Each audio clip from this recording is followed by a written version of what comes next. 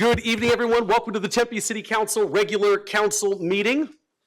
Item number 1 is call to order. Council meetings can be watched in real time via Cox Cable Channel 11 and at tempe.gov/tempe11. Members of the public may also attend the meeting virtually through Microsoft Teams.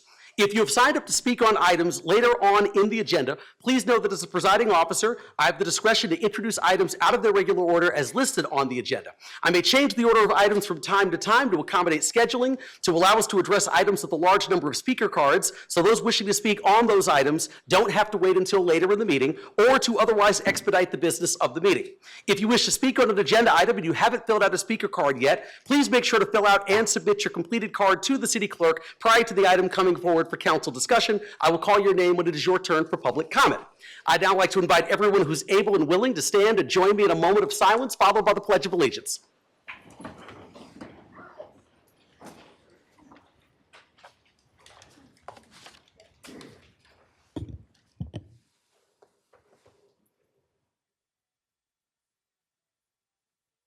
Thank you.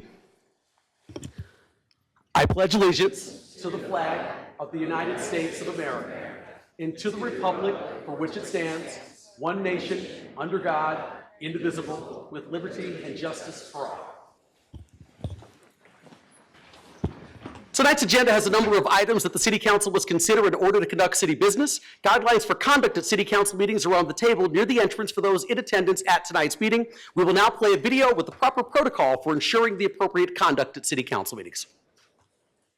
The City of Tempe welcomes public comment at this time. Disruptive behavior will not be allowed. Continued disruptive behavior will lead to removal from the council chambers. We need to be able to hear everyone in the room. Behavior that disrupts, disturbs, or otherwise impedes the orderly conduct of any city council meeting is not helpful and is not permitted. This includes behavior both inside and outside of the council chambers.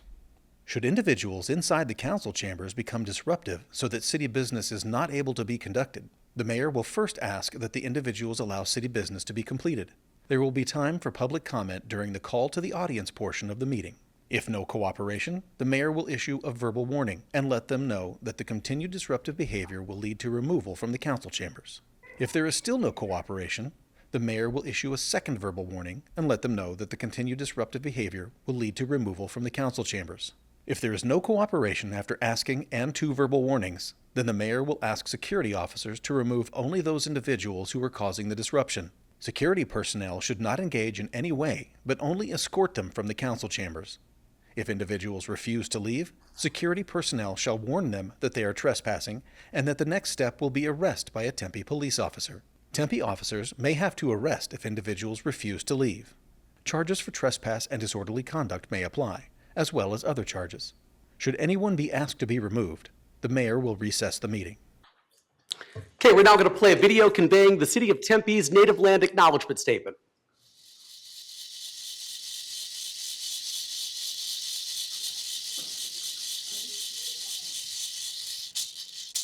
We acknowledge that Tempe lies on the ancestral land of the native peoples who have lived here since time immemorial.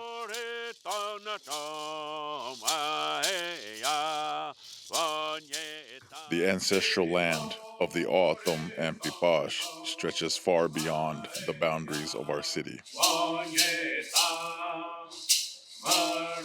The landscape is sacred to them, embodying cultural values that are integral to their identity and way of life.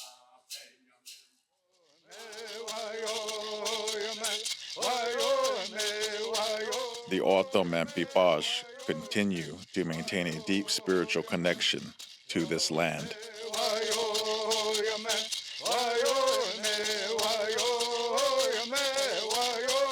We embrace the responsibility of caring for these places and vow to uphold this commitment in all our actions.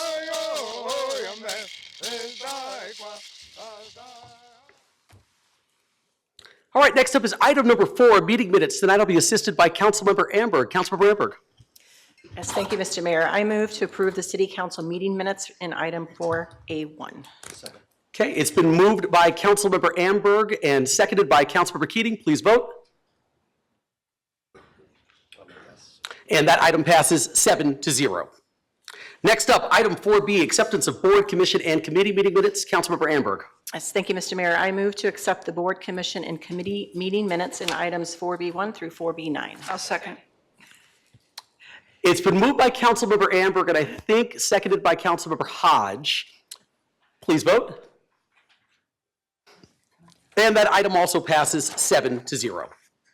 Next up, item 5, reports and announcements. 5A is mayor's reports and announcements, so I'm going to go ahead and come on down.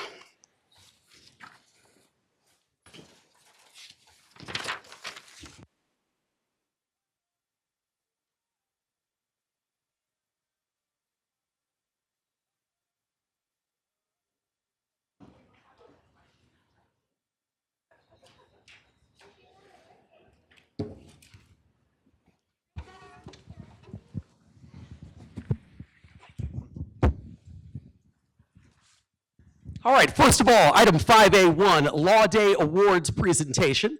I would like to invite Judge Kevin Kane, our judge of the presiding court, to come join me. So the wonderful artwork displayed in the council chambers that you can see here right up front today ushers in another year of celebrating Law Day. The posters here are the winners of this year's Law Day Art Contest. The 2026 Law Day theme, as designated by the American Bar Association, is the rule of law and the American dream. 24 years ago, the Tempe Municipal Court first presented to students in elementary schools throughout the city of Tempe. This year, presentations have continued to be offered in schools and Kids Zone programs to educate students on the designated item. So joining me to present the winners for the best artistic impression of the Law Day is our presiding judge, Kevin Kane. So also, when your name is called, can you please come forward and receive your award and take a photo? And at the end, we're going to make sure to get a group photo with all of the kids. So with that, I'm going to turn it over to Judge Kane. Thank you, Mr. Mayor and members of the City Council. It's my honor to be here tonight with our city judges who are going to assist me and the mayor in delivering the awards to the winners. I want to give you a few statistics before we start. This year, we presented to a total number of 478 students in elementary schools and kid zones on the Law Day theme and the art contest. The total number of school classrooms and kid zones that participated were 24, and we had a total number of poster entries of 130. So I'm very proud of everyone who participated, and I want to especially thank Alicia Major and also Casey Simmons from the court, who helped get this all organized tonight and also organize our judges for the presentations. I would also like to now introduce our city judges. First, Nicole Knowlton. Judge Knowlton is here, and she is here with her son, Nicholas, and she's going to be assisting, and also Judge Tara Fuller, who will be assisting, and Judge Tyler Steele, who will be assisting as well. I'd also like to take the time at this point to introduce James Sampanis, our new presiding judge as of close of business tomorrow night, and congratulate him and want you all to meet him, and he'll help carry on the tradition. So without further ado, we'll begin with the presentations. I do want to mention that the first place winners get $60 in cash each. The second place winners get $30 in cash each, and the third place winners get $25, and then we do have one honorable mention. They all get goodie bags along with the teachers and certificates and ribbons. And as you can see, all of the entries have been displayed tonight on a video slide presentation, and they're also displayed at the Tempe History Museum from the 28th of this month through the 10th of May. So go down if you haven't and look at all the entries. They're beautiful. So without further ado, let me introduce first our honorable mention and invite Opal Crawford from the 5th grade class at Aguilar Elementary School to come forward. Congratulations. And her teacher is Mia Valenzuela Ponce, if she wants to join us, if she's here. Yes, thank you.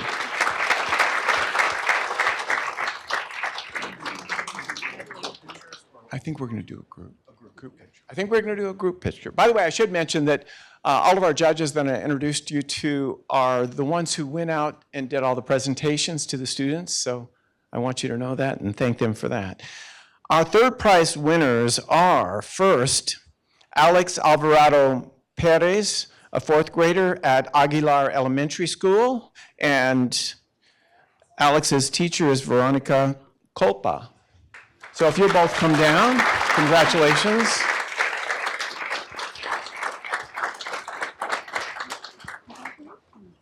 Our second, third place winner is a team. It's Brooklyn Regalado and Delani Buck, and their teacher is Carla Nez. If you'll all come down, congratulations.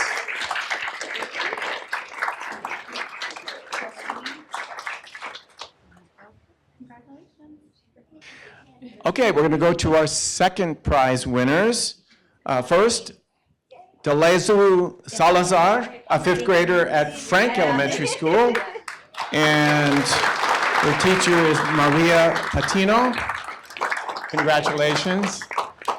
And our second prize winner is Ava Curtis, fourth grader at Curry Kid Zone, and her teacher is Zach Bryan. Congratulations.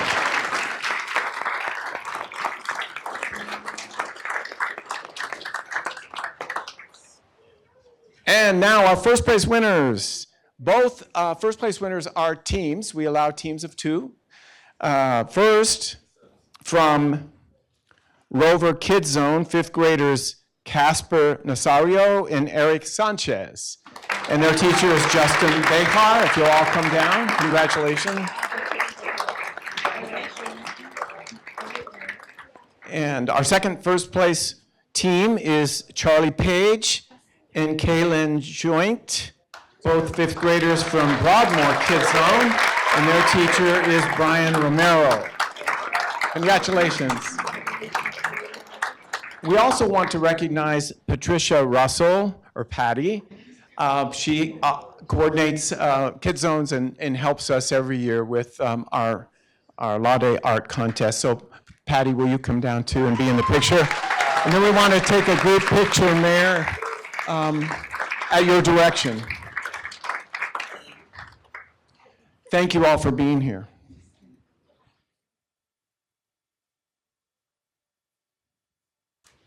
Let's have all the kids come down this way. It's all come in the front. Kids, parents stay at the back, adults stay in the back. Those kids come on down this way. Down there at the end, come on over this way. Let's have you come over on this side. Yep. Let's scooch together. Let's have you take a step back, take a step forward. We go this way just a little bit. There we go. Good. You come this way. You stand right there.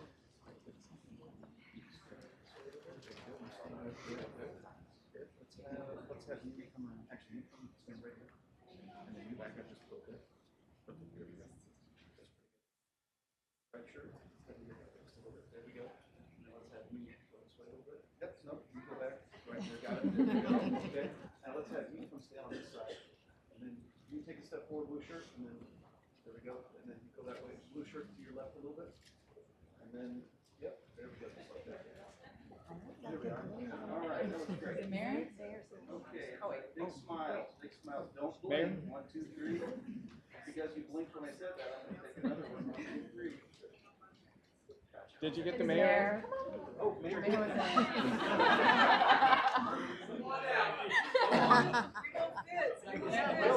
Just the mayor. I barely fit too. Doesn't matter? All right, here we go. All right. Yeah. Sure, why not? Hi, guys. Congratulations. Great job, everybody.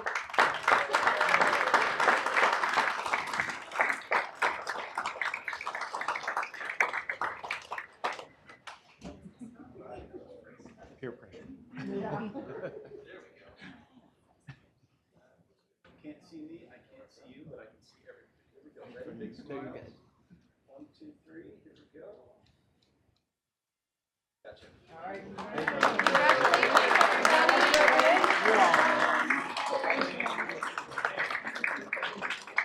Thank you.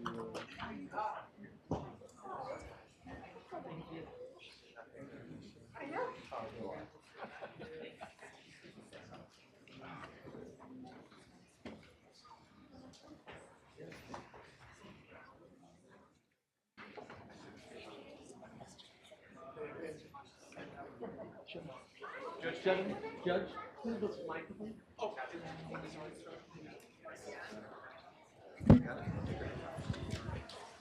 Okay, so I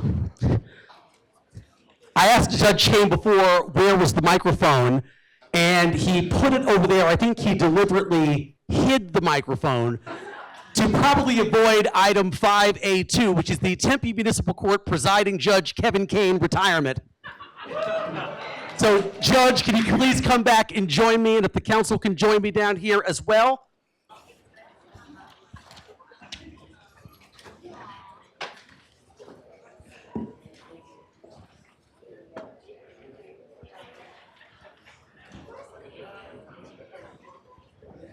All right.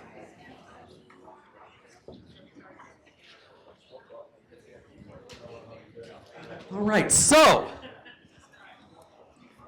this proclamation reads, whereas the Honorable Kevin Kane has earned a reputation as a fair, thoughtful, and compassionate legal professional and judicial officer throughout his 44-year career.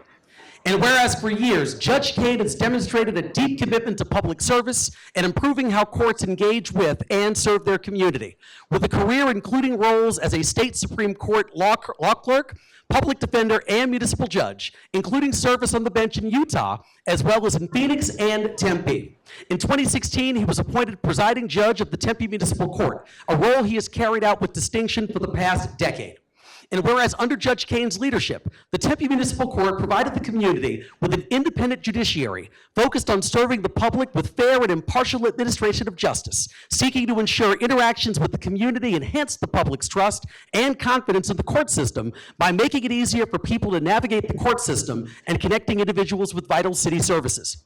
And whereas Judge Kane is especially recognized for his work advancing initiatives that bolster accessibility within the justice system, evident through his service as the presiding judge of the Maricopa County Regional Homeless Court and as chair of the East Valley Regional Veterans Court Governing Council. Additionally, he presided over Tempe's Mental Health Court, allowing him to have a clear understanding of the issues our residents face. By implementing and supporting programs to address challenges such as post-traumatic stress, mental illness, or developmental disabilities, Judge Kane's efforts have reduced barriers so all individuals can receive the care and support they need.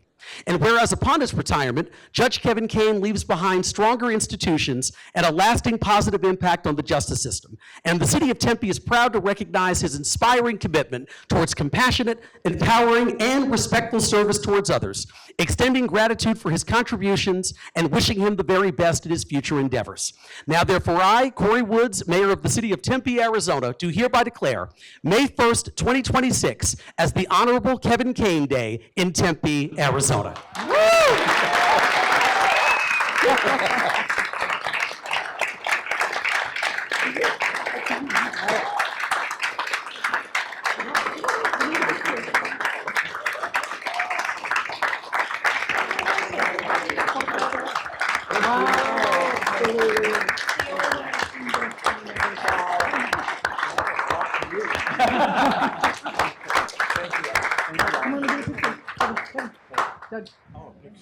Picture. Get in here.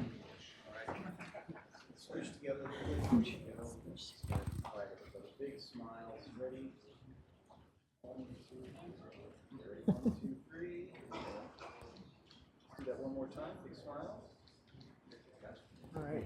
Congratulations. I'll say, Judge, before you go, any last things you'd like to say, since I know you're leaving your job tomorrow? Anything you want to leave us with? Well, Mayor, you've heard me say this. I introduced Judge Sampanis. He's the new and improved presiding judge. You'll be happy with him, and he'll serve the city and the court well, along with a great court team. Mayor Mitchell, I made my commitment to you when you first interviewed me that I'd be here for 10 years. I never really believed it, but here it is. Here it is. Thank you all. Thank you, Mayor.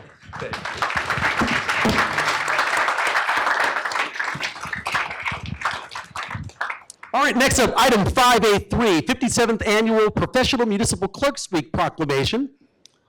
And if I can get our folks from the clerk's office to come join me up front here. Oh, Eric, now I understand why you were carrying that face with you. You're all going to see what I'm seeing in about 2 seconds here. See, if you're not here for the presentation, we'll just make a life-size head of yours and display it at the council meeting. Oh, all right. So, whereas the office of the professional municipal clerk, a time-honored and vital part of local government, exists throughout the world. And whereas the office of the professional municipal clerk is the oldest among public servants. And whereas the office of the professional municipal clerk provides the professional link between the citizens, the local governing bodies, and agencies of government at other levels.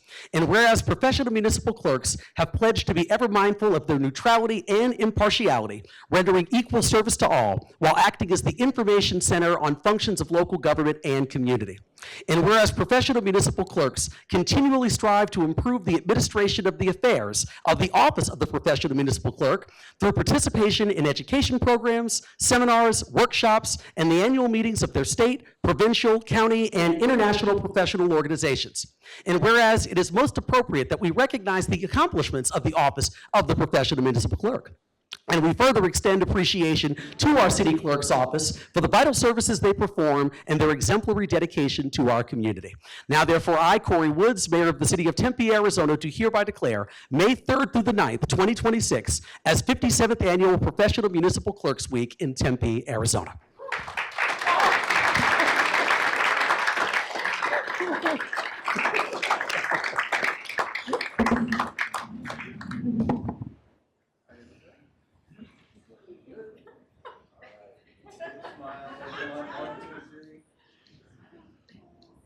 And then what we just said. Okay.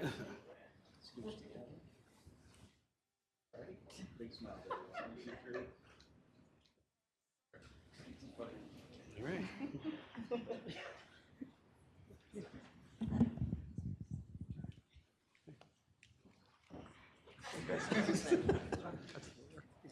Thank you.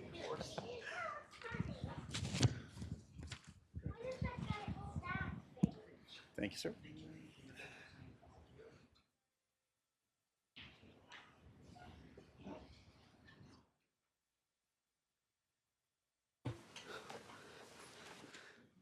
All right, next up, item 5B, City Manager's Reports and Announcements. Madam City Manager. Good evening, Mayor. I'd have one comment, and if you don't mind. So good evening, Mayor and Council, and our lovely residents. Thank you for joining us tonight. I would like to speak to and highlight probably one of the most important items on tonight's agenda, I would say. Item 8A1, asking you to consider whether to send a 0.5% sales tax measure to the Tempe voters.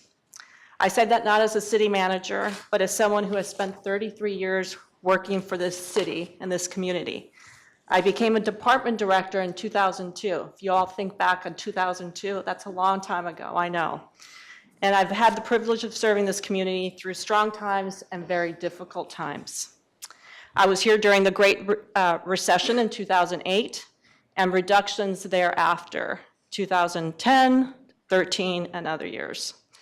I saw firsthand what it meant to our city and our community when we were forced to take deep cuts to resident services.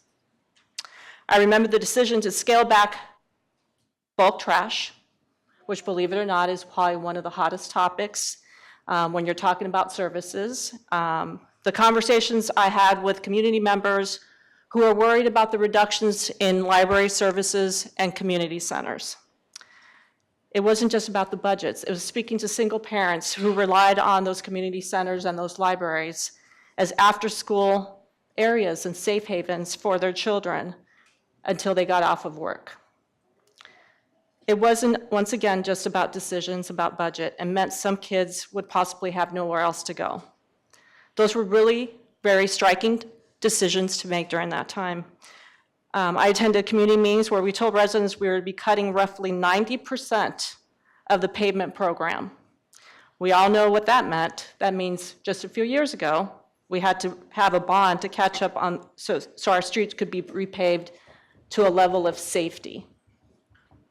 All of us did that. Those are not experiences you forget. Once again, they shape how you think about decisions like the one before you tonight. About 3 years ago, when we first learned that the legislature would eliminate residential rental tax, we began working immediately. At that time, there was a discussion at the state level about making cities whole. A lot of discussions, a lot of hope was occurring during those 2 years. Well, that discussion ultimately led to no action. Since then, the organization has done what Tempe always has done well. We've been responsible stewards of public funds. Over the past 2 years, we've identified and implemented over $19 million in savings without cutting core services to all of you. Tonight, we're going to hear clearly about the challenges we are facing in the next few years, and it wasn't anything that we had done to ourselves. Item 8A1 represents a path forward, another option instead of just going straight to cutting services. Depending on what you all decide tonight, and if it moves forward, the Tempe voters decide in November. We will have important choices to make after that decision, if it does move forward. We will make those choices the way Tempe has always done that, in partnership with our residents, with transparency, and with a clear understanding of what's exactly at stake. But I want to be candid, they will not be easy decisions. As I always say, there's a lot of city managers who have 33 years experience, but rarely do you have one that has the experience in that very community. And I share with you, this community takes their services very seriously. That is something that's the experience that has taught me well. In closing, there are important distinctions from 2008 recession. First, the circumstances we face today are fundamentally different. While 2008 was driven by a recession, the challenge before us is a structural deficit that requires a long-term sustainable solution. With the recession, we always knew the funding would eventually come back, and it did. Second, we are presenting an additional strategy that directly involves our residents and gives a meaningful choice on how to address the issue. By placing a sales tax measure before voters, we are offering another path that could help resolve the structural deficit while preserving the community's quality of life and avoiding service reductions. Importantly, this approach would not place the burden solely on our residents, as sales tax is also shared by visitors, and we have quite a few of those in Tempe, who visit our restaurants, stores, amenities, while benefiting from all our city that provides. And if, in case this public doesn't know, we have about 64% daytime population increase, and that's a conservative estimate. That's a lot of people who want to be here. Alternatively, if the measure does not pass, we would then work collaboratively with the community to determine how best to implement necessary service cuts. Simply put, we have brought this option forward early and responsibly, ensuring residents have the opportunity, always with our residents, to have the opportunity to vote in November, and allowing the city to take appropriate action based on that outcome. I'd like to finally thank Lisette Camacho, Robert Baer, Laura Calder, Chief Kyle Carmen, Interim Chief Kyle Carmen, Chief Ken McCoy, and Assistant Chief Dane Sorensen for your collaborative work on this issue, and all the departments. This has not been an easy one for us. Thank you, Mr. Mayor. Appreciate the time. Thank you, Madam City Manager. Greatly appreciate it. All right, so that's going to move us into item number 6. But before we do, I want to take a moment to address campaign-related activity as we are now in the 2026 election season. City council meetings are open to the public and are a vital forum for civic engagement. We welcome all individuals, including candidates, to speak on matters of public concern during the public comment portion of the meeting. However, because this is an official city council meeting that is both televised and live streamed using city resources, we ask all candidates, including any current council members, to refrain from electioneering or campaign-related activity while participating in this meeting. That means no discussing your candidacy, asking for votes or signatures, or displaying campaign materials such as signs, t-shirts, or literature while speaking. Thank you for helping us maintain the integrity and neutrality of our public meetings. Which officially brings me to item number 6, public appearances. According to the Arizona Open Meeting Law, the City Council may only discuss, respond to, or take action on matters listed elsewhere on this agenda for discussion and legal action. The purpose of the open call to the public is to allow individuals to address the City Council on any issue within the jurisdiction of the City Council. No person shall speak more than once, and there is a limit of 3 minutes per speaker. In the interest of allowing all members of the public to have an opportunity to speak, in the case that there is such a large number of persons intending to speak during the meeting that it may deprive other members of the public from the reasonable opportunity to speak, the mayor may limit limit each speaker to less than 3 minutes. Speakers present at the podium must state their name and city of residence and provide a speaker card. Members of the public shall refrain from making personal, impertinent, or slanderous remarks and from becoming boisterous while addressing the city council or while attending the meeting. Speakers will be taken first come, first serve in the order in which the cards are received. Speakers' visual aids and appearances by phone or recordings are not allowed. The City Council is prohibited by state law from discussing, responding to, or taking action on matters raised during a call to the public, even if asked to do so by a member of the public, so long as the subject discussed by the speaker is not listed as a specific agenda item for council's consideration for discussion and legal action. Individual members of the council may respond to criticism made by speakers, ask staff to review a matter, or request a matter be placed on a future agenda. And with that, I will get to my first speaker of the evening, who's in person, is Deborah Zajac. Please come forward, state your name and city of residence. You have 3 minutes. Thank you, Mayor and Council. My name is Deborah Zajac. I'm a North Tempe resident, and I wanted to talk about the commissions. I attended all 5 of the outreach meetings that were held by the Subcommittee for Community Connection and Engagement. The first one was in my neighborhood, but I wanted to attend other ones because I pretty much know the people who are engaged in my neck of the woods, what their interests are. But I wanted to see what was going on in the rest of the Tempe community. I thought it was a great idea, but I was sad to see that it was very poorly attended. I thought more people would get involved. Can you move closer to the mic?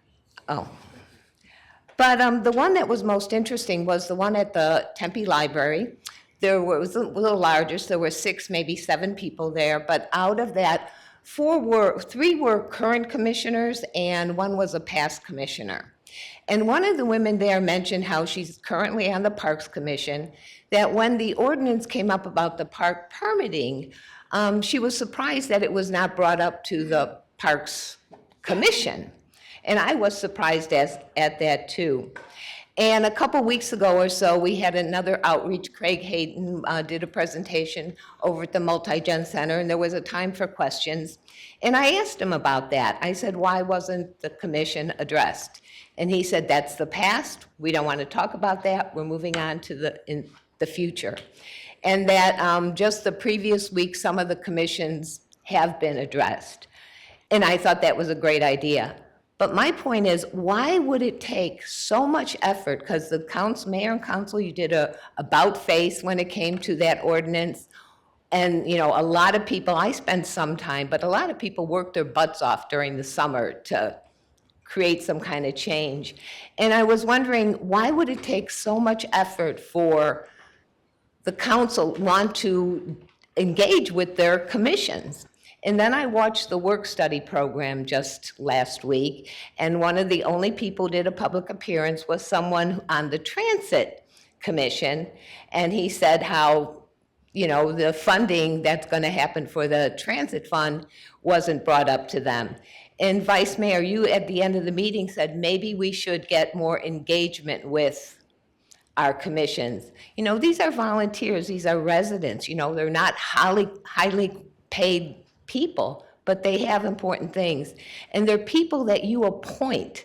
So I would assume they're kind of on the same page as you, as opposed to the, and this really bothered me, the infectors or corruptors that our consultant used to describe people who don't quite agree with you on all your policies. I was very offended by those comments, but these commissioners are appointed by you on the same page. Thank you for your time. Thank you so much. The next speaker I have this evening is Bruce Goldthorpe. Please come forward, state your name and city of residence. You have 3 minutes.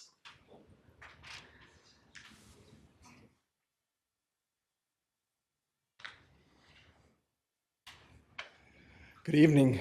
My name is Bruce Goldthorpe. My wife, Robin, and I have lived at 2141 East Gulf Avenue in Tempe for about the last 46 years. We've raised our 5 children in Tempe.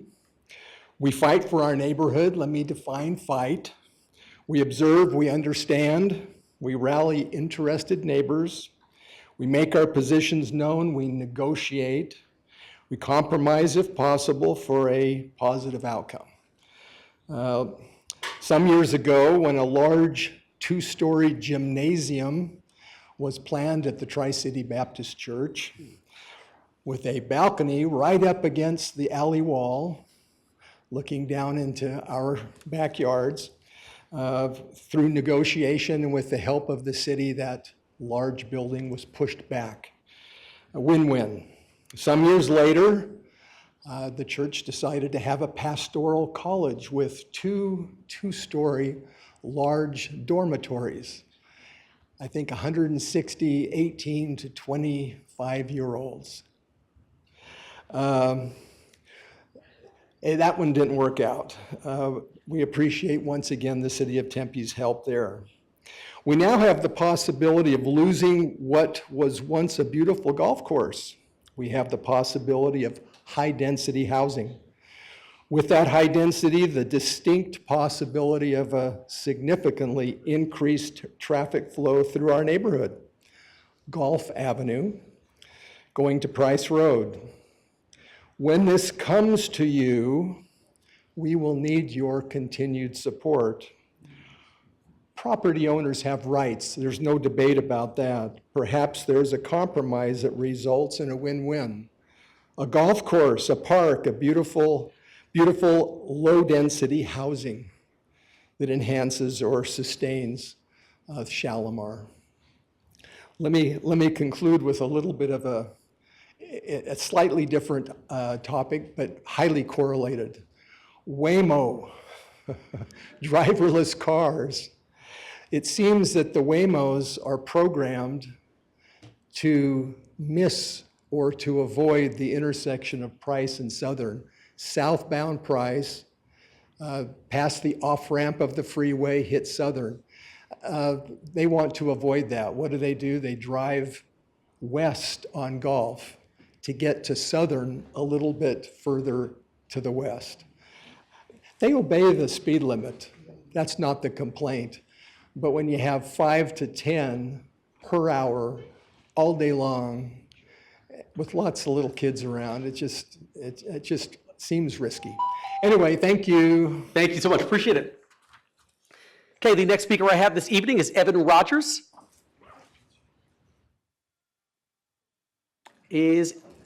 Oh yes, come on forward. And there's a button on the right-hand side if you need to lower the table a little bit. There you go. All right, well, please state your name and city of residence. You have 3 minutes. Good evening, Mayor and Council City members. My name is Evan Rogers, and I live in Tempe, Arizona. I've been here before to talk to you about wildlife and loss of community at Shalimar, but today I am a bit confused and a little frustrated too. Since the golf course pond was taken away, the animals that lived here have nowhere else to go. Every day, a male and female duck come to our backyard pool for water. They're really cute, even if my dog Bobby doesn't think so. It's clear they're just looking for a safe space to nest. But they shouldn't have to look for a home in a swimming pool. It's sad to see them wandering through the neighborhood because their actual habitat has been dried up and ignored. For a long time now, my neighbors and I have been told that things are changing. We were told there would be a big development, but if you walk by the golf course today, what do you see?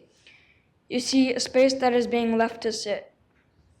It is hard to watch a place that was once full of green and life just sit there while the owners and developers wait. It feels like they are waiting for us to stop caring, but we aren't going to stop. I also learned about a new law that is being talked about called SB 1431. From what I understand, this law could take away your power to decide what happens in our city. It would let developers do whatever they want without listening to the people who actually live here. I think that's wrong. You are the leaders and Tempe because you know this city. A developer who doesn't live here shouldn't get to override what's best for our neighbors just because they're waiting for a law to change in their favor. Please keep fighting for us. I believe in you. Don't let our local Don't let our local control be taken away. And please help us find a better solution for Shalimar that actually helps the community instead of leaving us with a stalled project. Thank you. Thank you. Evan, how old are you? 11 years old. That's incredible, seriously. I wish I could have done that at 11 years old. Thank you so much. All right, the next speaker I have this evening is Bobby Nichols. Please come forward, state your name and city of residence. You have 3 minutes.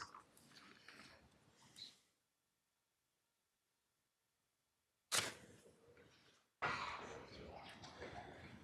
going to raise this up I was just a going to little say, bit. I figured that's what you're going to do. Just a little.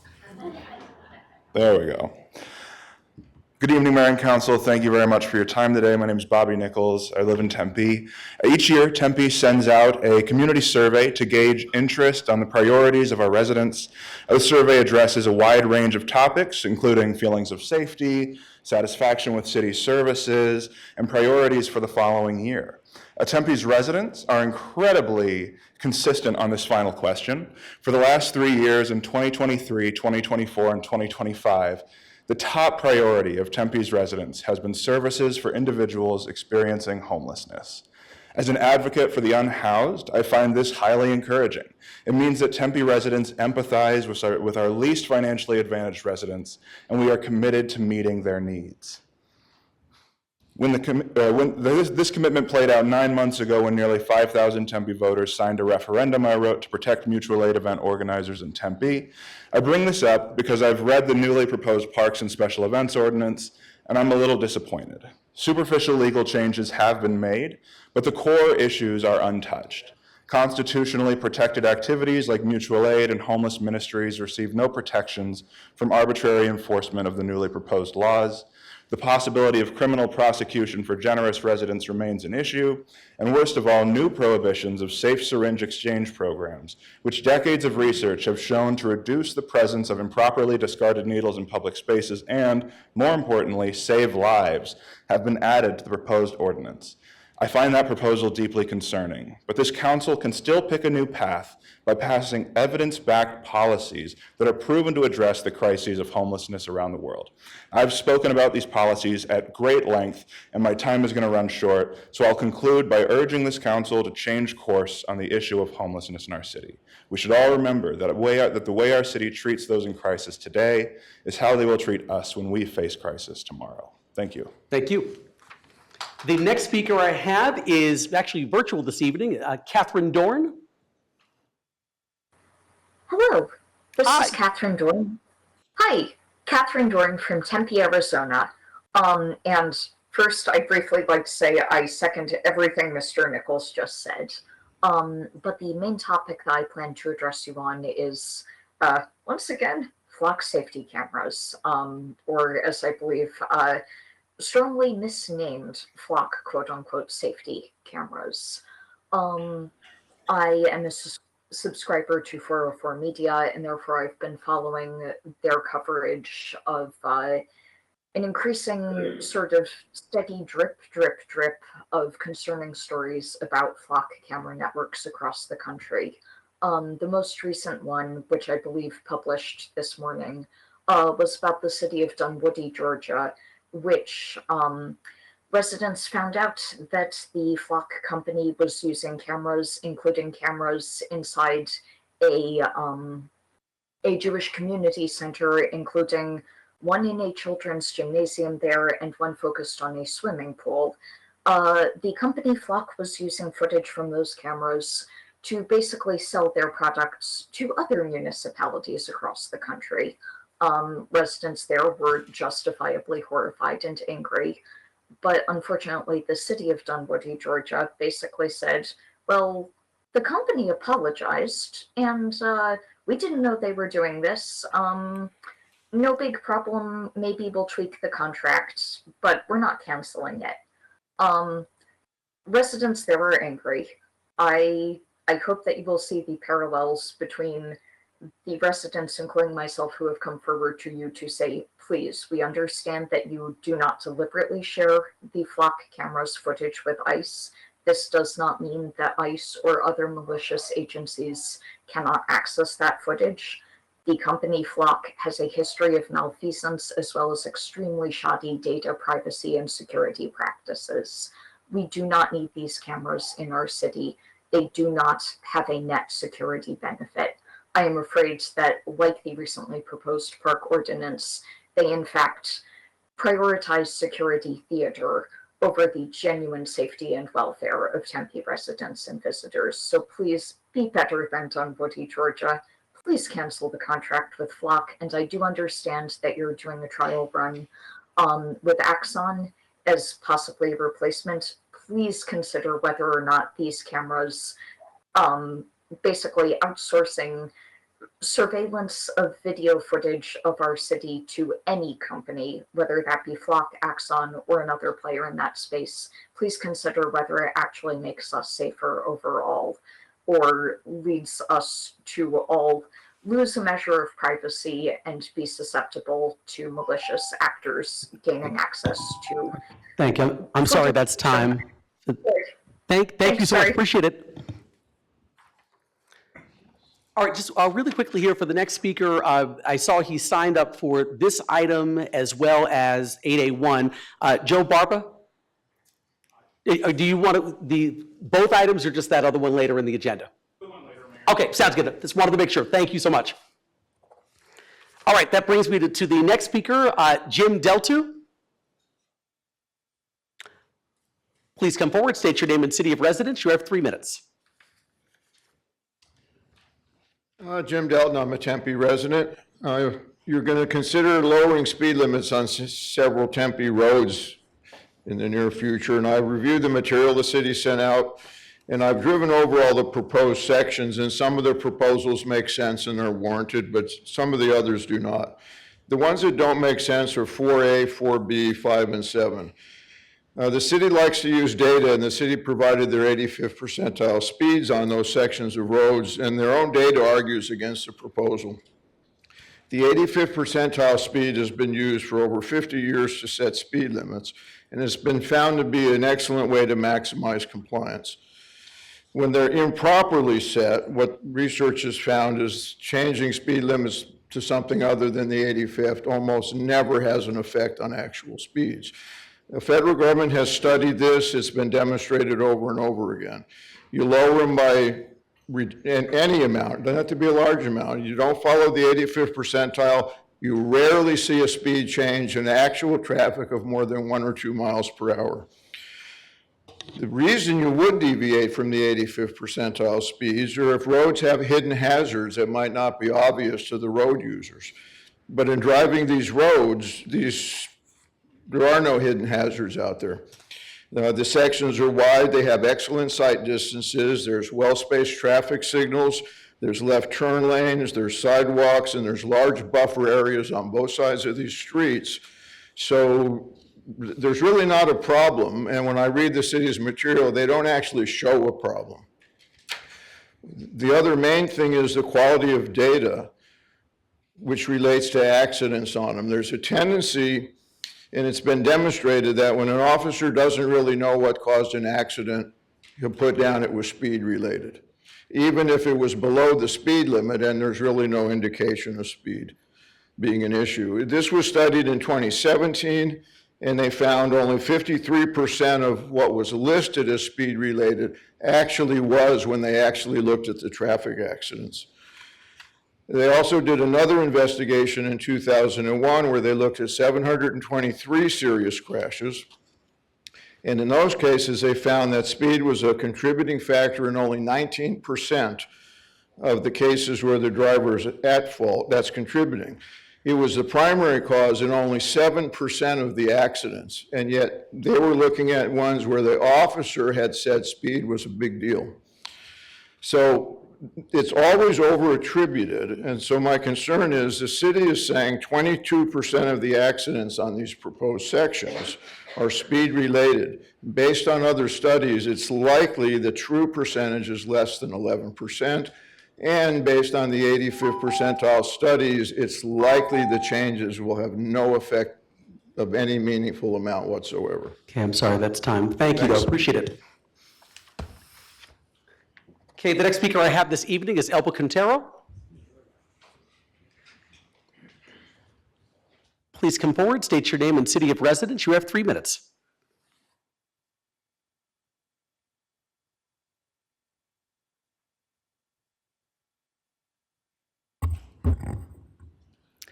Good evening, Mayor Woods, each one of the city councils, city manager, and all of you beautiful people sitting up front. My name is Elba Quintero. I live in Tempe in the Shalimar neighborhood. I am not here tonight to ask you for your vote of no rezoning of Shalimar, because I know we already have your support. I am here in front of you tonight to thank you for myself, for my family, and for the 623 homeowners that make up the Shalimar neighborhood.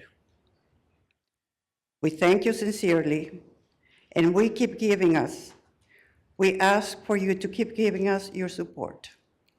We have not lost hope that soon Shalimar will be even better than what Shalimar was before. Thank you. Thank you so much. The next speaker I have this evening is David Cruham.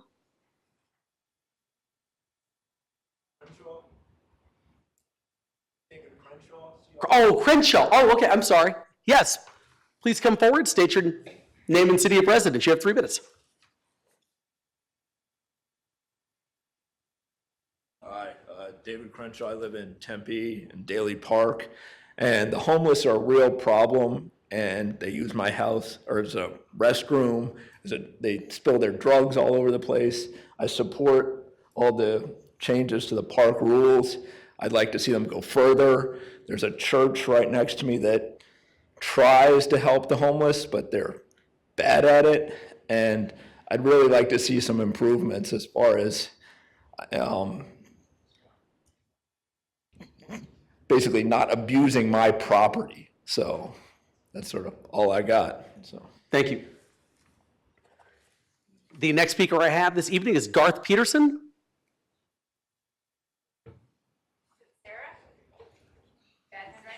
I'm sorry, this is, so I guess Sarah. Hey, look, I'm just, Mike, we're gonna talk later. I apologize I got time. for the handwriting.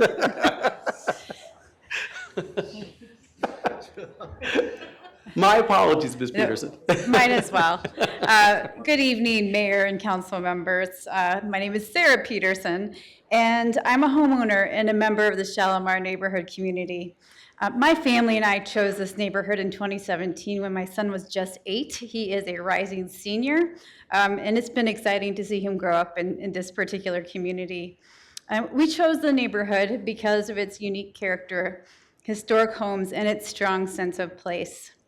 The former Shalimar Golf Course property is central to the identity of our neighborhood. It's one of the last large green spaces in Tempe, and it's an iconic and beloved part of our community that helps define the character of our neighborhood, but also our part of the city. This space is much more than open land to us. It supports plant and animal life that are interconnected with the surrounding homes, and it plays an important role in the environmental health, livability, and social fabric of this neighborhood. Just before the meeting started, my husband texted me a picture of a fox in our neighborhood that was visiting our garden, and I know he doesn't live in our yard, so he's a part of the ecosystem of our neighborhood. As we head into another hot summer, top of mind for me is that we live with the urban heat island effect in this city. And green spaces like Shalimar provide cooling benefits and environmental balance that are increasingly critical to Tempe's livability. Our community is committed to being part of the solution, and residents support working with the city, property owners, and all stakeholders to find a thoughtful and balanced approach that meets the needs of our community and the broader city goals. However, rezoning that leads to the loss of this green space would cause irreversible harm. Tempe shouldn't sacrifice one of its last remaining open spaces because once it's gone, we can't get it back. Shalimar is worth preserving for our neighborhood and for all of Tempe. I respectfully ask for you to continue your support of the community in opposing rezoning. Thanks for your time and consideration. Thank you so much. Appreciate it. Okay, the next speaker I have this evening is Ann LeCure. Please come forward, state your name and city of residence. You have 3 minutes.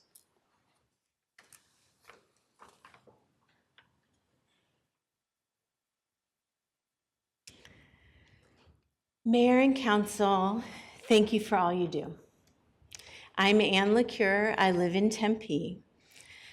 Shalimar is a dreamy place to live, but it's worth noting we have ghosts. For starters, the previous generations, the uncles, brothers, fathers you've heard about in testimony each week. Some are looking over us now, wondering why we would forsake what they work so hard to provide. Also, the earthly absences. No dance classes and graduation gatherings in the clubhouse, no parties of 4 on the greens at a decent price, no glow-in-the-dark night golf, which was beautiful to watch. No place for the Friday happy hours, local bands, food trucks, and fun. No turtles and no fish anymore, and a threatened habitat for trees and wildlife. Boxes unchecked, all the life and life experiences that vanished last year. How do we account for what we destroy in this never-ending standoff? More profoundly, the Shalimar community has also lost our chance to dream, change, and progress on our own accord. We have good ideas that have been ignored too long. Having watched a thriving local business and a 44-acre green space die, now we are being ghosted by an owner and developers whose unwise proposal has stalled. They have disappeared, leaving a stressed community, a dying natural environment, and a safety liability in their wake. We need to move on. And the Shalimar community needs to come alive again. So next Tuesday, I'm hosting a morning stroll. We'll start at 8 a.m. at the clubhouse fence, walk the neighborhood, and end at my place for a nosh. I get my best ideas outside, and I'm so curious about what we might find out there in the sunlight and the fresh air. Let's walk and talk about the future of Shalimar next Tuesday at 8 a.m. Thank you. Thank you. The next speaker I have here is Carolyn Nelson. Please come forward, state your name and city of residence. You have 3 minutes. Good evening, esteemed Tempe Council members. Thank you for the opportunity to speak. I don't want to repeat what everybody else up here in the effort to save Shalimar has already said, so I'll be very succinct and try not to be duplicitous. But I too want to plead with you to continue your support to save Shalimar from rezoning. If we rezone that 44-acre terrific, wonderful green space that we have all come to love, all of us that live in that neighborhood and even others that have gone there to play golf, I know that, in fact, I saw that the current development in a high-density space, housing space, would translate into removing over 310 trees. Again, this is one of the best green spaces in all of Tempe. We need to preserve it. We need to keep it that way. Secondarily, it also, as Ann and others have stated, provides a tremendous sense of community. And it was always and has always been a wonderful place for the community members to walk over, have dinner, listen to a band, play golf, get to know our neighbors. Without it, there's a tremendous loss of community.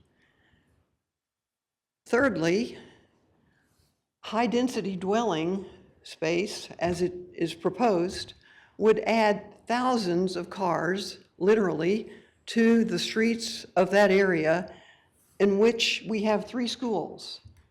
There's all kinds of safety issues with that.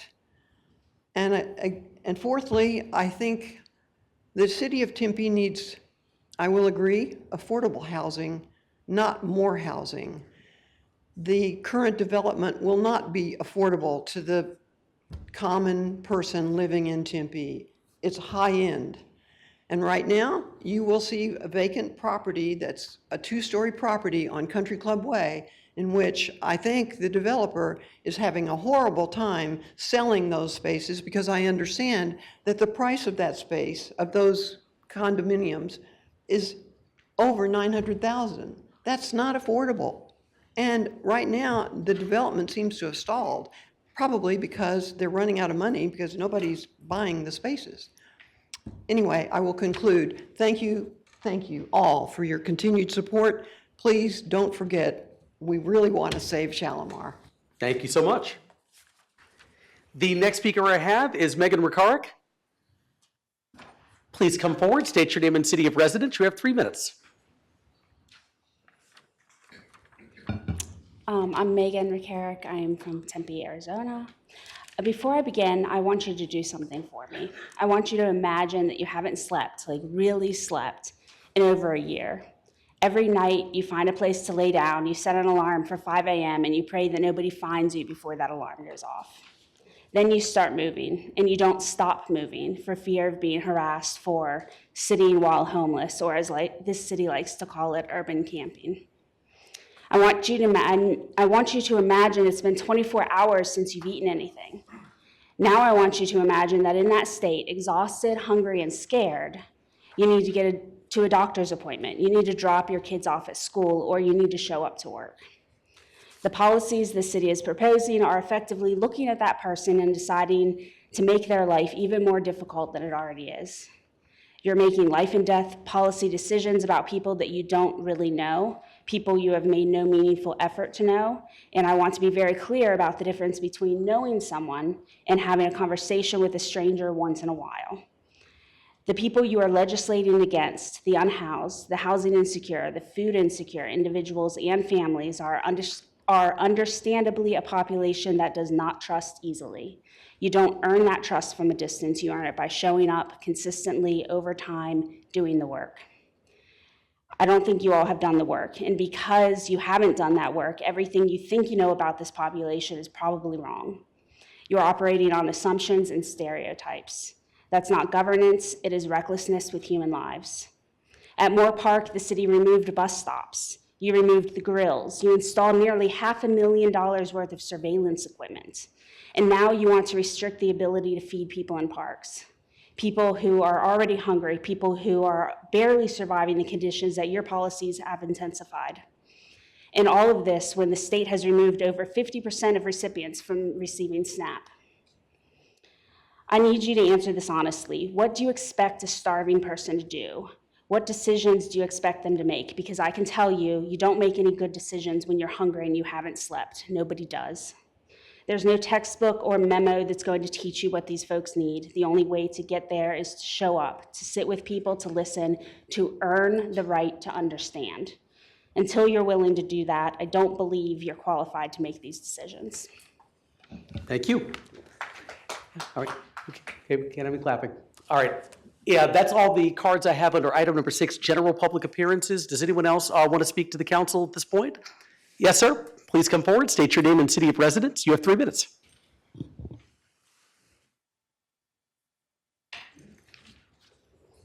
Honourable Mayor Woods and members of our City Council, I'm Christopher Bain, and the first thing I'd like to say is there's a real confusion that exists about the need for those cards. I have asked 4 times today various people in the city council offices, city offices, whether if we fill out the online form and indicate our desire to to speak here, do we need to fill out the form in the back of the room? And I have been told twice, no. Even when I entered this room, I would not have to fill out that form. So that's something that maybe could be straightened out. As I said, I'm Christopher Bain. My wife and I reside and have done for 20 years at the single family home, which is owned by us jointly and is at 347 East Solana Drive, just south of Daly Park. Due to age and frailty, my wife and I hire caregivers who come into our home. Their chores include taking garbage bags to the city's garbage container in the alley behind our home. Whenever we have a new caregiver, I must warn them of disquieting and unsettling encounters that could occur when he or she approaches the garbage containers. I experienced such an event. I did personally. In that case, an individual presumably affiliated with the unhoused population in the Daly Park neighborhood, for whom we do feel compassion, emerged from a shanty building construction behind the garbage container, between the garbage container and the wall, where I had previously seen hypodermic needles, cigarette butts, discarded clothes, dilapidated chairs, and sheets of cardboard. Our conversation was calm and respectful. I called the city's non-emergency number and described the situation. This was handled in a sensitive, respectful, compassionate manner by city staff. After the intruding individual had been relocated, a different Tempe crew arrived and dismantled the shelter and took the parts away. The place has been used again. This was about a year and a half ago, that what I've been talking about. This place has been used again, though without construction of a permanent or semi-permanent shelter. So my basic point is we residents should not have to advise outsiders, such as these caregiver helpers, of unappealing aspects of our neighborhood and our city. And we should not be expected to experience the anxiety and uncertainty we must handle each time we enter the alley through gates on our properties. It's most likely that the shanty had been built by one or more individuals. I think it was a joint project over some time from the population in Daly Park. I regret that I failed to take a photograph of it. No, and thank you, sir. Appreciate it. I was going to say too, I know you talked about signing up. I know you signed up under item 8 before, so you were definitely under that list for that specific item. So you were on the list. It was just that this is general public appearances. So, I apologize. But not a problem. Okay. We're just glad you're here. Thank you. Thank you very much. Absolutely. All right. Is there anyone else wishing to speak under item 6, general public appearances? If so, can you please get my attention? Okay, seeing none, I will close that portion of the meeting, and I'm going to move on to item number 7, which is the consent agenda. All items listed on the consent agenda will be considered as a group and will be enacted with one motion by the City Council unless an item is removed for separate consideration. Members of the public may remove public hearing items for separate consideration. Public hearing items are designated as public hearing item at the beginning of the item title. Council members may remove any item for separate consideration or to declare a conflict of interest. If a council member would like to declare a conflict at this time, the city clerk will provide the council member with a disclosure form. If you wish to speak on a public hearing item, please fill out a speaker card and submit your completed card to the city clerk prior to the agenda item coming forward for council discussion. I will call your name when it is your turn for public comment. The consent agenda this evening is listed as follows. Nothing under miscellaneous. Awards of bids and contracts, items 7B1 through 7B14, and resolutions, items 7C1 through 7C6. Once again, any agenda item designated as public hearing item can be removed by a member of the public for separate consideration. If anyone would like to have a public hearing item removed, please get my attention now. Okay, seeing none, I'll close that portion of the meeting. I'll look to my council colleagues. Any items that you'd like to have removed from the consent agenda for separate consideration? Okay, it's been moved by Councilmember Hodge to approve the consent agenda. Do I have a second? Seconded by Councilmember Adams. Please vote. And that item passes 7-0. All right, next up, the non-consent agenda. All items listed on the non-consent agenda will be considered separately. Agenda items scheduled for introduction and first public hearing will be heard but will not be voted upon at this meeting. Agenda items scheduled for second public hearing and final adoption will be voted upon tonight. Council members who may have a conflict of interest may abstain from voting on a matter, and the city clerk will provide the council members with the disclosure form at this time. First up here, under 8A, miscellaneous items, bids, contracts, and resolutions. 8A1 is to adopt a resolution ordering and calling a special election to be held in and for the city of Tempe, Arizona, in conjunction with the statewide general election on November 3rd, 2026, to submit to the qualified electors thereof. 1, a proposition for a new transaction privilege, which is sales tax, and use of 0.4%, except for the privilege tax on food for home consumption, to enhance public safety and strengthen the overall security of Tempe's parks and neighborhoods, including funding for essential public safety infrastructure, operations, and services for police, fire, emergency operations, safety and security programs, and crime prevention through environmental design. And 2, a proposition for a 0.1% increase of the transaction privilege tax and use designated for the improvement and operation of Tempe's public transit system and multimodal projects, except for the privilege tax on food for home consumption. The city's current tax rate authorized by the voters is 1.8%, which is 1.2% general fund, 0.5% transit tax, and 0.1% arts and culture tax. So I'm now going to invite our Deputy City Manager and Chief Financial Officer, Lisette Camacho, to present on item 8A1. Good evening.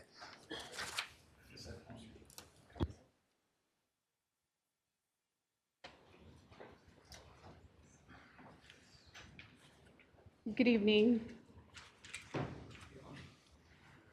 Good evening, Mayor, members of the council, or Vice Mayor.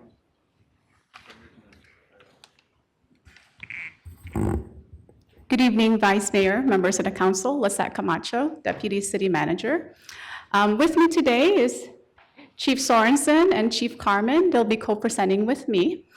I'm going to keep my opening remarks brief because we're going to go through the details in the presentation. But at a higher level, recent state legislative actions have significantly reduced revenues available to cities like Tempe. These changes are outside our local control, but have direct impact on our ability to fund core services. So we are proposing proactive steps today to ensure the financial stability while continuing to serve our community and deliver the high level of service our residents expect. We are focusing on long-term sustainability over short-term fixes. This presentation aligned with City Council strategic priorities, financial stability, and vitality. State legislative changes and the incorporation of Santan Valley have resulted in a measurable revenue loss for Tempe. Collectively, these changes are estimated to result in approximately $25.7 million in annual revenue losses. The largest impact stems from the repeal of residential rental tax at $21.7 million across the general fund, transit fund, and arts and culture fund. These combined losses pose ongoing challenges to maintaining service levels and underscore the importance of proactive financial planning and identifying an alternative revenue strategy.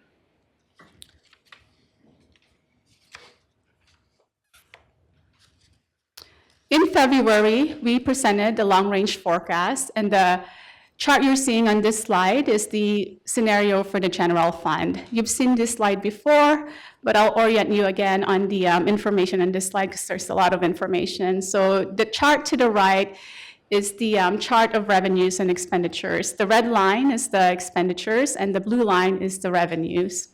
And the chart to the right is our fund balance policy for the general fund, which states the fund balance to be at between 20 to 30% of the operating revenues in the general fund. Going back to the chart to the left, as you can see that there is a gap in our financials for the general fund. Expenditures are greater than revenues. However, we are maintaining fund balance within the policy levels throughout the forecast period. The revenue losses from state legislative changes have created a funding gap, as you can see in this slide. And without any action, we will face a structural deficit. And you can see that in the middle of this slide. You can see that year over year for the general fund, we have deficits. That means that we're using our savings to balance our budget. We do have strong reserves, as you can see that they are above policy levels. This is a reflection of Tempe's longstanding commitment to sound financial planning and fiscal responsibility. However, reserves are meant to be a bridge, not a long-term solution. They can help us sustain services in the short term, but they do not support future growth or new infrastructure. Over the last 2 years, the city has already achieved $19 million in savings from vacancies, supply reductions, and contract savings. In fiscal year 2025, we had $9.3 million of savings through a mid-year budget reduction and freezing of 24 non-critical positions. Looking ahead, we are estimating $15 million in estimated savings from fiscal year 26 and fiscal year 2027. You can see the breakout on this slide.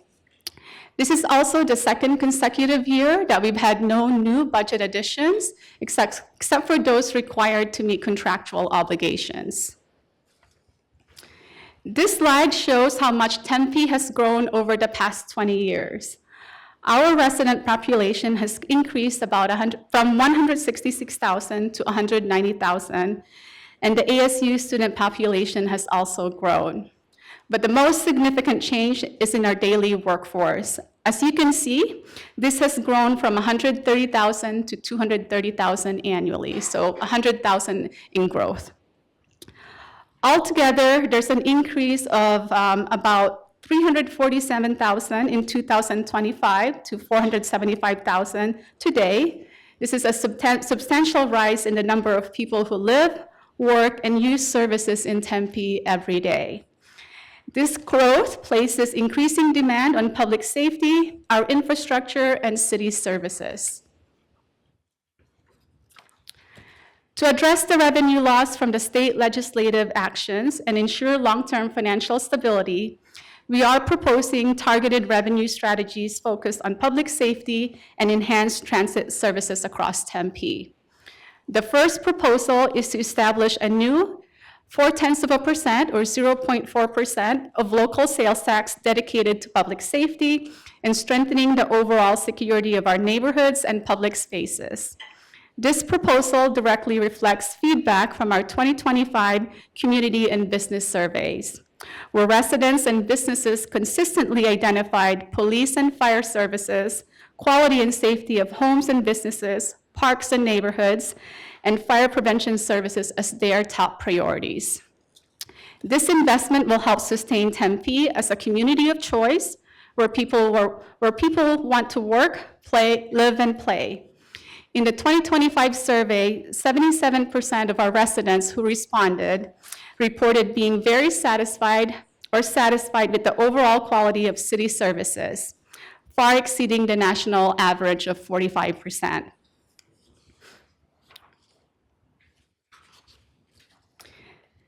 This proposal is expected to generate approximately $40.3 million in local funding annually.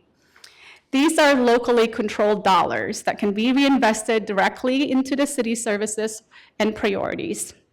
It would offset budgetary losses from state legislative actions and the incorporation of Santan Valley. The funding would be used to enhance and expand park ranger coverage. This means that there would be greater visibility in parks and public spaces, more community engagement and programming, and improved response and presence throughout our parks. We're also investing in crime prevention through environmental design. This focus on making our spaces safer through design and upkeep and not just enforcement. So what this means is that better lighting and open visibility so spaces are easier to use, activating the space for positive public use, keeping our public spaces clean and well-maintained, and these strategies will help reduce opportunities for crime and improve how safe people feel in our city. Overall, the funding would also address critical public safety needs and expand our capacity to keep up with the growing demand of our community. This is about maintaining safety, service levels, and quality of life for our residents. And I will turn over the presentation to Chief Carmen and then also Chief Sorensen later on. They're going to talk about the needs in public safety. And I've heard from them that there's definitely a gap from where we are now. And when we compare ourselves back in 2005 and 2008, pre-recession. So they'll go over the information for their departments. And with that, Chief Carmen, if you know. Can I ask one quick question, Lisette, actually? So in sort of hearing from some residents during the course of the last week or so, one of the questions that was raised to me by a couple of folks, and I think you talked about this during the first presentation at the April 23rd work study, but was, is there another way to raise some of this revenue? Like we know sales taxes are paid by both people who live here, but also people who are visitors here. And you talked about the huge increase in visitors over the last few years. But you know, there was a conversation about the hotel bed tax as well that I had with several residents who said, hey, well, is there some way that you can actually raise additional funds through the bed tax? Because that's basically then, of course, just hitting the people who actually stay here for business or for pleasure. But my understanding is that we don't have the ability to raise the bed tax. So like those funds are basically restricted, but I wanted to ask you just to make sure that my understanding was correct. Mayor, members of the council, the bed tax is specifically restricted in state law to only be used for tourism purposes. It can be raised, it does take an election to do that, but they are restricted and cannot be used for anything other than tourism. And just as a note too, so short-term rentals as well, Airbnbs, Verbos, those are now under state law taxed like hotels, correct? Yes, Mayor, that's correct. Okay, sounds good. Thank you. All right, Chief Carmen, good evening.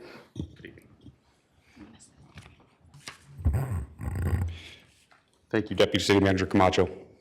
Mayor, Vice Mayor, council members. See if I can switch this slide here. Thank you for the opportunity to speak this evening. As the interim fire chief, I want to share with what our great people, firefighters, paramedics, and prevention staff are doing every single day. Take a look at the first slide. We've added 31 firefighters in over 20 years. We have a total of 186 firefighters right now, sworn firefighters, 26 professional staff that we have not contributed any professional staff in over 20 years. That includes our fire investigators and other support staff to help run our department. We've got 7 fire stations. As you know, we added Tempe Fire Station 7 just a few years ago. We added engine 278 back in 2008, which makes up about 16 of those additional bodies of the 31 that we added of the sworn firefighters, for a total of 8 engines, 2 ladders, and of course our 6 ambulances. The ambulances, as you know, are funded through the Enterprise Fund. In a moment, you'll hear from the police department. They too are going to echo that this is not just one person's story. It reflects all public safety entities in this city, fire, police, and park rangers. For decades, Tempe Fire Medical Rescue has shown up for this community. Every single call, every single emergency, every single time. Tonight, I'm asking you to give the public an opportunity to show up for us, because the reality is clear. Tempe has grown and the demands on fire and emergency medical services have grown with it, but our system has not kept the pace. Over the past 20 years, calls for service have increased by nearly 50%, which is shown on this first slide. More than 10,000 additional emergency responses each year have been added. Today, we respond to almost 25,000 incidents annually, and the vast majority are medical calls. At the same time, the city has become incredibly more complex. We're seeing higher density housing, vertical construction, and more high-rise buildings. We support more than 350 special events every single year, and we are still in the middle of a long-term build-out plan that will continue to increase the demand on the fire department. But our resources have not kept up. In 2021, our expansion needs were identified in a station location study which showed the need for 3 additional fire stations, Station 8, Station 9, and Station 10 in the very near future. Furthermore, a 44% surge in commercial occupancies since 2016 has significantly expanded our inspection workload, but staffing levels have remained unchanged, as I presented earlier. 86% of our occupancies in the city are going uninspected. NFPA 1730 requires regular inspection intervals that we are not even close to meeting. We simply cannot keep pace with the workload at the current levels, and the strain is showing up in our performance. Today, only about half of our fire responses, showing on the graph to the right, meet the national standard for response known as NFPA 1710. This is not what the citizens of Tempe deserve, nor do they want when their home is a part of that statistic.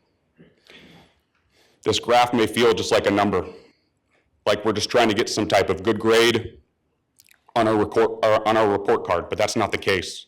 We know fire doubles every 30 to 60 seconds. We also know that this is somebody's loved one, someone's possession, or someone's home. This statistic is not a reflection of our effort. It is a reflection of our capacity. And now we are facing even more pressure. Recent decisions by the state legislature are reducing revenue that the cities like Tempe rely on to fund essential services, including fire and EMS. That means fewer resources at the exact moment that the demand is rising. This proposal helps stabilize that loss and protect public safety moving forward. So what is the funding going to do? First, we're going to stabilize operations staffing and response demands by increasing sworn personnel and infill units. Second, we're going to increase professional staff, as I mentioned before, in fire prevention and expand already existing community health programs. Third, we're going to support training for paramedics, hazardous materials technicians, technical rescue technicians with sustainable backfill support. And lastly, we're going to ensure reliable modern equipment and turnout gear with dedicated funding sources. We need these additional training, we need these additional personnel, training, and equipment, because right now the system is extremely stretched and we're operating at our maximum capacity. And we are approaching a point where the demand will outpace our ability to respond the way that this community expects. This is not about commitment. Our people will continue to show up. The question is whether the system is supporting them well. This proposal, it does not make the decision tonight. It gives the people of Tempe an opportunity to decide what level of public safety they expect. You'll hear several different perspectives, and I understand that's part of the process, but the full community deserves a voice. Leadership is tested in moments like this when the stakes are high and the decisions are difficult, but this decision is straightforward. This is a life-saving decision, supporting our firefighters and paramedics and ensuring that when someone calls 911, we get there when they ask us to. On behalf of Tempe Fire Medical Rescue, I'm asking you to take that step tonight, put this on the ballot, and let the voters decide. Thank you. Thank you, Chief. Good evening, Assistant Chief Sorensen. Good evening, Mayor. Thank you, Chief Carmen. Mayor, Vice Mayor, Council, thank you for the opportunity to speak tonight. I want to also thank the men and women of the Tempe Police Department and the community for turning out for this important city council meeting and the debate that will likely come after this. First of all, I want to direct your attention to the slide that's on the screen. Currently today, we have 355 sworn police officers, and we have approximately 167 professional staff. In 2008 and 2009, we had 362 police officers and 212 professional staff.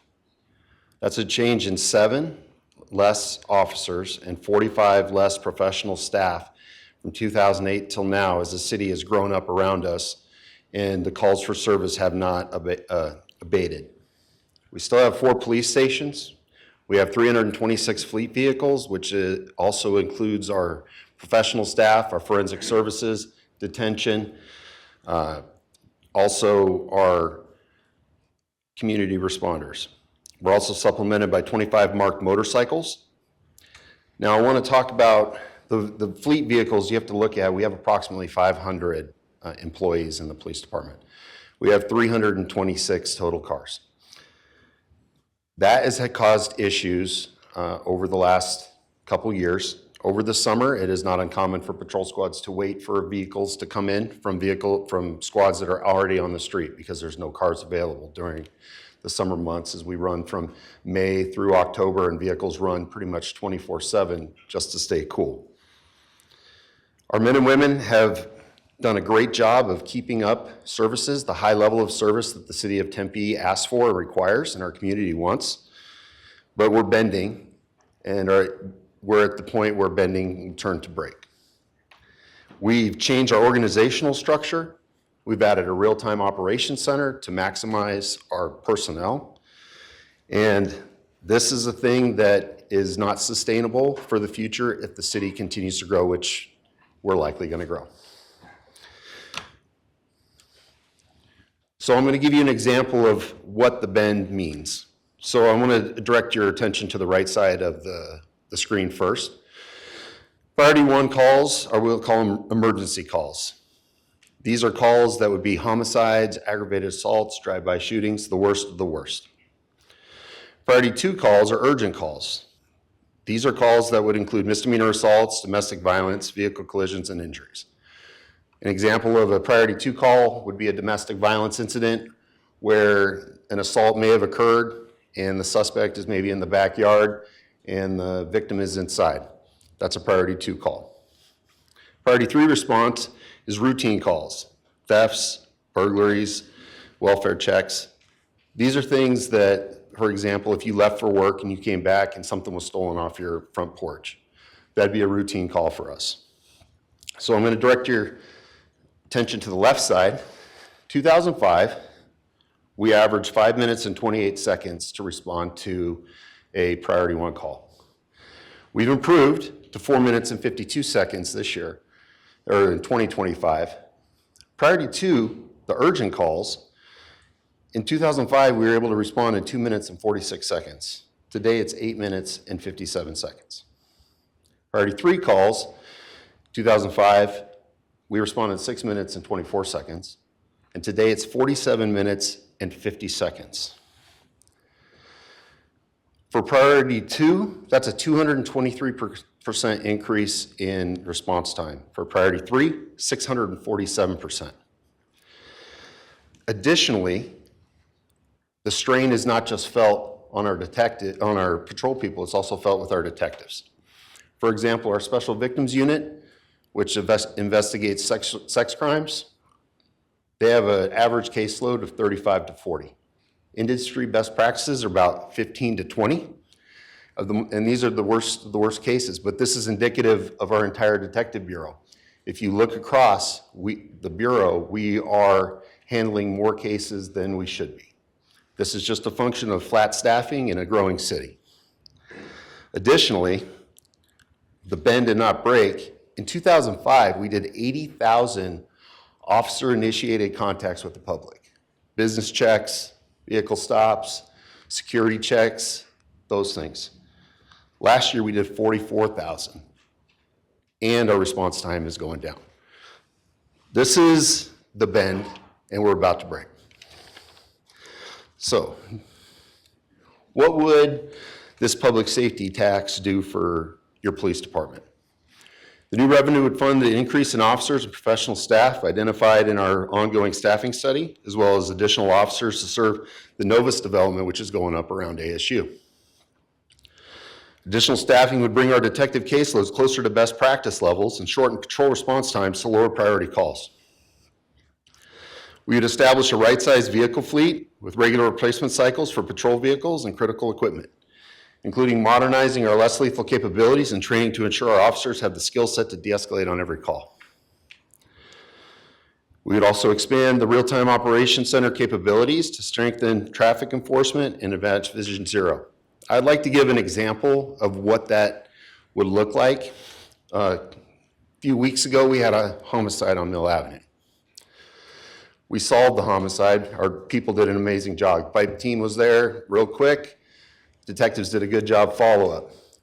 The next morning, our real-time operations center people came in because they work extended, it's open for basically extended business hours.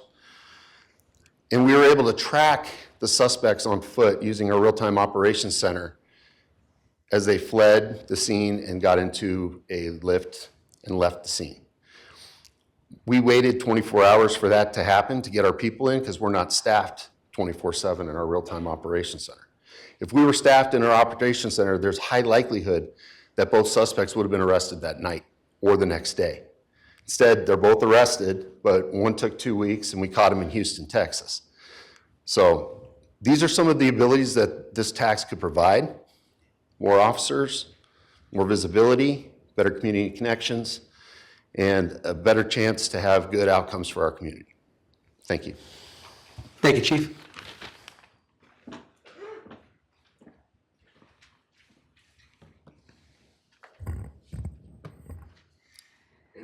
The second proposal is a 0.1% or 0.1% increase to the transit tax to support Tempe's continued commitment to multimodal projects, including pedestrian and bicycle infrastructure. This would generate approximately $10.1 million annually. It will offset revenue losses in the transit fund from the repeal of the residential rental tax. The proposed funding will be used to enhance transit services and mobility throughout Tempe. Key investments include improving regional connectivity through the streetcar expansion to Tempe Marketplace and Mesa, supporting the grant funding to create a safer, more seamless pedestrian and cyclist crossing over the east bank of Tempe Town Lake, and expanding safe, convenient options for biking and walking citywide. Additionally, funds will support the development of continuous multi-use paths that better connect neighborhoods to jobs and key destinations, as well as improvements to rider comfort, safety, and accessibility at transit stops. The proposed strategies to replace lost revenues from state legislative actions are designed to reflect Tempe's economic activity while minimizing impacts on our residents. Sales tax is a key revenue source that captures spending from visitors and non-residents, helping to distribute the financial burden beyond the local population. More importantly, there is no proposed change to the grocery tax rate, recognizing the direct impact these costs have on residents and the rising cost of living. Together, these strategies aim to stabilize revenues, protect essential services, and support investments in a safe, connected, and resilient community. If the voters approve the proposal, Tempe's total tax rate will increase from 1.8% to 2.3%. We do have a chart here on a sample consumer impact. The current tax rate is at 1.8%. If you spend $100, the local tax that you'll be paying is $1.80. At the new proposed tax rate of 2.3%, if you spend $100, the local tax you'll pay is $2.30. So the impact for every $100 that you spend in Tempe, you will spend an additional 50 cents in local taxes. Also wanted to show how we compare to other cities.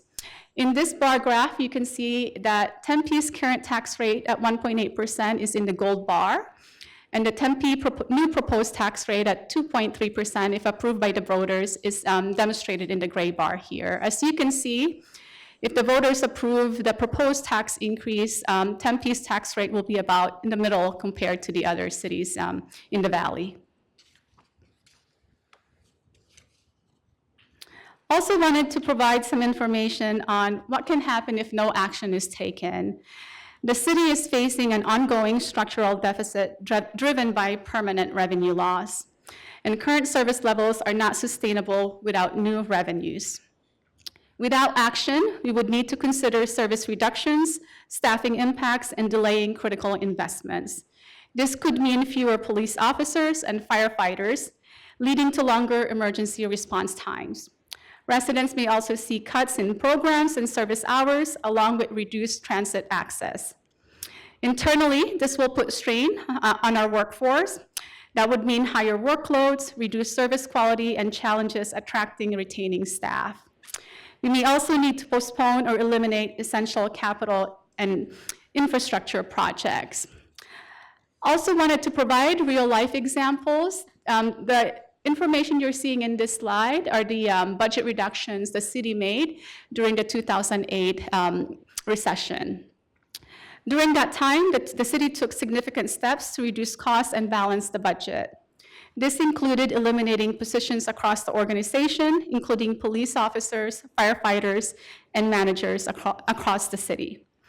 Eliminating the park ranger program. The city also made the difficult service decisions like closing Clark Park Pool. It has remained closed until 3 years ago when it was rebuilt and reopened.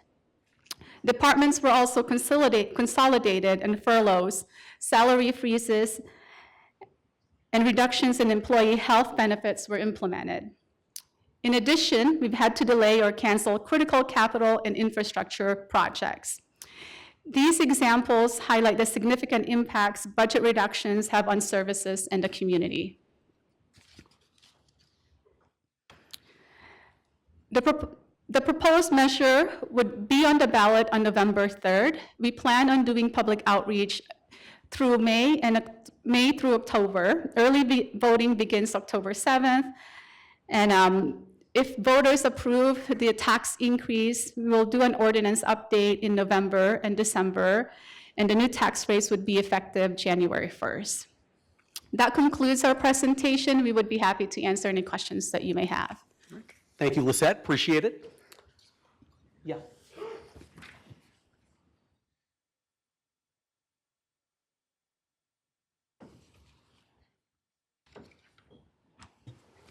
Okay. Thank you. Councilmember Keating has something. Oh, okay. Yeah, I was okay. So I was going to go to the public comment. Do you want to go first, Councilmember? If that's okay with you, Mayor. Yeah, absolutely. Thank you very much, Mayor. I just want to speak, thank you, Lisette, for the presentation. I don't think I have any questions for you, but if I do, I'll call you back. Thanks. Yeah, I did have questions last week, as you know, and one of my big concerns was, kind of what's the rush on this? When we talked about the remaining fund balance and the monies that we have in, we say unassigned fund balance is really just our savings account. And we had years before we would reach a point where our own policies wouldn't allow us to spend any more money out of that. So my perspective at the time was, I don't understand why we're doing this now when we could do it years down the road and still be in alignment with our council's own policies. But then I had the opportunity to talk to Rob and Mike from PD and Fire respectively, and I didn't know the presentation that we just saw about the 911 times, about the lack of equipment with the fire department, about making sure that we're meeting the immediate needs under the current budget structure, right? That the fact of the matter is that 911 times have gone up. And if your house is on fire, it may be a larger issue than it necessarily needs to be outside of having the appropriate amount of funding. So I do thank Mike and Rob for their time in talking with me about this and trying to come to a spot where I have a better understanding of what the urgency is now moving this forward. So I do appreciate that. One of the things I was thinking about over the weekend, Mayor, because I called you after the meeting, and I was frankly concerned about the process, and I was frankly concerned about the urgency, and I was trying to think of other ways that we could address some of the root issues in public safety, but also knowing that we had the parks ordinance coming up, and we had the private nuisance ordinance coming up, which are hot button issues, which fairly or unfairly are being conflated with homelessness in the city. And that's not, I'm not saying one way or the other, I'm just saying that is happening. I wanted to come up with a way that we could kind of address all these issues at a single time. So I kind of went, kicked it around over the weekend, talked to my aide quite a bit over the weekend to try to come up with some sort of proposal that I think would, one, be more palatable, but two, also really kind of work downstream, or excuse me, upstream from the problems that we're seeing with regards to public safety, with regards to homelessness in the city. And I thought this would be a good time to consider an expansion of Tempe's preschool resource program. Now, Tempe Pre-Families, people are well aware of the benefits that early childhood education has on a young child, but what we don't often talk about is the economic benefits, the secondary and tertiary economic benefits of preschool in communities. So I'd like to talk about that a little bit before moving forward, Mayor. Municipalities and regions that have universal pre-K or something like it, Tempe cannot get to universal, unfortunately, but we can expand it quite precipitously with our sliding scale to make sure that based on your income in the city, every Tempe resident is able to send their child to a high-quality pre-K center here in the city for what they can afford based on their income, again, on our sliding scale. Municipalities have found that there's been nearly a 22% increase in wages in the family. There's been a 12% increase in the labor force in those municipalities. We also see from our own studies of Tempe Pre that almost 2/3 of families are able to now, both parents go to work. They're able to secure more permanent housing to prevent homelessness. They're able to go back to school. Essentially, their child is being sent off to be educated during the day, and they're no longer having to pay the ridiculous burdens of childcare. I don't have any children, Mayor, but I have found out that to send your children to the preschool or in just all-day childcare can cost as much as your mortgage. And as we talk about the affordability crisis in not only housing, but just in everything in life, student loans, everything, to me, that is just such an injustice on the working poor and the middle class in the city of Tempe. I also think about public safety. Municipalities that have a universal or close to universal program, or what I'll call just easy access to early childhood education, see juvenile arrests down nearly 10% over their lifetime. They see violent crime, not just with juveniles, but violent crime across the board, down nearly 7%. And high school graduation rates go up 11% in these communities. So as we think about raising taxes to support public safety, and we think about other ways that we can improve our community, I think that now would be a good time to really consider making an investment upstream in these issues in our future with early childhood education in Tempe. Tempe Pre is an award-winning program nationally and locally. I made the joke that Tempe won the Bright Star for Educational Leadership Award. It is in my house, and you can have it over my cold, dead body. So I'd like to feature that. But one of the things that we see moving forward is that this is something that we can say, hey, we are being preventative and we are taking direct action as opposed to just what could be seen as indirect or punitive action. So Mayor, with that, I'm going to propose an amendment to item, before I do that, I do want to say that I did talk to staff, and I've talked to the police and fire unions, and I know staff has had conversations with both fire and police leadership on this issue. And what I'm going to propose here is something that they support and can get behind moving forward, because they recognize too that the real value in public safety starts at a very young age, and it is investment in not only public safety, but also in workforce and stability, familial stability. So with that, Mayor, I propose an amendment to item 8A1, a resolution ordering and calling for a special election to allocate 0.01% of the proposed public safety sales tax to expand and strengthen Tempe Pre as a high-quality, city-supported early education program and to broaden access to income-eligible Tempe residents. Why am I doing this? I want to strengthen Tempe Pre as a high-quality, city-supported early education program while deepening partnerships with school districts, Head Start, First Things First, DES, Quality First, and other nonprofit child care centers to maximize outsized funding and avoid duplicating existing services. I want to broaden Tempe Pre access towards a mixed delivery system beyond current age range structures to serve even more children and families living in the city of Tempe. I want to expand income eligibility to lower middle class residents of Tempe, prioritizing lower income households first with the goal to support those at or below 300% of the federal poverty level at 100%. And I want to introduce more flexible scheduling options for working families in Tempe. And I want to evaluate a scholarship layer, if within the city's bandwidth, so that families in need could access approved preschool or childcare services when Tempe Pre classrooms are full. So that's my amendment, Mayor. Once I know there will be some public comment and discussion, but after that, if I could, I would like to make a motion. Sure. Thank you, Councilmember Keating. Appreciate it. Let me make sure before we start talking about the amendment or the presentations that we get to the public, because I know there are a lot of people here who do want to speak this evening. So thank you for offering that. Thank you, Mayor. I'm going to now go ahead and then open up the public comment portion, and I will once again call your name in the order in which the cards were received. And the first speaker I have this evening is Deborah Zajac. You sure did. You were number one tonight, so please once again state your name and city of residence. You have 3 minutes. My name is Deborah Zajac. I'm a North Tempe resident. I'm going to I have something written out with some bullet points. I might change it around a little bit after hearing what's been going on. But I was watching the work study program, streaming it on YouTube on my TV, and Councilmember Keating asked a question because he was told that someone told him that the money raised by this tax increase is going to be double the amount of money that was lost. And that question was directed to the CFO. And when she started talking, she was talking about public safety, what we've all been hearing about today. But he had a very specific question, and it was not answered at all.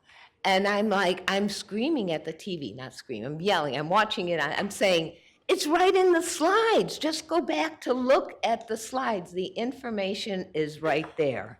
And it bothered me, and all of you said you couldn't see it, Randy, but everybody else had eyes looking at it, and nobody else chimed in and said what the actual data was. Well, the general fund is going to lose $18.1 million from the tax cut, but it's going to gain over $40.3 million from the revenue of this new sales tax. The transit fund lost $6 million from the rental tax revocation, but it's going to gain $10.1 million from the new sales tax. Easy math, 18 plus 6 equals 24, lost revenue, 40 plus 10 equals 50 increase. That's the double that your friend was talking about, Randy. And I don't know why it couldn't be answered directly. It seems like a very, very simple question. And I don't know, obviously, she's not incompetent, but I think the competency, she was quite competent. And what I'm hearing here is the ability to tell a story that and I know there's some statistics about the length of time, that to make us afraid or fearful. And I just don't believe it. I think we need to be able to communicate directly. And a part of this telling us a story, there's other things we keep getting fearful. So, oh, we'll have to cut services if we run into the negative. Have you thought about any cuts at the administrative or bureaucratic level? We talked about the flock cameras. There's things that could be cut that may not be quite as necessary, not just, reducing bulk trash pickup. No, people don't want to lose their services. And we're stressing this tax increase, but when we were talking about the salary bumps that happened a few years ago and the pension bumps increased by 50%, nobody was talking about the tax, how we lost tax money when we gave those bonuses and tax. Thank you. All right, the next speaker I have is Mario Martinez. Please come forward, state your name and city of residence. You have 3 minutes.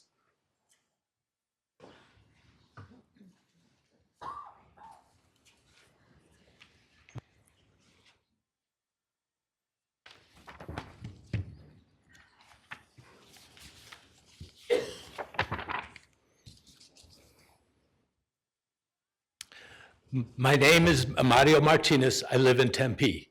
Corey Woods, by your actions, you have defined yourself as a corrupt, weaseling coward. Your illegal actions and vindictive police state operations are contemptible.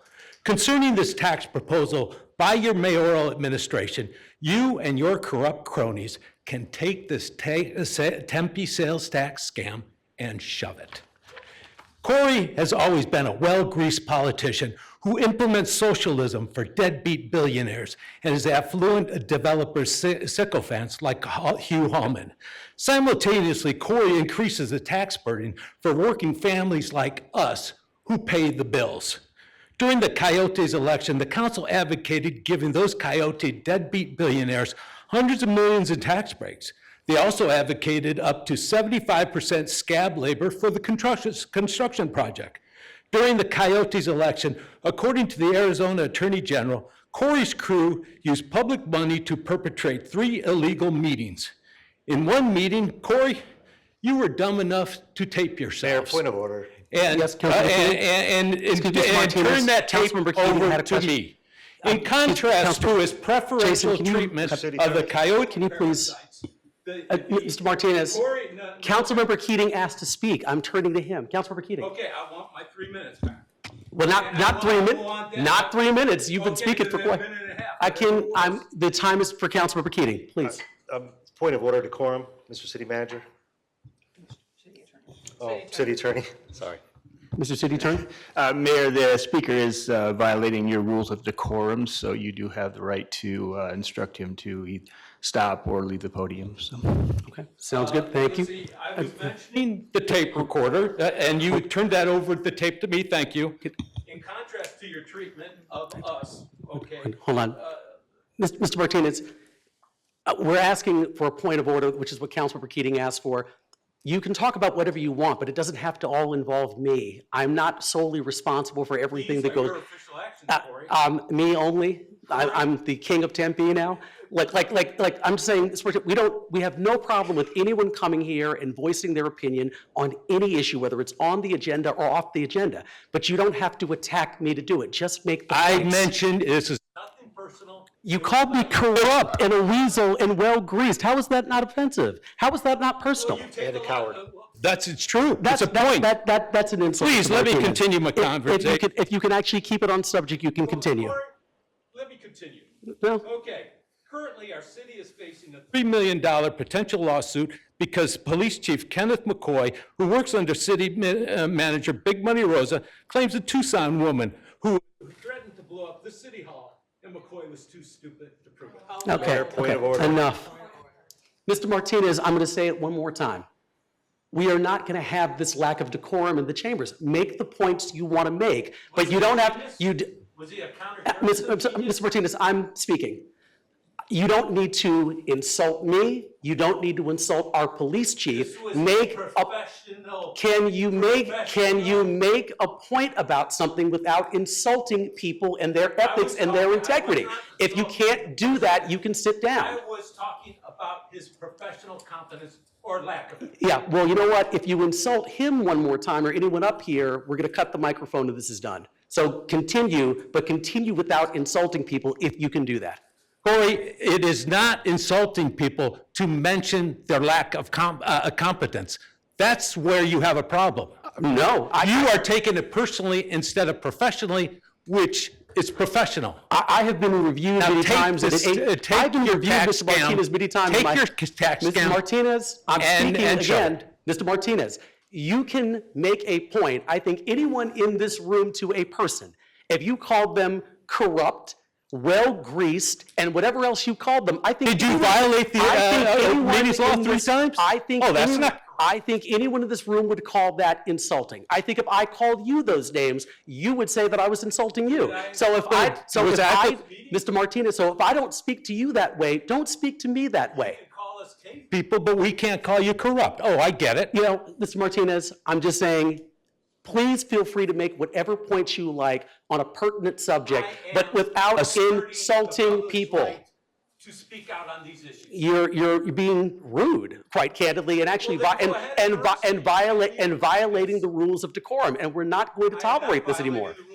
Actually, according to the city attorney, you are. According to the city attorney, isn't he the one that didn't post Coyote's meeting? No, he was not. He didn't work. He didn't work for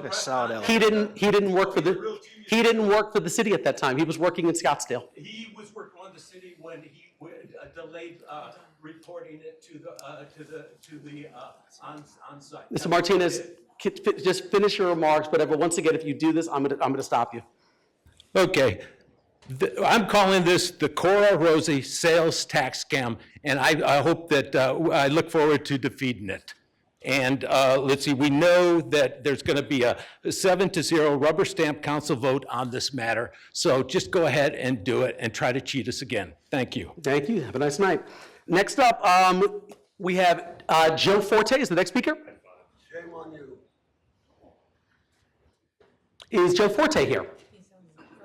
Oh, he's virtual. Oh my God, I'm so sorry.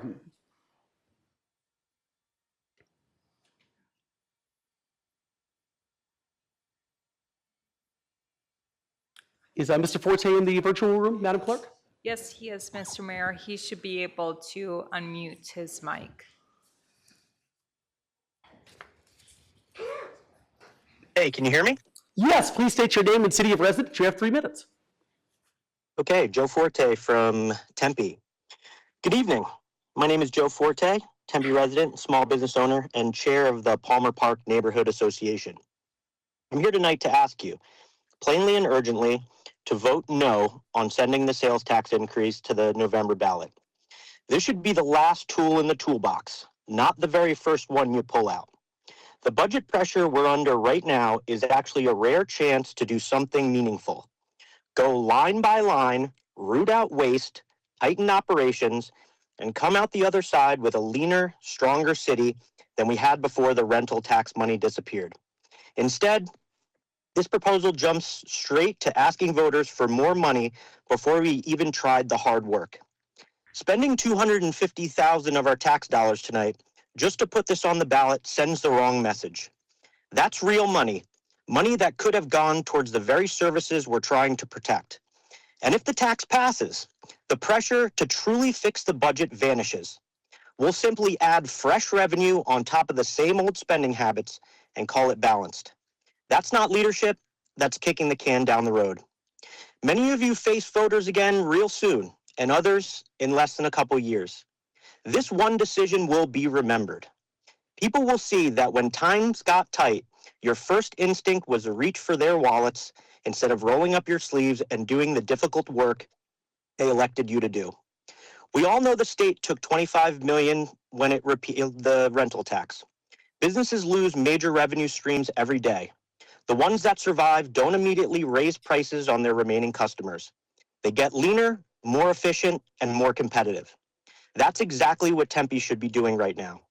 Raising our sales tax, while Chandler and Scottsdale keep theirs lower, simply hands shoppers another reason to drive 10 minutes away, especially on big purchases at the Autoplex. And let's be honest, this won't mostly hit tourists.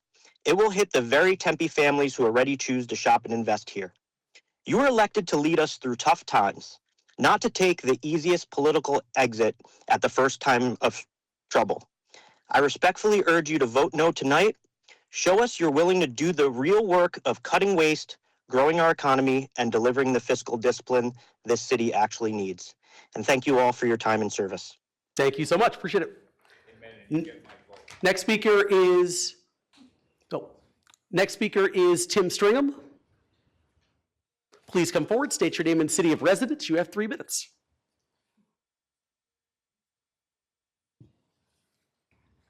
Hi, I'm Tim Stringham. I'm from Tempe. It's a pleasure to be here tonight. I'm going to try and talk for 45 seconds, then I'm going to go get tacos. And when I go get those tacos, I'm not going to check the sales tax. I'm fine with the city raising a ½ cent tax if that's what's needed, but I absolutely notice the traffic around here. I think public transportation is a great way for people to save money. And I also know people are going to definitely notice if there's an emergency in the park and the services are late. I know it's not popular for politicians to talk about raising taxes at a time when a lot of families are hurting, but I think if we can do the right thing and address structural problems in our city, then this is something that hopefully all of you will be proud about doing. I also appreciate that this isn't the end of the conversation, it's the start. I really appreciate all of you. I think I've disagreed with each of you at times, and you've been extremely cordial as I've harassed you about things like expanding the streetcar. And for the next 6 months while we have this discussion, I truly hope that everybody, whether they agree or disagree with you, can do so with the kind of love and charity that befits our neighbors here in Tempe. So thank you so much tonight. And I apologize to everybody speaking after me. I'm not going to wait to hear them. I'm going to get those tacos. Have a great night. Thank you, Mr. Stringham. All right, next up, thank you, sir, is Lori Foster. Please come forward, state your name and city of residence. You have 3 minutes.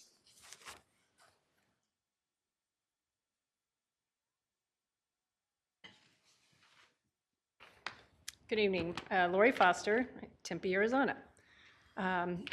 Good evening, Mayor Woods and Vice Mayor and council members. I'm Lori Foster. I'm the president and CEO of Downtown Tempe Authority, the business improvement district for downtown Tempe.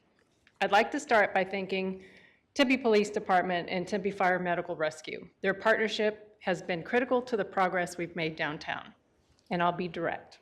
We are deeply concerned about any potential reduction in public safety resources in the downtown and lake districts. We don't typically engage in matters like this. We are a nonpartisan organization, but this issue goes to the core of our mission, maintaining a clean, safe, and vibrant downtown. And right now, safety is working. Calls for service in the downtown district have been trending downward over the past 3 years.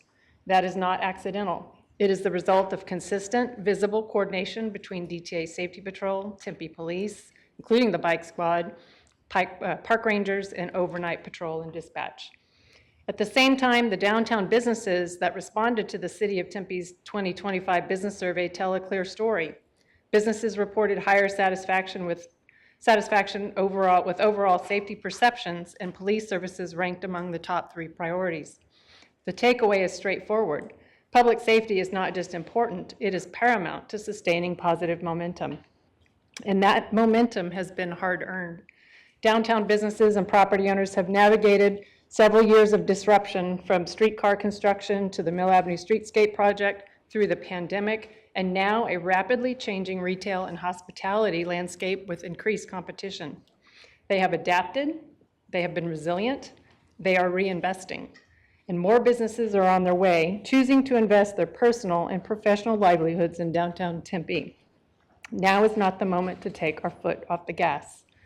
If public safety levels are reduced or cut, safety levels decline, perception follows quickly, and perception drives behavior. It affects whether businesses choose to invest or expand, whether residents feel comfortable living here, whether employees return to offices, whether visitors spend time and money, and whether students from Arizona State University engage with and feel safe downtown. Safety is not just a service. It is the foundation that everything else is built on. We cannot afford to slide back to pre-pandemic conditions. Once that confidence is lost, it is far more difficult and far more expensive to rebuild. So while we understand the difficult budget decisions ahead, we are asking you to hold the line on public safety in downtown and the Lake District. Because a safe downtown is not optional. It is the foundation for economic vitality, investment, and community trust. Thank you for your time and leadership. Thank you so much. Okay, the next speaker I have this evening is Michael Martin. Please come forward, state your name and city of residence. You have 3 minutes.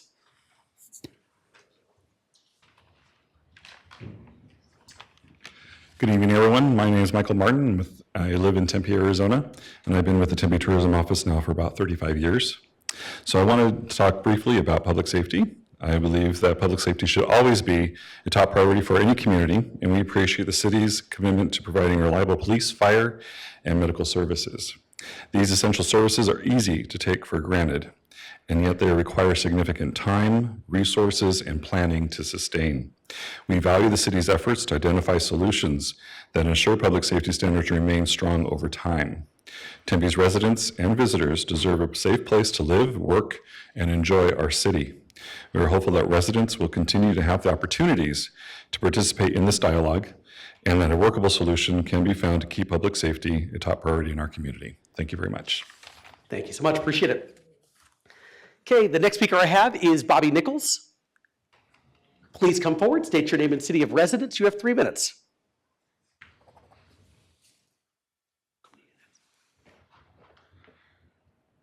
Hello again, Council. I have one question about this. I would like to know whether these items, and assuming that Councilmember Keating's amendment is approved, would these be put forward as one item to vote on the ballot, or would it be 3 separate items? I'm not sure if we've made that decision yet. Madam City Manager? Or? Mayor, I think that's still for discussion right now. Okay. Thank you. Okay. In that case, I would just urge that if this goes forward, these be put forward as 3 separate items. I also would request that the city take another look at whether hotels and short-term rentals are actually classified as the same for the purposes of the restriction that is put on hospitality industry revenues generated from that. The research that I've done on it suggests that they are viewed differently, but there are restrictions on hotels, motels, restaurants, bars, et cetera. All that to say, I think that we have, everybody here should know that I don't really oppose taxes when they're put towards things that really help reduce the cost of living. So I really do appreciate what Councilmember Keating said just a moment ago. I think that the transit tax is a good idea as well, and I think that we should be putting these things forward in good faith and also looking at other ways to raise the revenue that we need to take care of these costs. So thank you all very much for your time. Thank you. Mayor, yes. If I may, just a point of clarification. Sure. As proposed on the agenda, they are couched as 2 separate questions. So that's the way they were proposed in the draft resolution and the agenda item. Okay, in the yes. original one. Okay, okay. So I guess we'll have to discuss that then since it's being changed. Okay. Let's see, the next speaker I have this evening is Joe Barba. Please come forward, state your name and city of residence. You have 3 minutes. Thank you, Mayor, Council. Thank you for the opportunity. Joe Barba, I serve as the Senior Director of Government Affairs for First Things First, Arizona State Agency on Early Childhood. It's a pleasure to be with you all this evening. I want to begin by recognizing the leadership Tempe has already demonstrated through Tempe Pre. The city recognized early on that child care and early learning are not peripheral issues. They are essential public infrastructure. They shape whether parents can participate in the workforce, whether employers can retain talent, whether children can arrive prepared for school, but most importantly, whether families can remain stable in the community that they call home. That's why the proposal before you today and the consideration to dedicate a revenue stream that includes childcare is a strategic economic decision tonight. Whether parents cannot find affordable childcare, the consequences of that are immediate and far-reaching. They miss work, they reduce their hours, they turn down promotions, and they leave the workforce or postpone education and training. In a city like Tempe, where transportation, workforce mobility, public safety, economic competitiveness are deeply interconnected, childcare belongs squarely in the broader policy conversation. This is also connected to public safety. Stable families and stable communities are a part of the foundation of safer neighborhoods. We know that public safety is not only about response, it's about prevention and stability. And so smart upstream investments is the way to go. When children have access to quality early learning, they build on social, emotional, academic foundation and support long-term success. When parents have reliable childcare, they're able to go to work and provide stability at home. Tempe has already established a strong foundation through Tempe Pre. The opportunity now is to build upon that success and consider a broader early childhood system which families depend on.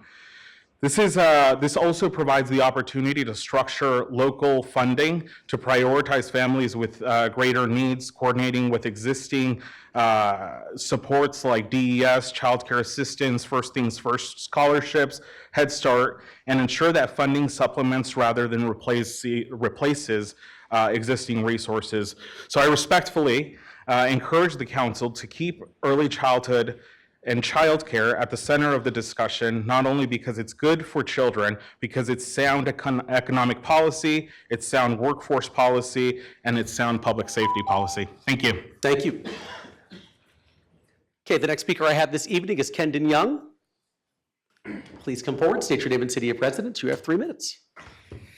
Howdy, y'all. Kendon Young, Tempe, Arizona, and I'm excited to speak to you all today about the tax increase for the transportation infrastructure. I think it's remarkable that our city has had over 6.5 million riders in 2023, and that in the slide earlier mentioned that we have over 4.5 million visits in 2025.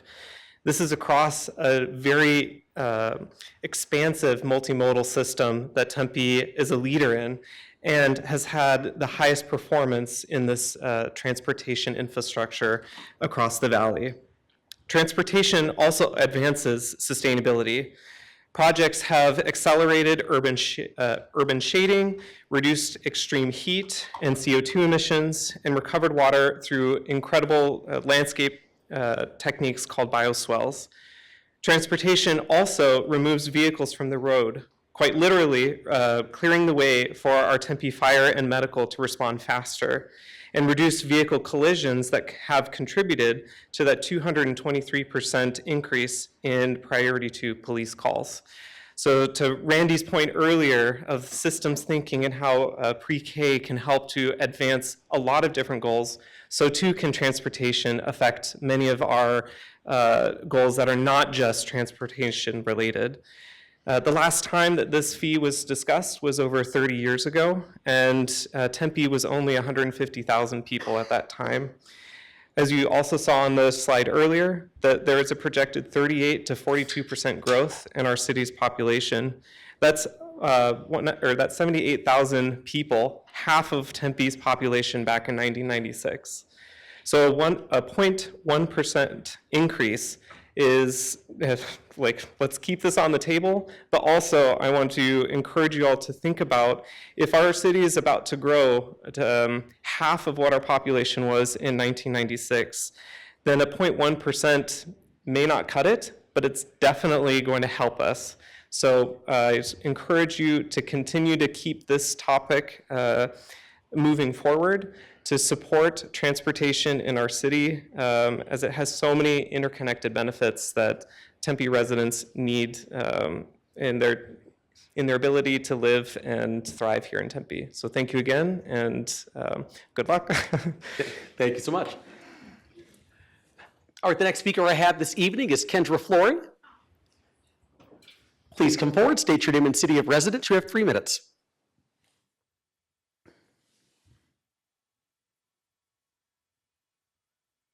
Hi, good evening, Mayor, Vice Mayor, and Council staff. Thank you. With your permission, I am going to address the 2 agenda items that I had planned to speak on, and I'll be brief. My name is Kendra Flory. I'm a Tempe resident. I'm making comment regarding agenda items 8A1 and 8B2, the transit tax specifically and speed reduction, respectively. As a pedestrian and cyclist and bus rider in Tempe, I fully support the proposed transit tax. It's long overdue. I'm a huge fan of the Orbit, and that's one of my favorite things about Tempe, that we can provide free transit. Not only do I enjoy taking the Orbit, but that serves an entire community who needs free transit. So thank you for that.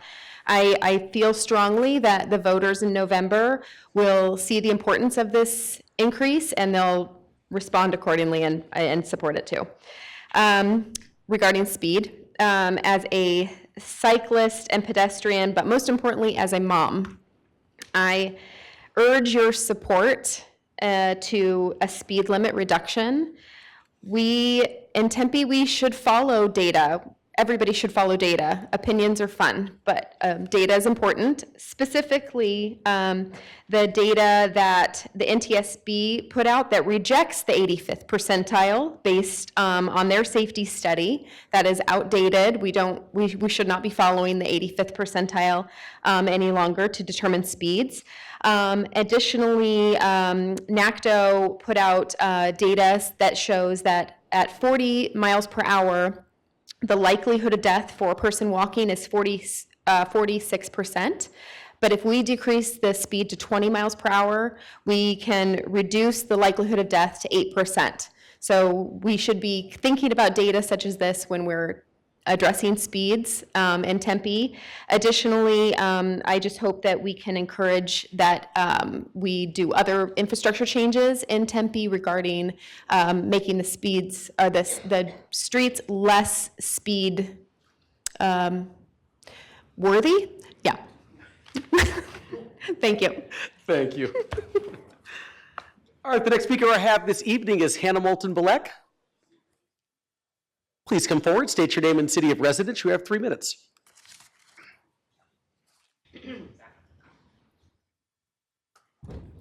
Hello, my name is Hannah Moulton-Belek, and I'm from Tempe. I am the Tempe Bicycle Action Group's treasurer, and I'm here speaking today on behalf of our board of directors to ask you to support 2 things on tonight's agenda. 1, the 0.1% transit tax increase, and 2, lowering speeds on our streets. I'm grateful that earlier today the Transportation Commission voted to support the transit tax increase and clarify in the ballot language that bike and pedestrian efforts are part of what will be funded. 10 commissioners voted yes, 2 abstained, and 2 voted no. In previous conversations among the commission, the objections voiced that the 0.1% wasn't enough funding and that they didn't have much time to review things. While TBAG would love more funding and more guarantees, We agree with the Transportation Commission that Tempe needs to take action and allow voters a chance to plug this crucial funding gap now. If we wait till the next cycle, our services will suffer, bike and pedestrian improvements will be halted for years. Lowering speeds is also on the agenda tonight. TBAG also strongly supports lowering speed limits on the suggested streets because we know that lowering arterials affects the speeds of vehicles in neighborhoods. And because lower speeds makes things safer, not only for bikes and pedestrians, but also for drivers and passengers. Slower speeds means fewer deaths and less serious injuries. I'm especially interested in lowering speeds on Veterans Way and Roosevelt because those are particularly well-traveled by bike in my family. The Tempe Bicycle Action Group Board of Directors is strongly in favor of both the tax increase and lower speed limits. We ask for your support on both. And on a personal note, you may be wondering if in this economy voters will support a tax increase. As the chair of 2 recent Tempe Elementary bond and override campaigns, we faced the same question. And the answer was that Tempe voters have consistently supported initiatives such as this. And I can tell you that I will support the campaign to vote yes on this increase if it's allowed to go to voters. And I do believe this is a decision that the voters should have the option to make. Please vote to support this increase, and please help us lower speeds and keep our streets safer. Thank you. Thank you. Okay, the next speaker I have is Mark Mitchell. He left? Okay. All right, the next speaker I have this evening is Dawn Hocking. Please come forward, state your name and city of residence. You have 3 minutes. Good evening, Dawn Hocking, Tempe. Good evening, Mayor and Council. I serve as the current chair of the Tempe Transportation Commission, and I am here tonight to provide support for the proposed transit tax. As a commission, we recognize the need to increase the transit tax to bridge the gap of the rising operational costs combined with the loss of funding due to the reversal of the rental tax. We support the transit tax so we can continue making meaningful improvements across all modes of transportation while maintaining the reliable services our residents count on. The Commission supports this initiative based on the vote that we had this week. On behalf of the Transportation Commission, I hope you choose to support this measure. Thank you for your time and leadership. Thank you very much. Next speaker I have this evening is Sean Swisher. Please come forward, state your name and city of residence. You have 3 minutes. Good evening, Mayor, Vice Mayor, Council members. My name is Sean Swisher. I'm here tonight as a Tempean and a Daly Park resident. I'm also a local architect and a sustainable design professional, and I also serve you as the chair of the Sustainability and Resilience Commission. I'm here to speak about the transit tax and the measure that's being introduced in Agenda Item 8A1. Please note that I'm speaking on behalf of myself individually, and I'll let my commissioners speak on their own behalves. Over the years, you have heard me and members of my commission stand before this council asking for your support for our initiatives through adoptions of plans, hiring of staff, and building our programs from the ground up, all of which require stable funding to see those commitments through. And we have all watched as the federal, state, and local funding landscape has shifted dramatically over the last few years, leading to the budget challenges that so many cities in our state and region are currently grappling with. In this new world, the current transit tax appears insufficient to sustainably support our transit system in Tempe, and it is imperative that we secure this opportunity for additional funding if we are to continue making progress towards our climate action goals. Investing in transit will not only make our community more connected, but is also one of the few ways we can make real headway in our carbon emissions reductions goals, and I believe my fellow Tempeans deserve the right to weigh those values. As a resident of the Valley for nearly my whole life, I have watched the evolution of Tempe as it has transformed in relatively short time into the best city in the state for multimodal transit, a distinction earned in part through the transformational investment this city made for itself a generation ago. The economic development we are seeing today is a direct effect of that wisdom 30 years ago when the first transit tax was adopted. Studies have shown that for each dollar invested in public transit, it results in a return of investment of $4 to $5 and perhaps as high as $8.50. This tax would not only directly support improvements to our existing transportation system, like new multi-use paths and extensions of the streetcar, but it will also support many of my commission's other current priorities, such as increasing shade canopy, reducing urban heat island effects, and incorporating green stormwater infrastructure into our roadways. To invest in our communities, we need to be investing in our infrastructure, and there are few ways to do it better than through our public transit. Mayor, Vice Mayor, and council members, we have literally built the successes of Tempe on a foundation of transit investment. As the chair of our Sustainability and Resilience Commission and a proud Tempean, I believe it is critical to give our community the opportunity to vote on the vision for the future of that transit system. I recommend the council adopt the resolution to call for a special election on this important topic. And thank you all for your time this evening. Thank you so much. Okay, the next speaker I have is Kirsten Pollitt. Please come forward, state your name and city of residence. You have 3 minutes.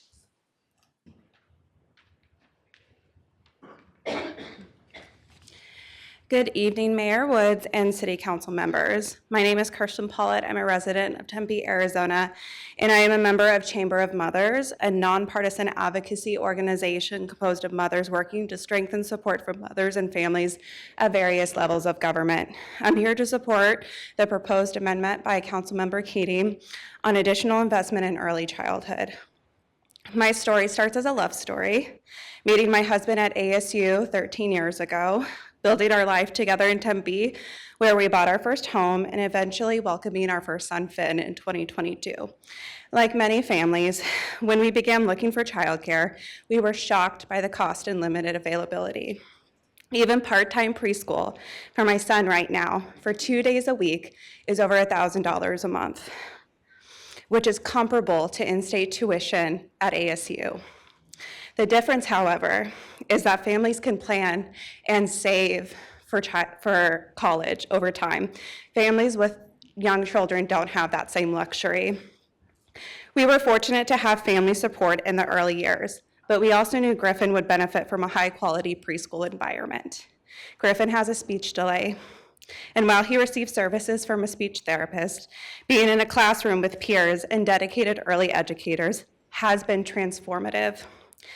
We've watched him grow, gain confidence, and truly thrive. He gets excited to go to school, and he learns something new every single day.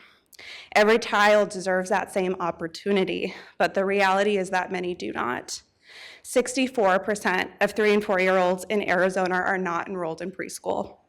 That lack of access contributes to our state's education ranking and reflects a broader gap in public investment in early childhood. When children miss out on these early learning opportunities, it has lasting impacts, not just for them, but for our entire community. At the same time, the cost of raising a child has risen nearly 30% in the last 3 years. With childcare and preschool now the largest expense for many families, often exceeding housing, food, and other necessities. These costs are shaping major life decisions. I know families who are delaying or deciding against having children because they simply cannot afford it. Many mothers are also being pushed out of the workforce because childcare is either inaccessible or unaffordable.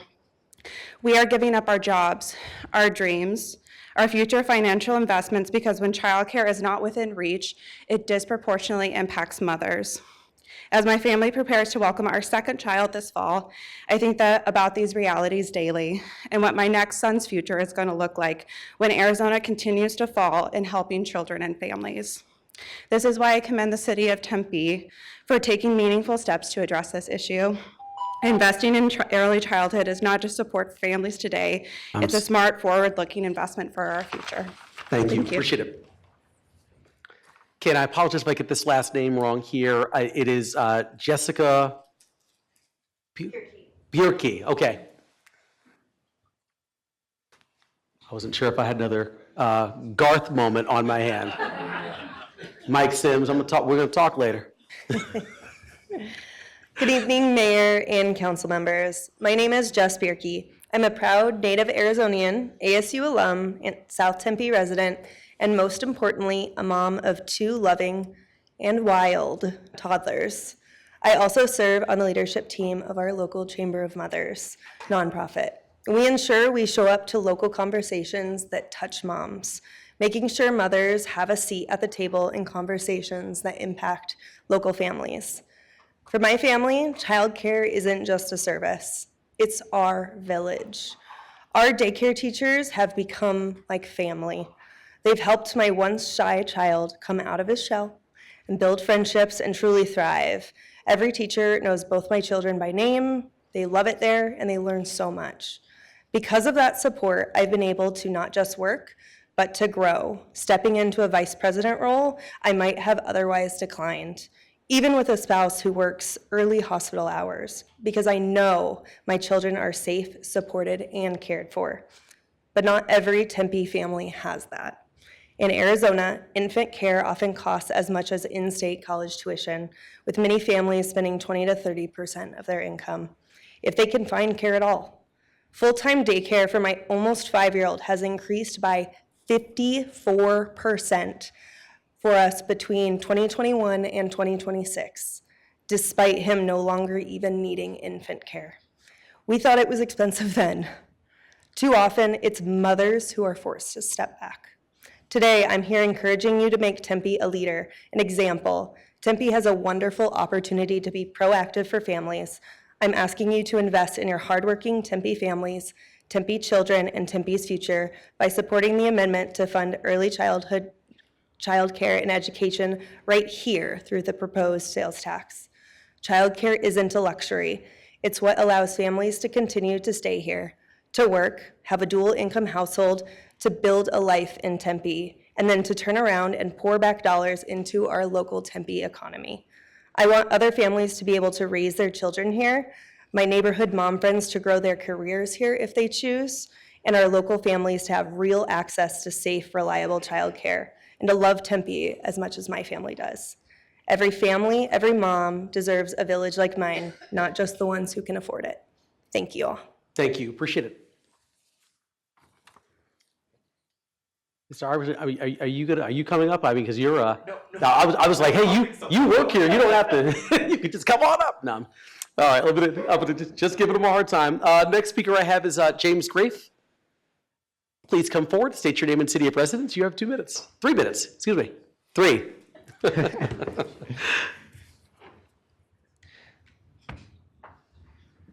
Hello, Mayor, Vice Mayor, members of council. My name is James Grafe. I live and work at Cul-de-sac on Apache Boulevard in Tempe, and I moved to Tempe from Pennsylvania because of the bike and transit infrastructure that Tempe has. I think the best in the valley. I support putting the transit tax on the ballot because it's the next step toward better bike and transit infrastructure in Tempe. I ride the light rail all the time, and making it faster would be the single most impactful thing you all could do to help how I and the other tens of thousands of light rail riders get around Tempe. The transit tax will fund improved transit service. I bike from cul-de-sac to the Greenbelt multiple times a week. Every time, I have to detour 1.5 miles to Scottsdale Road and endure deafening traffic noise. The upstream dam pedestrian bridge will shorten the trip and make it much more peaceful, not only for me, but for the 4 and 8-year-olds and the 40-year-olds and the 80-year-olds who are walking and biking on Rio Salado and the Greenbelt. The transit tax will help fund that bridge. This is not the only step toward better transit and bike facilities. Trust me, I have tons more ideas, but it's a key next step to safer, more accessible, more peaceful Tempe. Please allow Tempe residents to choose to fund a better Tempe. And I'm seeing, since I still have some extra time, that I will take the lead of the other speakers and also speak on the I thought you might do that. Go for it. So I've heard lots of talk of data.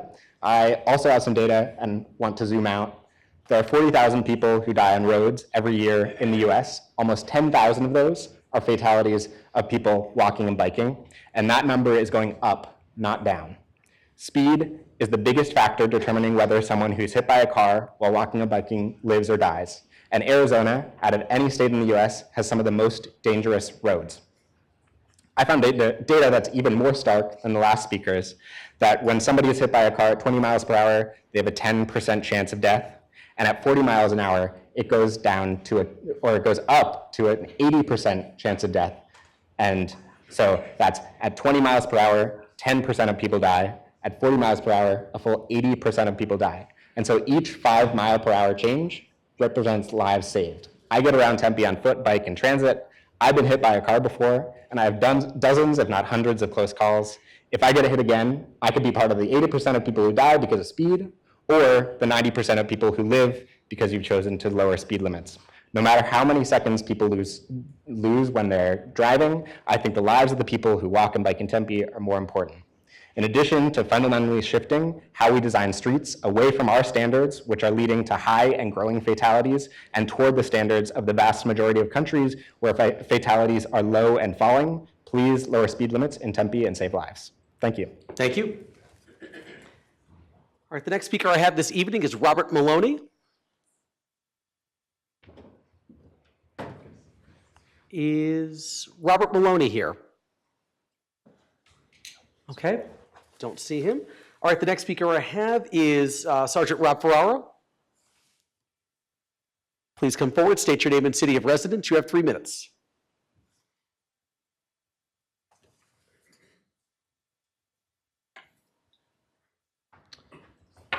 Rob Ferraro, Chandler. Mayor, Vice Mayor, council members.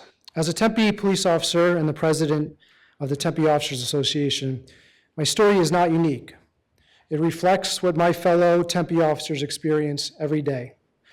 For nearly 2 decades, I've shown up to serve this community. So have hundreds of Tempe officers. We answer every call, every time. Tonight, I'm asking you to let the voters show up for us. Because this comes down to one simple reality. Tempe has grown, but our police department has not kept pace.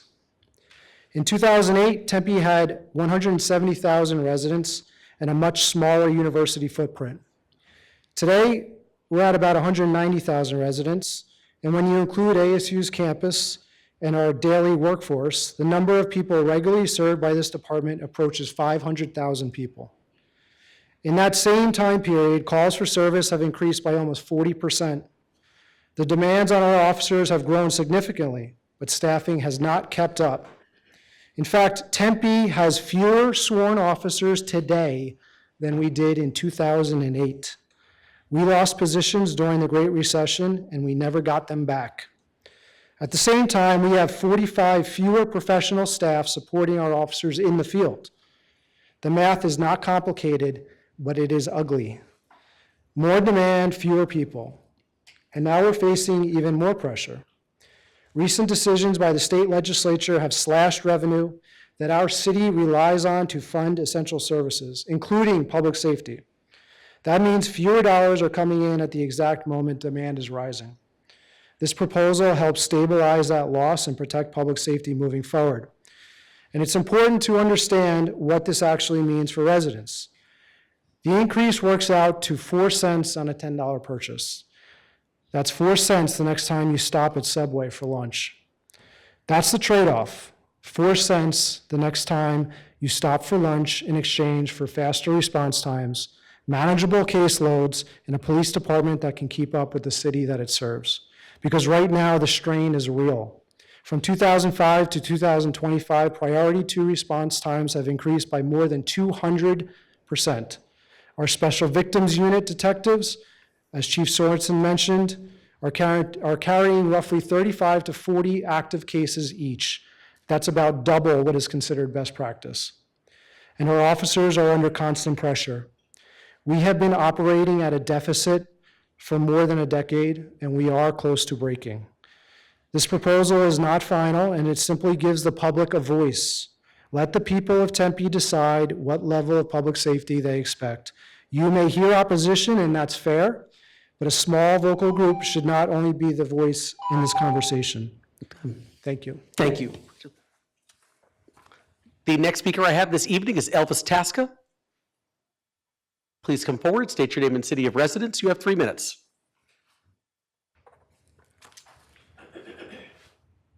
Elvis Tasca, Tempe.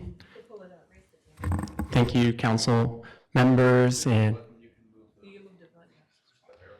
not super necessary, you know. I really wasn't going to talk on this evening, but after listening to other residents and neighbors, I felt like it was important for me to say a few words. I don't think anyone here is against funding police, fire, or the essential services that keep Tempe running. That's not the question in my mind. The concern is how we got here and how we respond. This deficit didn't appear overnight. It's been visible, and now we are moving quickly towards raising taxes before showing what I believe could be internal adjustments.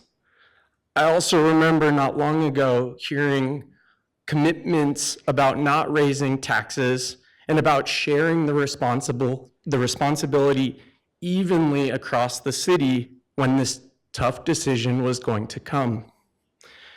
This doesn't feel like that.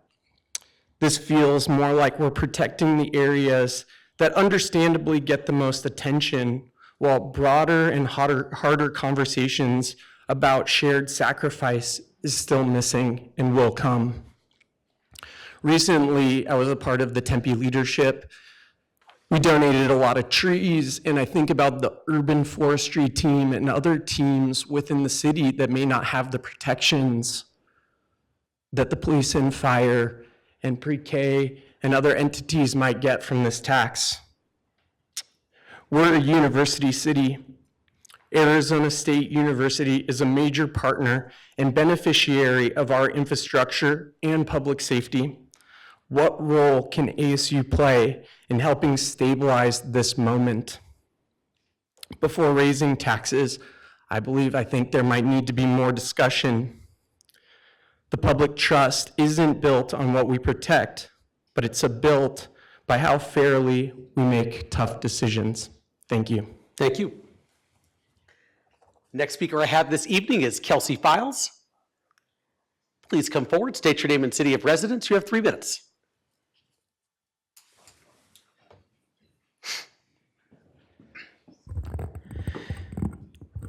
Mayor Woods, Vice Mayor Garland, Council Members Adams, Amberg, Chin, Hodge, and Keating. My name is Kelsey Files. I'm a lifelong resident of Tempe, Arizona, and I serve as the Vice Chair for the Transit Commission. I am here today to speak in support of the call for a special election to add a 1/10 cent to our transit sales tax. Tempe made a strategic investment in its future in 1996 with the initial passage of the half-cent sales tax for transit. In the 30 years since, Tempe has grown tremendously, enabled by investment in light rail, regular bus service, dial-a-ride, bike lanes, multi-use pathways, pedestrian bridges, and more. My favorite of these investments, the Orbit, our outstanding residential bus in Tempe. These shuttles might not take you out of this world, but they take you where you need to go. When the Mars route launched in 2007, I was one of the first young residents in Tempe to enjoy newfound independence from a little blue bus that took me from my neighborhood to the library and the museum. I spent many long summers in their aisles, time that I think was very formative to who I am today. It's one story among many that speaks to the power of investing in transit. In the face of our city's present revenue challenges, we should not compromise the value of our past investments and scale back. While I think we can invest much more, I think this is a modest addition that assures we can maintain our existing transit infrastructure into the future. I urge you to vote yes and let Tempe voters make their support for continued advancement in transit be known. Thank you. Thank you so much. Okay, next speaker I have this evening is Mike Scheit. Please come forward, state your name and city of residence. You have 3 minutes.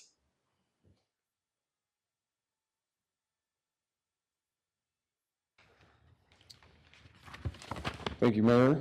My name is Mike Scheid. I'm here to represent the Tempe Firefighters, Local 493 chapter. And I'd like to say hello to the Vice Mayor, council members. Thank you for your time. As the president of Tempe Firefighters, I want to offer you the plain truth and not give you more statistics as you've heard earlier this evening. Let me start with the simple facts. Most people in Tempe don't meet us on a good day. They meet us when something has gone wrong, when a spouse can't breathe, when there's smoke filling their house, when a mom is waiting at the door for us to arrive and get there in time. That's when firefighters and paramedics show up. And with all due respect, what matters in that moment isn't policy, isn't budget, it's time, training, and resources. How fast we get there, whether we have what we need, whether we can do the job the way it's supposed to be done. Right now, our job is getting harder. Not because of effort, not because of commitment, but because the ground has shifted under us. We're answering more calls than we used to, nearly 25,000 a year now. The city is denser, taller, busier, more complex in ways that don't show up on a map, but show up immediately when a call comes in. A medical call in a high-rise is not the same as it was 20 years ago. A large public event is not the same as it was 20 years ago.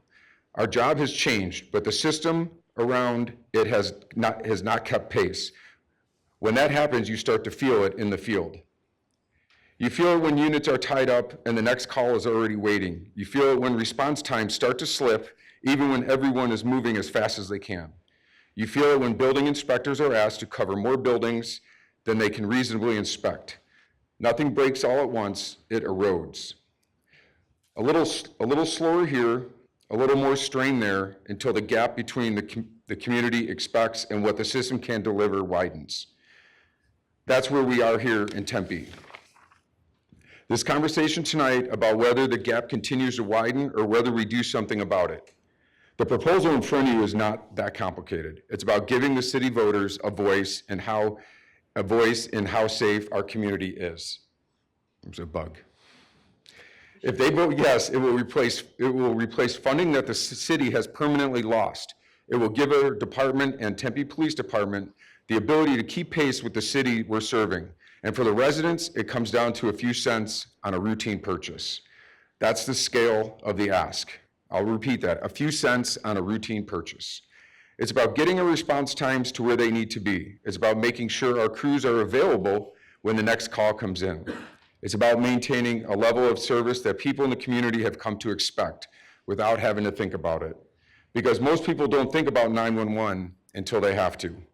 And when they do, they assume someone will be there. We intend to keep that promise. The question is whether the city will keep up with that promise. Thank you for the opportunity, and please put this on the ballot. Thank you. Quick question, is there a Mandy Everett in the audience? Were you here for this item 8A1 or for 8B4? For both, okay. Well, you can come up and speak on this one too, so. All right, so just give me your name and city of residence. You have 3 minutes. Okay. Yeah, so my name is Mandy Everett. I am a resident of Tempe. I live in an apartment on the south side of the city. I'm here in opposition to this proposal as it stands. I'm sympathetic to the need to fill a budget gap, and I do want to see more investment in public transportation. More faster, reliable, less expensive public transit would mean I could sell my car and I could stop living paycheck to paycheck, and that would be really cool. One of my main concerns with it is that, so like 4 times as much is being invested in public safety, and it's not super clear to me exactly what that would look like in practice. To me, it seems that something like public safety infrastructure, does that mean like mass surveillance camera infrastructure like Axon or FLOG? That's something I wouldn't want to see my tax dollars go to.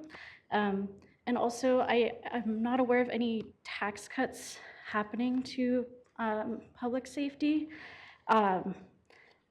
Also, I do think that if we want to alleviate the stress on public safety, I think it would be more useful to spend our tax dollars on treating the root causes of crime. I think it would be more fair to our officers to address, again, these root causes, which is why I would support amendments like the one proposed by Councilmember Keating. But I do think that maybe we should reconsider, because this also doesn't reflect what Tempe residents have when they fill out the budget survey.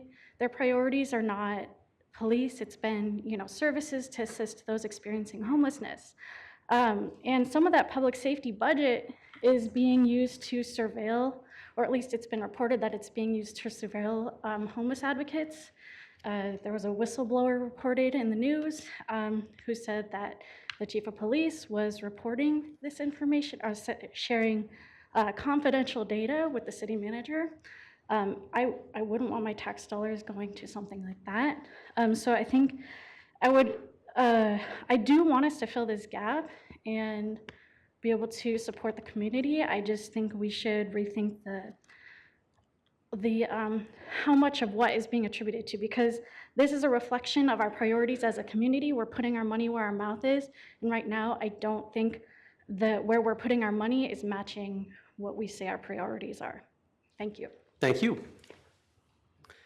Okay, that's all the cards I have on item 8A1. Is there anyone else in the audience wishing to address the council on that item? Yes, sir, please come forward.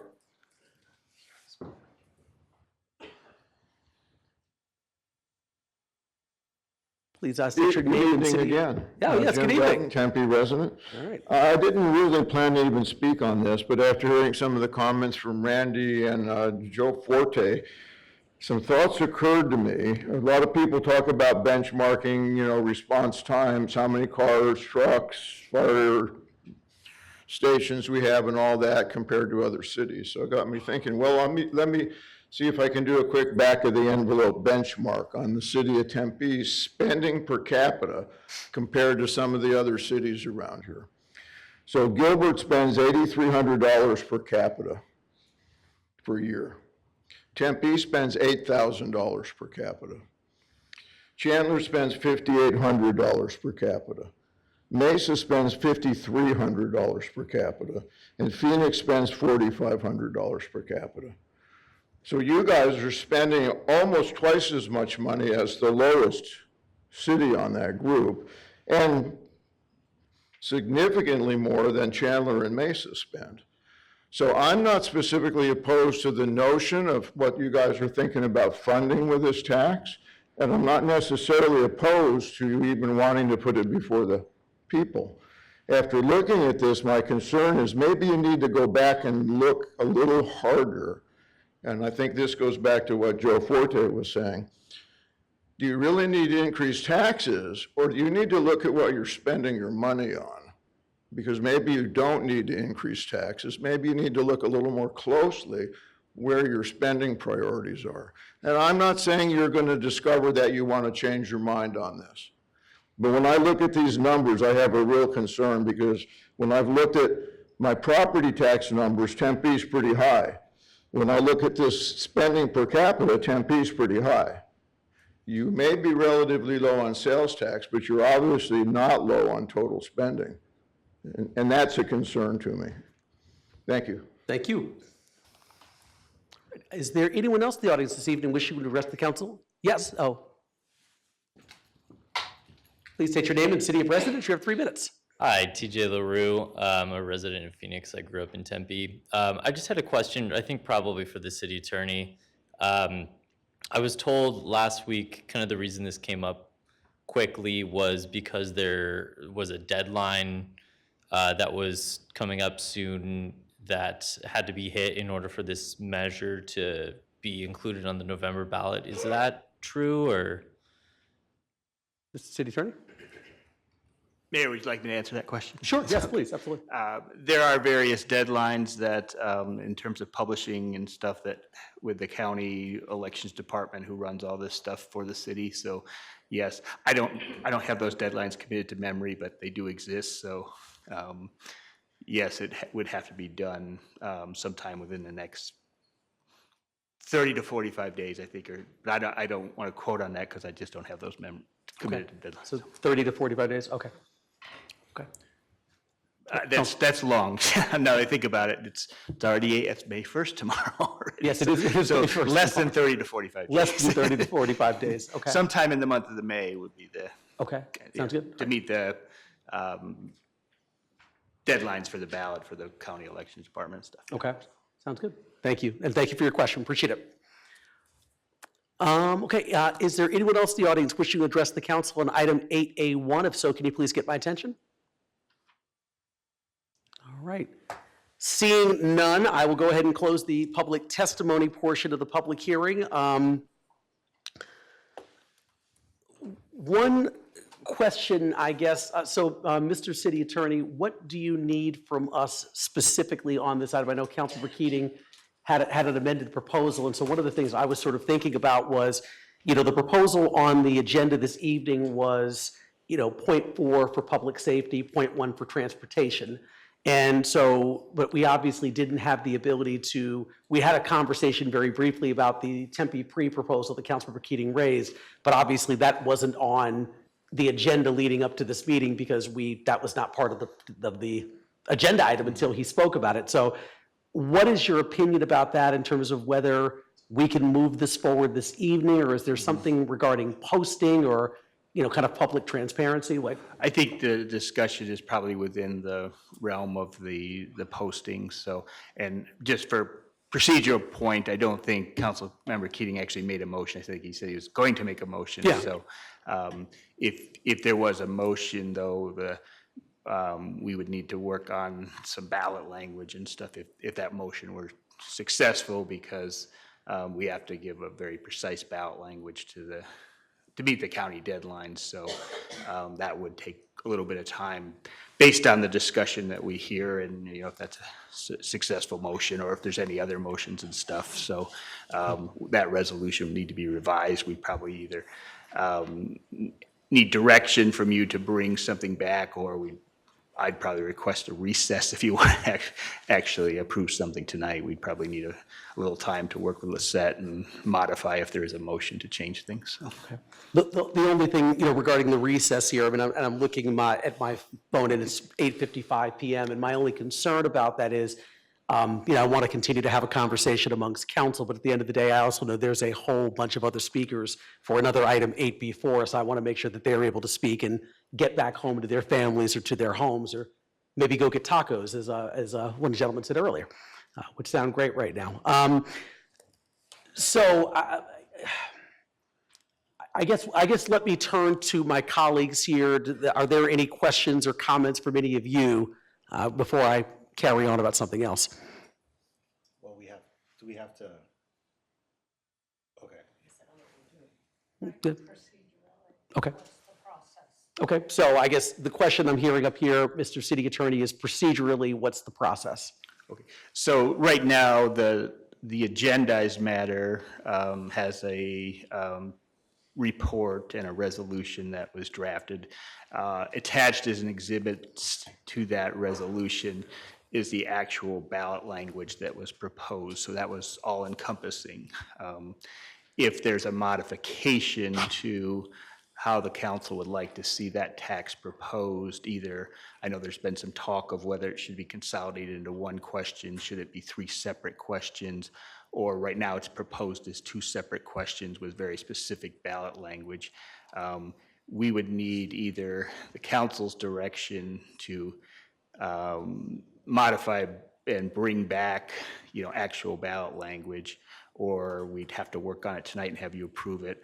Or alternatively, the third option, potentially you could tell us, this is generally what we want, and then authorize the city management to submit the ballot language in accordance with how you direct us tonight. So.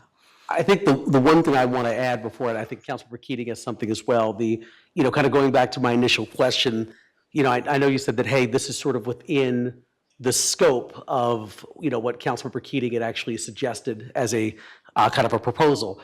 At the end of the day, though, I guess my only concern is, while it might technically kind of fall under that, and I agree that it absolutely does, I know that there were members of the public who weren't aware that the Tempe pre-presentation was going to be a sort of recommendation made by Councilmember Keating, even though it's something that I think is a great idea, quite candidly. But I want to but in some sense, I'm a little concerned because I would want to make sure that the public at least has an opportunity to know if there's an amended proposal that's out there before we actually would cast some kind of a final vote, I guess is sort of my issue. So in a sense, I know I'm not making a motion here because I'm frankly not even allowed to make motions, but there's a part of me that would actually like to see if there's some way that we could figure out a way to draft some kind of language, but to have it out there for another couple of weeks so the public at least gets a chance to hear about what was discussed this evening, and kind of they could kick it around and talk about it at home with their friends and family and kind of figure out what they think about it, as opposed to just saying we're going to go forward tonight when the public didn't know that Councilmember Keating was going to bring this up, even as much as I support what he actually said. Certainly, that's an option that's and maybe not articulated very well, but that's one of the options we can certainly get based on direction, which should be formal direction from the council tonight. If you want us to modify the language as it is, then you can give us directions and we can get that done as expeditiously as possible, get it posted on the city's website and send it out for public comment. I don't want to, it's not my place, but we can certainly probably do some public outreach and that as well. And then bring it back in a future meeting. We do have a regular council meeting scheduled for May 14th. There's also the option under your council rules in the charter, the mayor can call a special meeting as well. Either way, we'd confer with the clerk's office and just make sure that we, whatever you want to do as a council, we do it in time if there's going to be a ballot measure to make sure we meet the county's deadlines, which are somewhere around the end of the month, but I don't know the exact date, give or take. Okay. All right, Councilmember Keating? Thank you, Mayor. Do I need to read my, my amendment to AA1 again, Mr. City Attorney?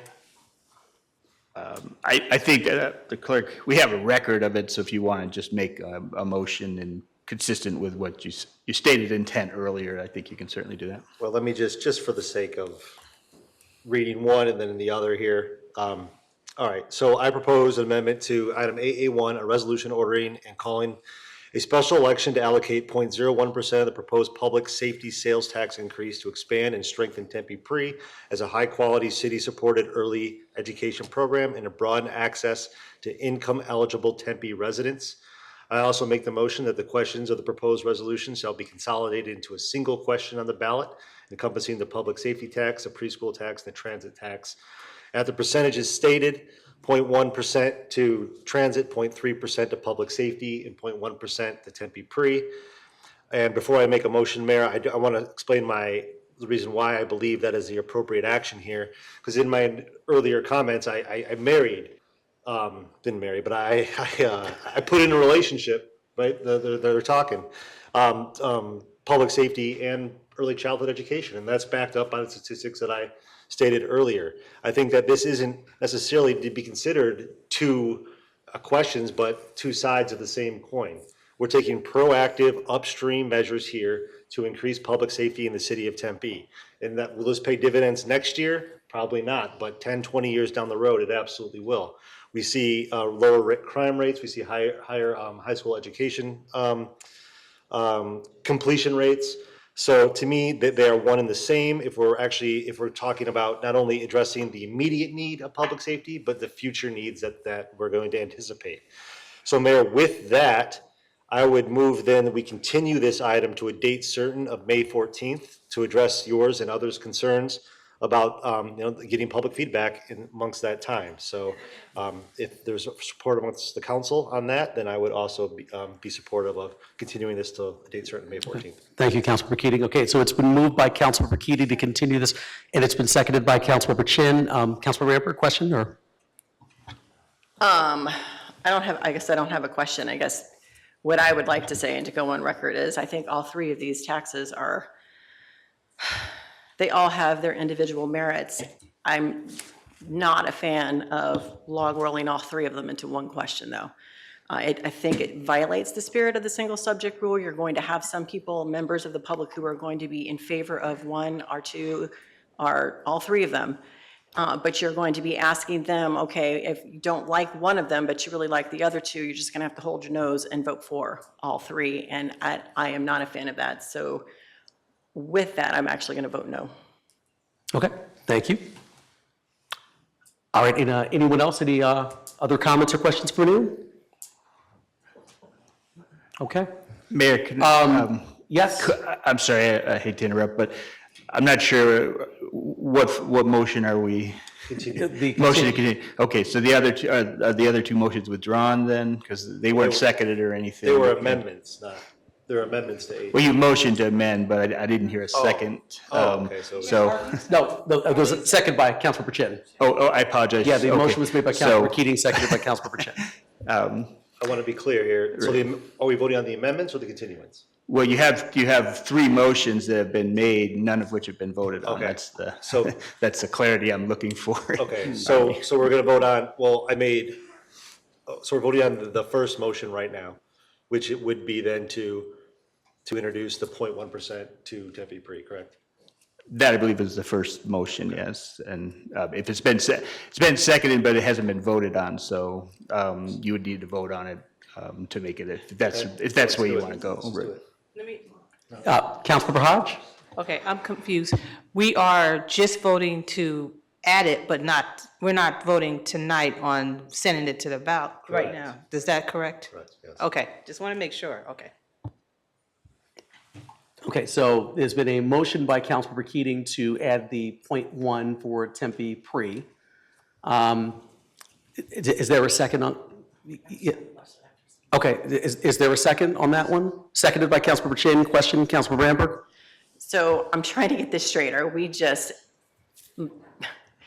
making an amendment to add .1 to, because right now the way it reads, it's .4 for public safety, it's .1 for transportation. So would this be number 3, .1 for Tempe pre, and then we're going to go on another motion and bundle all three together, and then another motion to continue the actual vote until next week? Is that what we're doing? Sounds like. I'm gonna have to turn to our city attorney again, I guess. It's Councilmember Keating's motion. If I will tell you what I think I heard is that the intent was to reduce the public safety portion by 0.1% and then replace that 0.1% with the new pre-K proposal. But I'd ask Councilmember Keating to confirm I'm accurately stating his motion. That is correct. So what you were saying, Councilmember Keating, was .3 for public safety, .1 for transportation, .1 for Tempe pre. That's what I said, Mayor, yes. Okay. So it's been by Councilmember Keating, it was seconded by Councilmember Chin to amend the language to that, with a proposal of that. Any other further comments or questions? Okay. I'm just gonna have to explain my vote again. Okay, Councilmember Amber? I think they should be 3 different questions, so I'm going to vote no because you're adding it to the public safety tax. Is this vote on the bundling, or is this vote just on changing the This the vote is percentages? just on changing the. Okay. Okay, I just wanted to make sure. Okay. All right, so the motion here is just about changing the percentages. Once again, Councilmember Keating's motion was .3 for public safety, .1 for transportation, .1 for Tempe pre. So that's the motion on the table, which has been made by Councilmember Keating and seconded by Councilmember Chin. Any further comments or questions on this item? Okay, then please vote.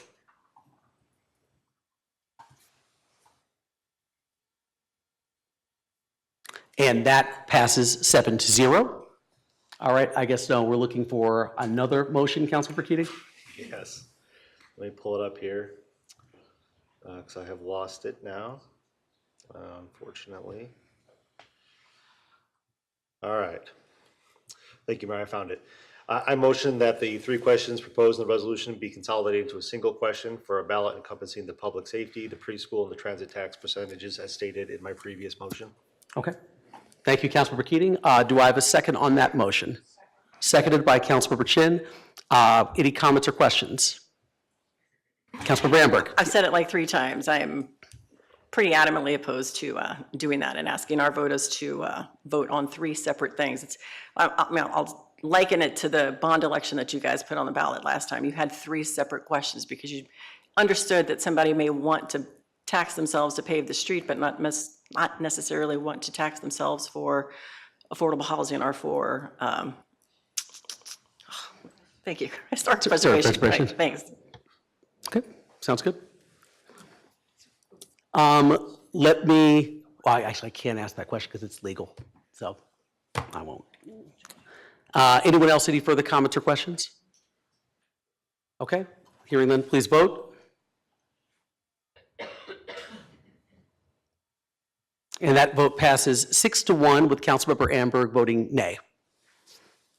And is there another motion? Mayor, I move we continue item AA1 as amended. Right, it's all right. That's what I sound like? Apparently so. Jeez. I move we continue item AA1 as amended to a date certain of May 14th.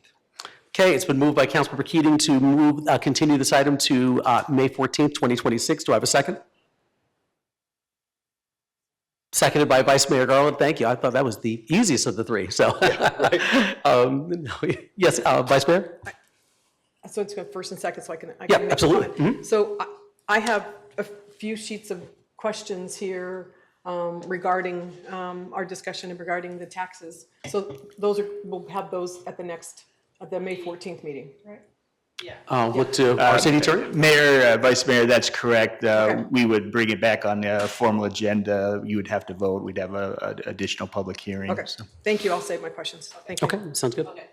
All right, so the motion has been made for the continuance to the May 14th agenda by Councilmember Keating. It was seconded by Vice Mayor Garland. Any other comments or questions?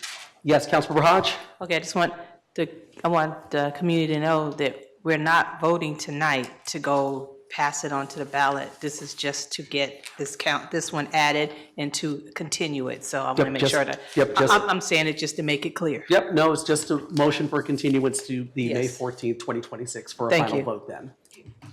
Councilmember Adams? So we're not, okay, so it's just. No, we're just voting on the continuance to move this item for a final vote on May 14th, 2026. So Okay. that's it. Okay, so once again, it's been moved by Councilmember Keating, seconded by Vice Mayor Garland. Please vote. And that item passes 7-0. Okay, let's see. I'm going to move up the next item here that has a lot of speakers here, which is item 8B4. Let me see here.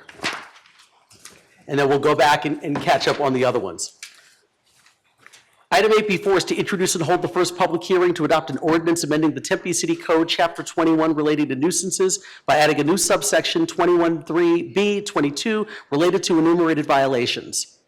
Mr. City Attorney, do you have a brief presentation on item 8B4? I do, Mayor. With your permission, I'll go up to the podium. I think it's easier for. Sure, absolutely, please.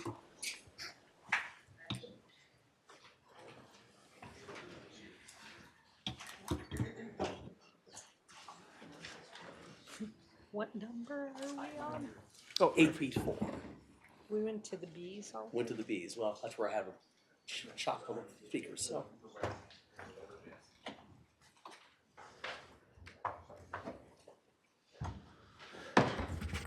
Thank you, Mayor, members of council. I was asked to give a brief presentation on this, and I will confess I drafted it, so it's fair. Just wanted to give you a brief overview of what we're bringing for you here today. It's a very straightforward single definition that we're proposing to add to the city's nuisance ordinance. On the screen here is a summary. It's not the actual language. Just a summary, 3 things that would be, and these are conjunctive, not disjunctive, so all of these things would have to be present for there to be a nuisance situation. First is a regularly occurring distribution of whatever, it's not targeted to anyone. It could be food, beverages, merchandise, or anything. Second, that there's a tie between that distribution, this regular distribution, and criminal activities or other public type offenses that occur in the neighboring area, and that it substantially interferes with the use and enjoyment of the neighboring properties.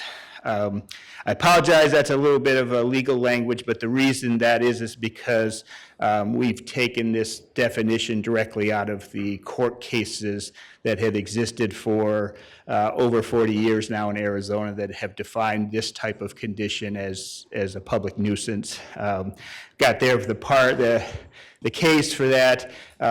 One of the things, though, even though it's been recognized as what we'd call a common law or court-recognized situation, our city enforcement people do not have the ability to enforce a common law as a common law violation. So by codifying what is already recognized in the law as a nuisance situation, what that does is that gives the city code enforcement and community development people the ability to enforce the provision through the city court system, and also use, the other advantage of that is they can also use their usual procedures that they employ that stop short. Before they get to court, they usually exhaust efforts to try and gain compliance. That's one of the city's mantras. So that's just a brief overview. One of the things I do want to point out, because I've seen some comments that, oh, you're just trying to target this one thing. The case that is, this is patterned after from 1985, the Armory Park case, yes, that was in relation to a food distribution. But the court in that case actually identified several other instances where these type of things that rise to a nuisance. So I wanted to point these out to you. I have a list here. These are the actual things directly out of the case that the court cited other cases that had occurred around in other states as, things that are common law nuisances. So examples are, there was even a cafeteria where a customer line blocked the neighboring businesses, a drinking establishment where patrons were noisy, and then that kind of behavior spilled over into the neighborhood. A cafe, even same thing, dance hall. So really what the courts have said is that a nuisance, even though your activity itself might be legal in and of itself, when there's a tie between what you're doing on your property that leads to, a destruction of the neighborhood, that can be actionable as a nuisance. So that's a brief thing. Couple things why, from the legal perspective, why we're proposing this. We've all heard of Preposition 312 allows the property owners to request fund. But also, there's also been two very recent court cases around the state where cities have actually been on the losing side of cases that neighborhoods have sued the city for maintaining nuisances itself. So this is one of the things that's important, I think, for the code enforcement aspect of this, to make sure it's codified, is gives the ability of the city to proactively address problems. Hopefully, we don't ever get to the point like Phoenix or Tucson where they actually had and lost in court for not addressing these conditions. So that's just a kind of a brief summary for you. I'm happy to answer any questions. I did, because it's so short, I put the whole language. That's the one addition. I'm happy to answer any questions you might have. So. Okay, thank you, Mr. City Attorney. So just as a note too, I know just wanted to emphasize from the presentation that this is relating to private property. So not parks or public streets, but this is really about private property issues. This is not, there's been talk, and I know there is ongoing public outreach as far as parks ordinance, special events and stuff. This is specifically, and if you look at the first line, you'll see it's a maintain on private property. Yeah, so this is a specific scenario that occurs from time to time, and that's one of the things that we added regularly to make sure that it's not overreaching necessarily. And if you have one party, a graduation party at your house, and it happens to, that doesn't necessarily, this is not going to be a code thing, it's a regular thing that creates that, and that's what the courts have said. So, but yes, definitely to answer your question, private property. So. Okay.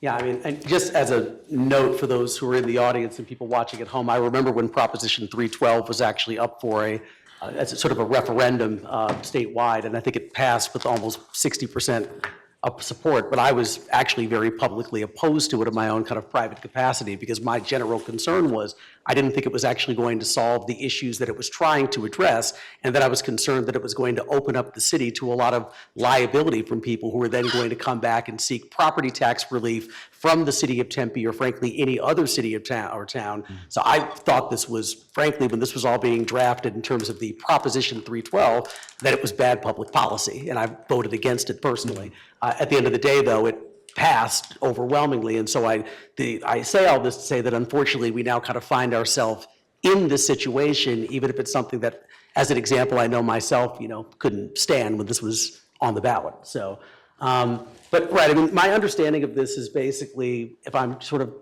breaking it down to, let's even say myself, I don't want to use any of my colleagues as sort of my examples here, but it's the example of I have a party in my apartment, as an example, and I invite people over to listen to some music, and I'm serving drinks and food or whatever else. Pretty much as long as all of that happens and then all of the guests go home at the end of the night and there's no other issues and it's not causing problems for the people in the apartment adjacent to me or something on the outside, then it basically, I can do whatever I want. It's only if for whatever reason I'm doing something on a consistent basis and it's spilling over and causing problems for people kind of in adjacent areas, that would be the only issue. So it's basically just, kind of an accountability thing about making sure that you take care of your own kind of situation. Certainly under this amendment, proposed amendment, that's correct, Mayor. And I trust you wouldn't have a nuisance party at your. I'm way too boring to have a nuisance party. Me too, but there are, I just want to acknowledge and make sure it's clear there's potential overlap. So this council adopted a nuisance party, some amendments to that not too long ago, which are more of those singular, addressed to the singular things. This would have to be an ongoing and regular occurrence to give rise to anything under this particular code. And just as a note too, I mean, this would be, potentially very helpful in terms of dealing with short-term rentals, I would imagine. I mean, and I'm not saying that everyone who has a short-term rental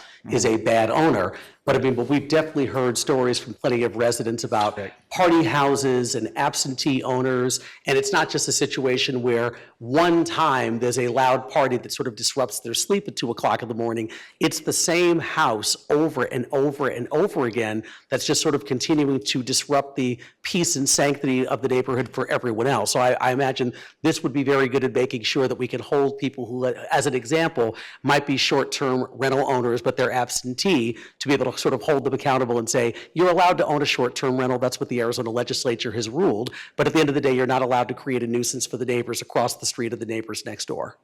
Mayor, that's absolutely correct. And that's why one of the reasons I put this slide together to kind of point out that, there are a lot of scenarios. It's not just one scenario. Your example of a short-term rental that turns into a party house where every weekend they have, even if it's different people that are renting, if they're having the same parties and their guests are spilling over into the neighbors' yards, committing those, kind of public offenses, defecation, urination, falling asleep on somebody's front lawn, for example. Anybody, and it's facially neutral, so anybody who's maintaining their private property in such a manner is going to be potentially subject to the nuisance. Okay, great. Sounds good. Okay. Thank you. Anyone else? Comments or questions from the council members? Vice Mayor Garland? I'm just going to say that I really appreciate this. This seems like something that we should have been thinking about when we did the nuisance ordinance at the first time. So I'm glad that we're getting this clarified and set up now. So thank you. Vice Mayor, I apologize. I was at those meetings. We did not bring that up, but no, this was an ongoing issue. It's been on my list that I've wanted to do it just because of, it's kind of a gap in the city's enforcement ability, so. I appreciate it. Thank you. Thank you. Councilmember Chin? No? Oh, okay.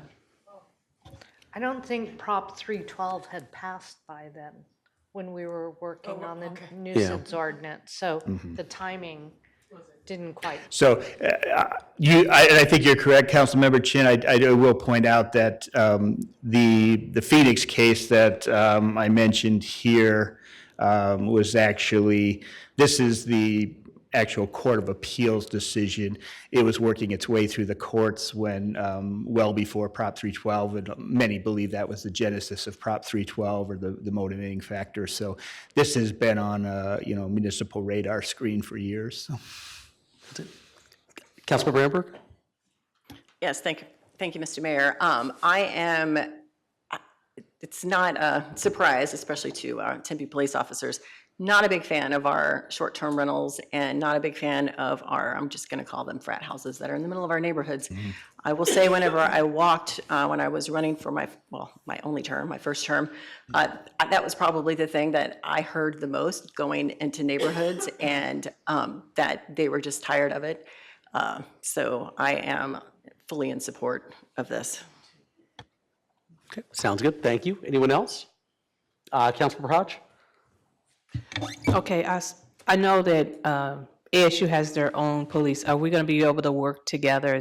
I know this is the city of Tempe, but is this going to be something that can be conjoined with ASU police too? We can certainly work, and I know the there's already existing cooperative relationship between the respective police departments, and as you all know, there's it's kind of a jigsaw puzzle. What's Yeah, what's that's what I'm saying. university? What's city? Exactly, that's what I'm certainly, we saying. can work Yeah. together in terms of actual enforcement. If it was related to, you know, if the and this is, and ASU wouldn't be private property, and even then, if it's ASU campus property, our code enforcement probably wouldn't be able to enforce this on the ASU property, but there are a lot of other mechanisms, the weekly or regular meetings with the PD and stuff, and cooperative. And as I mentioned, there's several other tools like the nuisance party and things like that are potentially applicable, just depends on the situation. So this is addressed to the long-term problems, so. Thank you.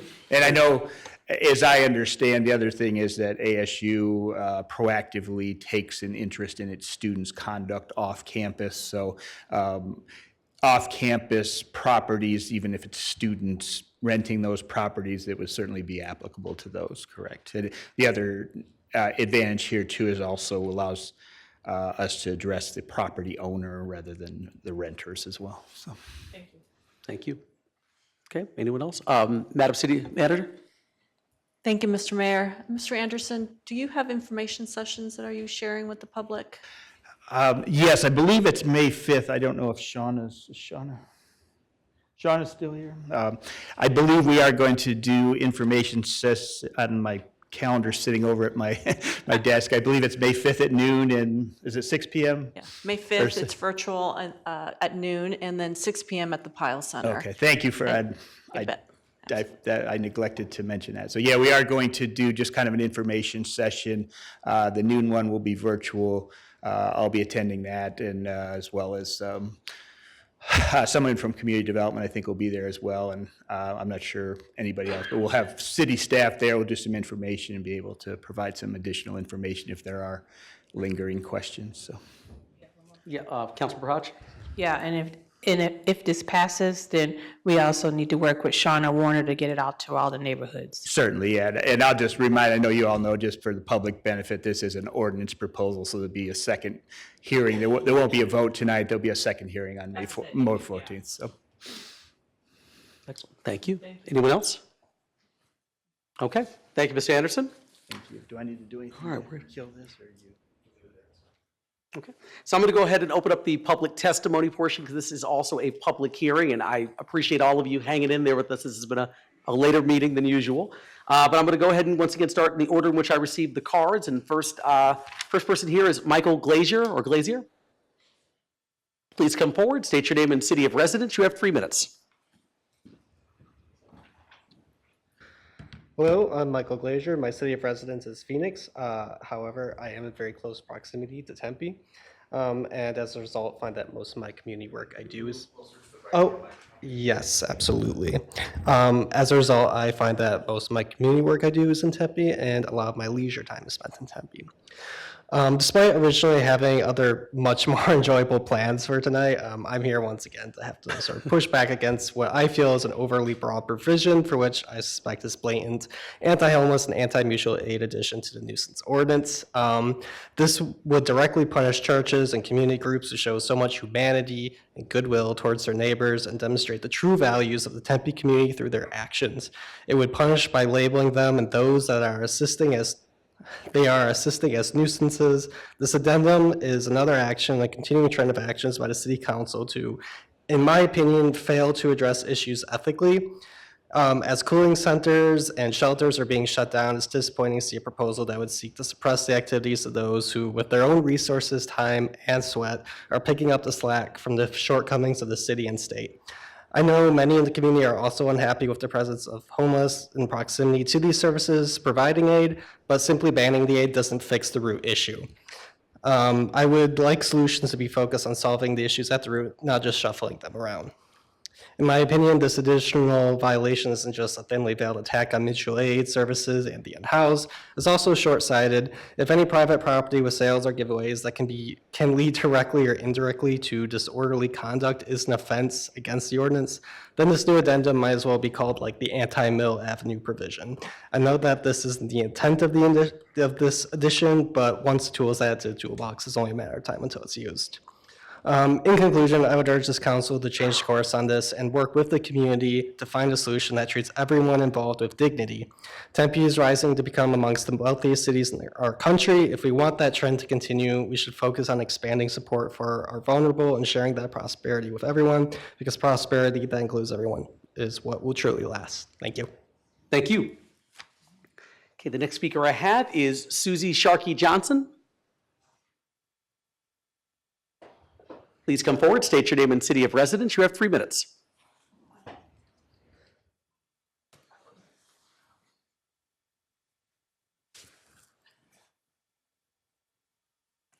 Good evening, Mayor, Vice Mayor, and Council. Thanks for having me. My name is Susie Sharkey Johnson. Move it. This one? Okay. My name is Susie Sharkey Johnson. I'm a Daly Park native. My parents, sister, and family have lived in the Daly Park neighborhood since 1970. This is our home, where we were raised, bought our homes, have raised our children, and now are entering the era of a 4th generation in Tempe.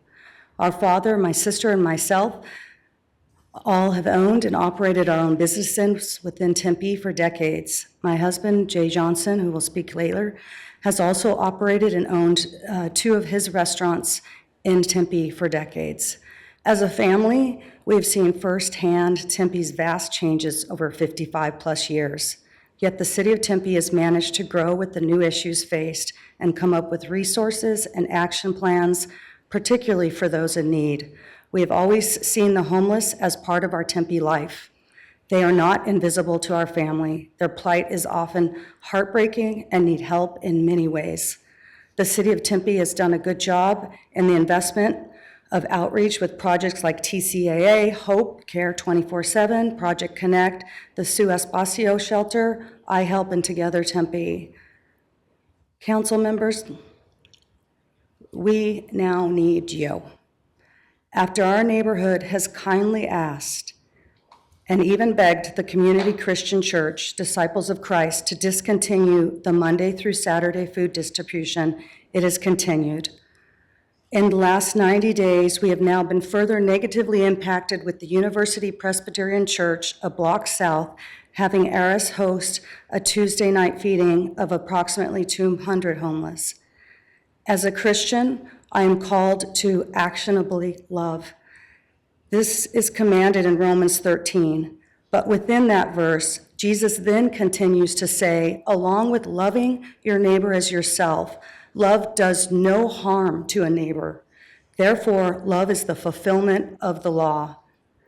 Care for the homeless, especially those addicted to fentanyl or meth, requires love coupled with wisdom. My family can personally speak volumes on this topic. We have dealt with addiction, seen the destruction, felt the tragedy and loss so deep it hurt to breathe. But we've also been privileged to witness addiction being overcome and precious lives restored. Addiction is an extremely difficult terrain to navigate. There is no perfect path, but giving someone a bag of food and removing personal accountability from the equation is doomed to fail.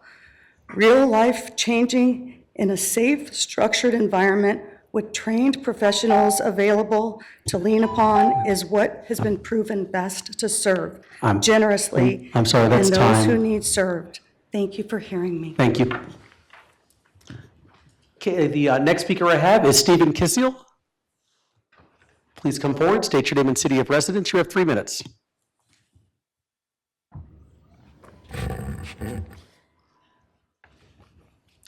All right. Mayor Woods, Madam Vice Chairman, council members, good evening. My name is Steve Kissel. I'm a resident of Tempe. I am also the chair of the Daly Park Neighborhood Association, and behind me I am supported by other Daly Park residents that have come here to listen. Now, the reason we're here today is to support the code updates prohibiting free needles, free food being distributed in Daly Park. This includes a nuisance ordinance 02026.20. Here are the 3 reasons that we support these codes in this ordinance. The church right next to us, which Susie just mentioned, next to our park, exactly right next to our park, supplies free food regularly to the homeless, which has brought in serious nuisances and crime in our neighborhood. And by the way, there have already been 3 felons arrested in our park during police investigations. Now, we feel organizations like this church should deliver services in ways that are responsible to those who live and work and attend school nearby. Now, a good ordinance does not ban compassion. It structures compassion so that the children in the neighborhoods and the people being served are safe. Now, right now, let me share just a small sampling of what Daly Park neighbors have had to suffer through from the free feedings that happen at our church. There are multiple accounts of homeless sleeping and defecating in our alleys. I hear stories all the time. It's getting disgusting. Drugged out addicts coming to and from Daly Park have been seen stooped over, and frozen in our front yards. That happened to me. Drug deals are happening right in our front, right in front of us, because drug suppliers follow the free feedings since the homeless population are their customers. Not all of them, but many of them. Numerous cars have been broken into and ransacked for change, drug money. Neighborhood teens are solicited for drugs, and the females hear unsolicited sexual comments while walking or jogging by the homeless. Needles have been found hidden in the sand volleyball courts at Daly Park. They're next to trees, they're also in the trees, because the homeless do not want to be caught with them in case they're searched. Now, we have found fentanyl tinfoils on the ground in areas where children play. I have found them on the baseball fields. You touch them and you're in trouble. With the homeless, many times come mean dogs. These are just examples. I have 3 more pages of this. Fortunately, that's time, though. Okay, I do implore you to make these code changes and include these nuisance ordinances to make our neighborhoods safe. Thank you. Thank you, Mayor Corey. Okay, the next speaker I have is Timothy Appleton. I don't know if he's here. Please come forward, state your name and city of residence. You have 3 minutes.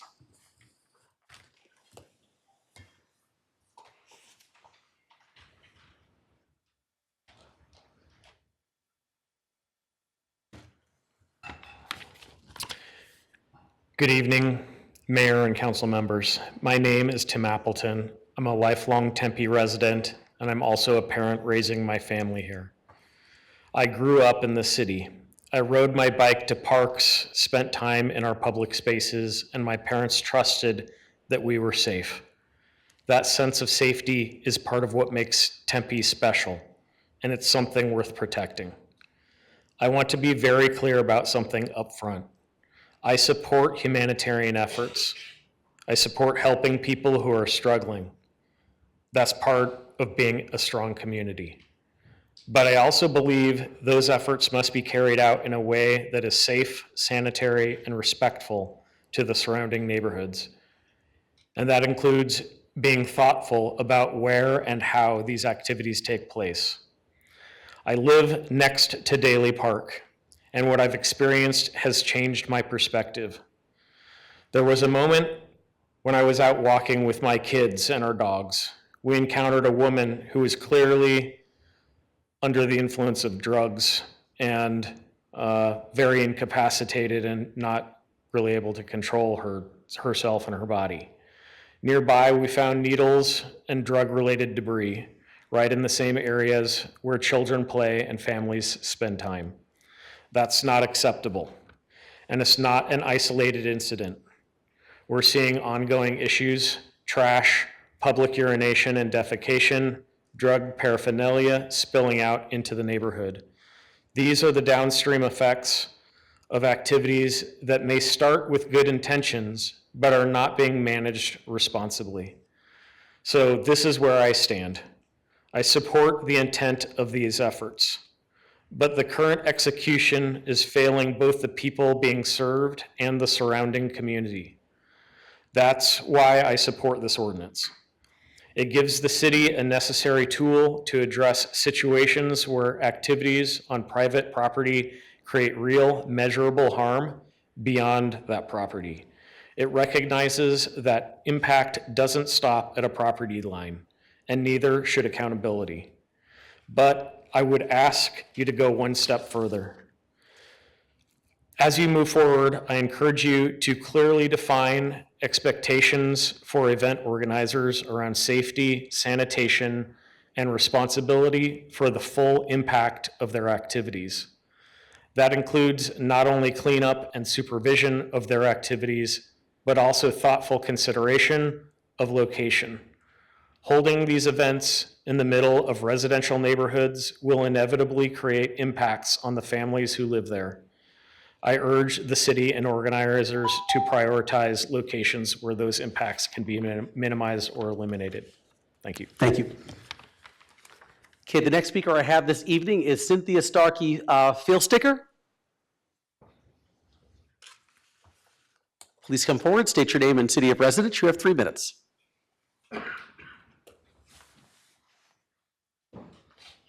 Mayor, council members, thank you. Did I very get that much. right by chance? No, it's Sharkey. Oh! But that's all right. My name is Cynthia Sharkey. I live in the Daly Park neighborhood of Tempe, as do my parents, my sister, my son, my nieces and nephews. I am not an outsider coming in from another neighborhood, zip code, or city. What occurs in the neighborhood directly impacts me, my family, and my friends.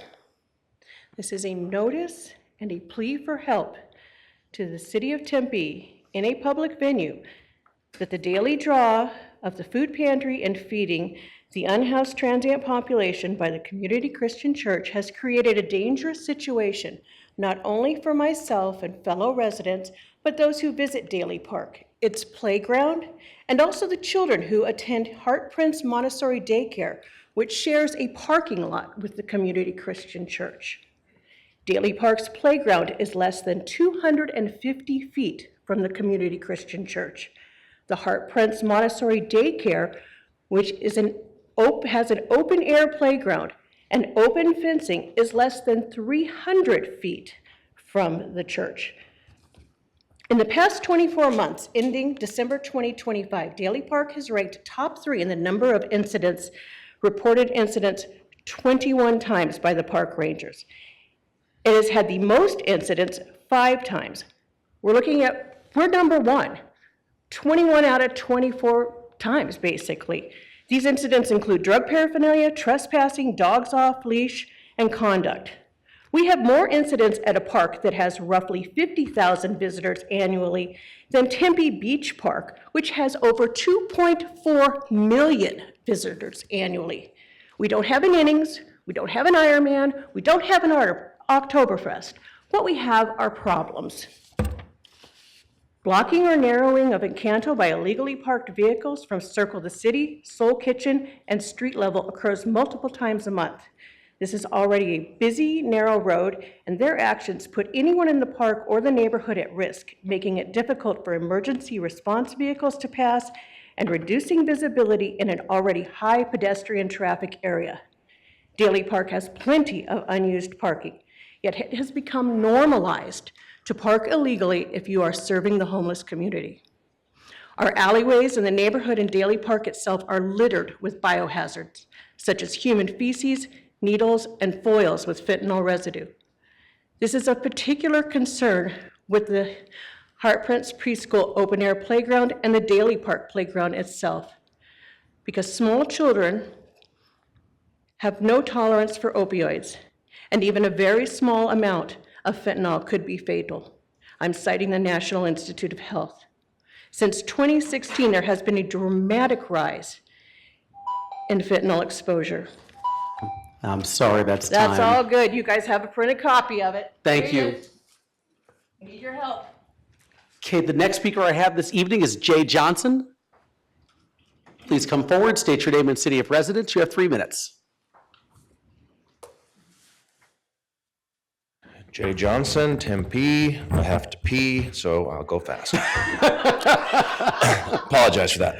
I live a block from Daly Park, and I've operated 2 restaurants in Tempe for over 20 years. I urge you to support this nuisance code. Those 3 conditions on the screen have been present in Daly Park for years, and currently it's grown to a crisis level. I appreciate your valuable time and the resources have been spent on this and are going to be spent on it. I believe all of this in this room and online, we have compassion.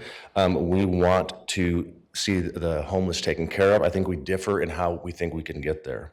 Growing up, I often went to school hungry. It sucked. However, I acknowledge we probably differ on our solutions, but many solutions have been tried across the country, and you don't have to wonder what happens. You just look at history. Portland, Seattle, San Francisco are in crisis mode. Daly Park is just the tip of the spear if we don't do something in Tempe. This nuisance code is a good first step. As a business owner, one of them is on Broadway Road. We deal with theft, vandalism, loitering, drug use on premise, around premise.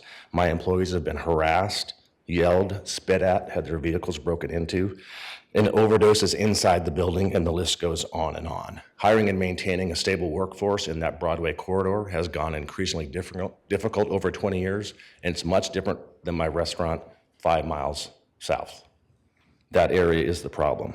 So why would you work in that environment when other areas don't have those issues?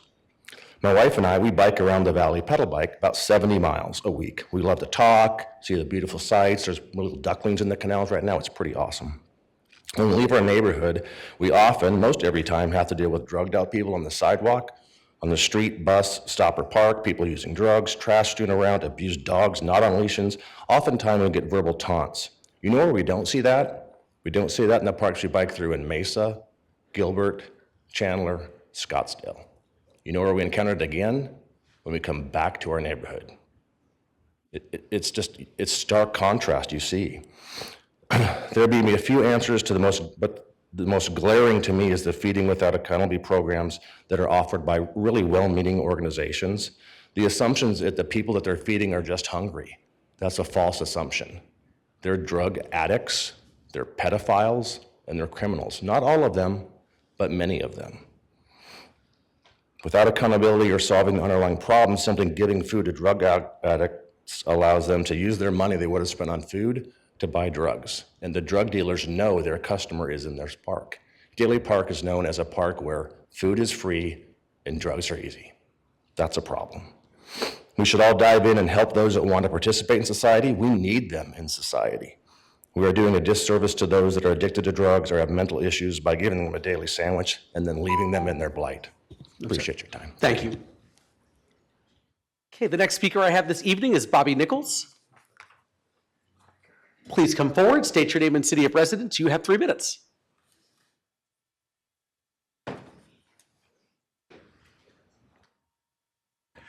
Good evening for the 3rd and final time, City Council. Thank you very much. I'm Bobby Nichols. I live in Tempe. So 2024 is Proposition 312, a statewide ballot initiative which a majority of Tempe voters oppose, much like yourself, Mayor Woods, enables owners of private property to apply for the reimbursement of documented expenses incurred to mitigate the effects of public nuisance upon their personal property. Importantly, any such expenses must have been paid to mitigate the actual effects of a public nuisance on the applicant's private property. Applicants may not claim reimbursement for expenses paid to mitigate the effects of a public nuisance upon public property or upon another's private property, nor may applicants claim reimbursement upon witnessing a public nuisance that does not have any actual effect upon the applicant's own private property. The language of Proposition 312 appears in fact to contradict the background information provided for this proposed ordinance, which would modify, as we know, Tempe's nuisance laws to include the regularly occurring distribution of food, beverages, merchandise, et cetera, et cetera, et cetera. The fact sheet prepared for this vague ordinance states that Proposition 312 imposes an obligation upon cities to address public nuisances even when occurring on private property. That is an incomplete statement of law at best. Proposition 312 does permit applicants to request reimbursements for expenses incurred to mitigate the effects of a public nuisance on their own private property, and reimbursements cannot be claimed in response to the existence of a public nuisance which does not occur upon and or has no effect effect upon their own actual owned private property. The proposed ordinance also appears, as was mentioned in the presentation, which I was not expecting, to implicate the owners of local bars and restaurants. So does every business with a liquor license now, would we expect them to be held criminally liable for the drunk patron who relieves themselves on the sidewalk? And shall the city be then financially liable in turn? The other side of this too is Arizona State University provides food every single day for the students who, as we've discussed here, have created some of these very situations. Now is ASU going to be able to be held liable for that in a criminal nuisance sense, and then would the city also be held liable from a financial perspective? Beyond that, I really think that we should focus our policy making in this case on the data that exists. And there are public policies that work to address homelessness, as I've discussed in other times.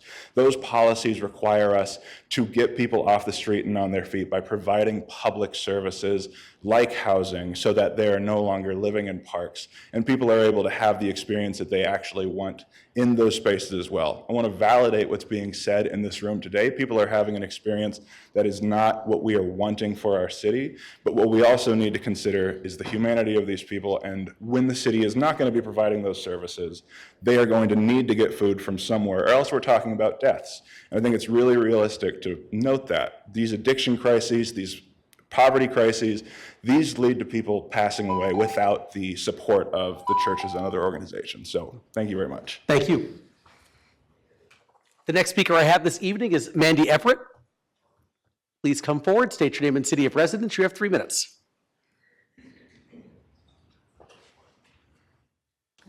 Hello again. My name is Mandy, Tempe resident. Oh, yeah. Can you hear me now? Perfect. My name is Mandy. I'm a Tempe resident. I am a renter and a worker, and I'm not a property owner. I'm not a business owner, but I hope my opinion will still count for as much as someone like that. I was in agreement with the mayor. I also oppose Prop 312. I think it opened up unnecessary liability, and I also just thought it was unnecessarily cruel. I know some of the examples used were regarding house parties, but personally, this is not like the language is not how I would characterize a house party. I don't characterize house parties as like regularly or frequently occurring events where food is distributed. And I think it's clear that this is really more about mutual aid, and that's evidenced by the fact that even the supporters of this are talking about mutual aid efforts that are taking place in churches. So I think we should talk about it on those terms. And on those terms, I'm sympathetic to like feeling unsafe in your community, but I also don't think that stopping churches from doing community aid in their communities where they have every right to do it is going to solve the problem. It's not going to make homelessness go away. It might, push it to a different area, but it's not going to go away. I see homeless people when I walk in my area. It's not just because people are receiving mutual aid, although it might be attributed to that. Maybe they're seeing a little more, but it's not going to go away. I don't think this ordinance accomplishes what its supporters say it will. I think it's unnecessarily cruel, and I also think that if we really want to stop these sort of things, we should, again, go to the root. We should use an evidence-based, housing-first approach. You look at the data. We see around the world, not just here and in this country, when cities take an evidence-based, housing-first approach, they spend less, and people actually stay housed. They're able to become functioning members of society, tax-paying members of society. I just think that if we're serious about this, we should take that approach and not take this more, what I feel is a draconian approach. Thank you. Thank you.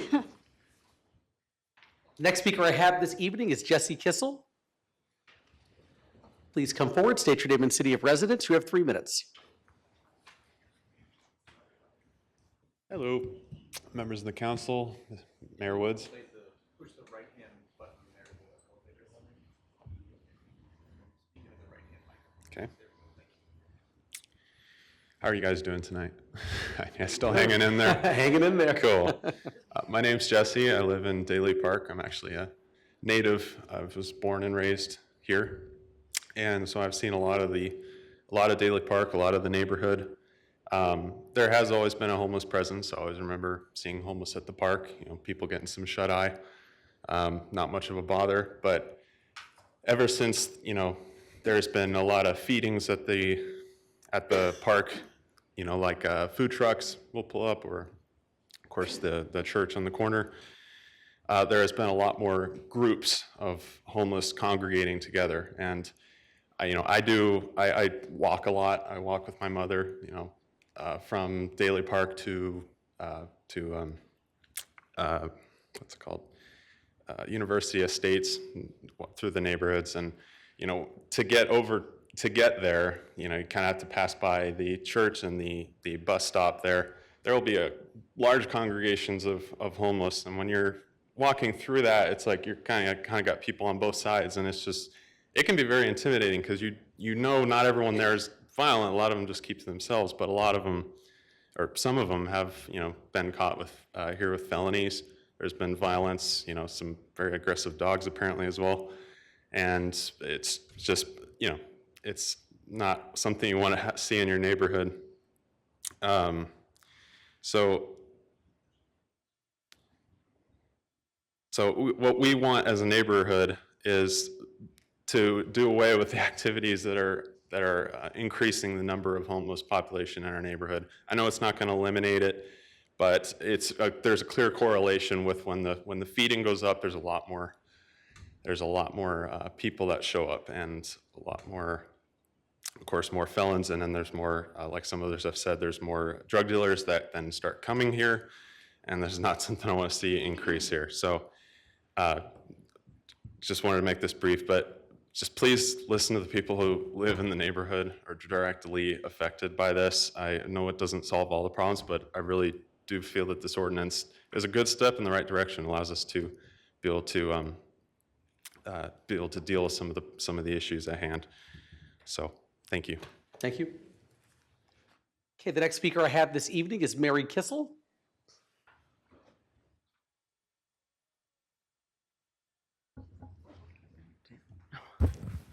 Hi, my name is Mary Ann Kissel. If you use the button on the right-hand side, you can lower it down there. Right here. I was going to say, this night there's been more lowering and raising of that tip that I've ever seen, so. Thank you. My name is Mary Ann Kissel. My husband and I have lived in Daly Park since 1989. We moved in. Jesse is one of our offspring, the youngest.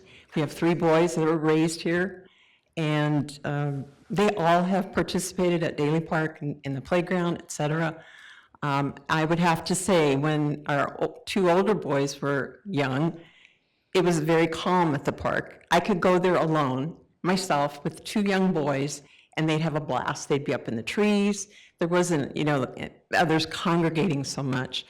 So Jesse came along a little later, and still pretty much the same. We're talking about he's born in, well, I won't say that. But here in the last 5 years, I have to say this is the worst I've ever seen it. And the issue really is the criminal activity.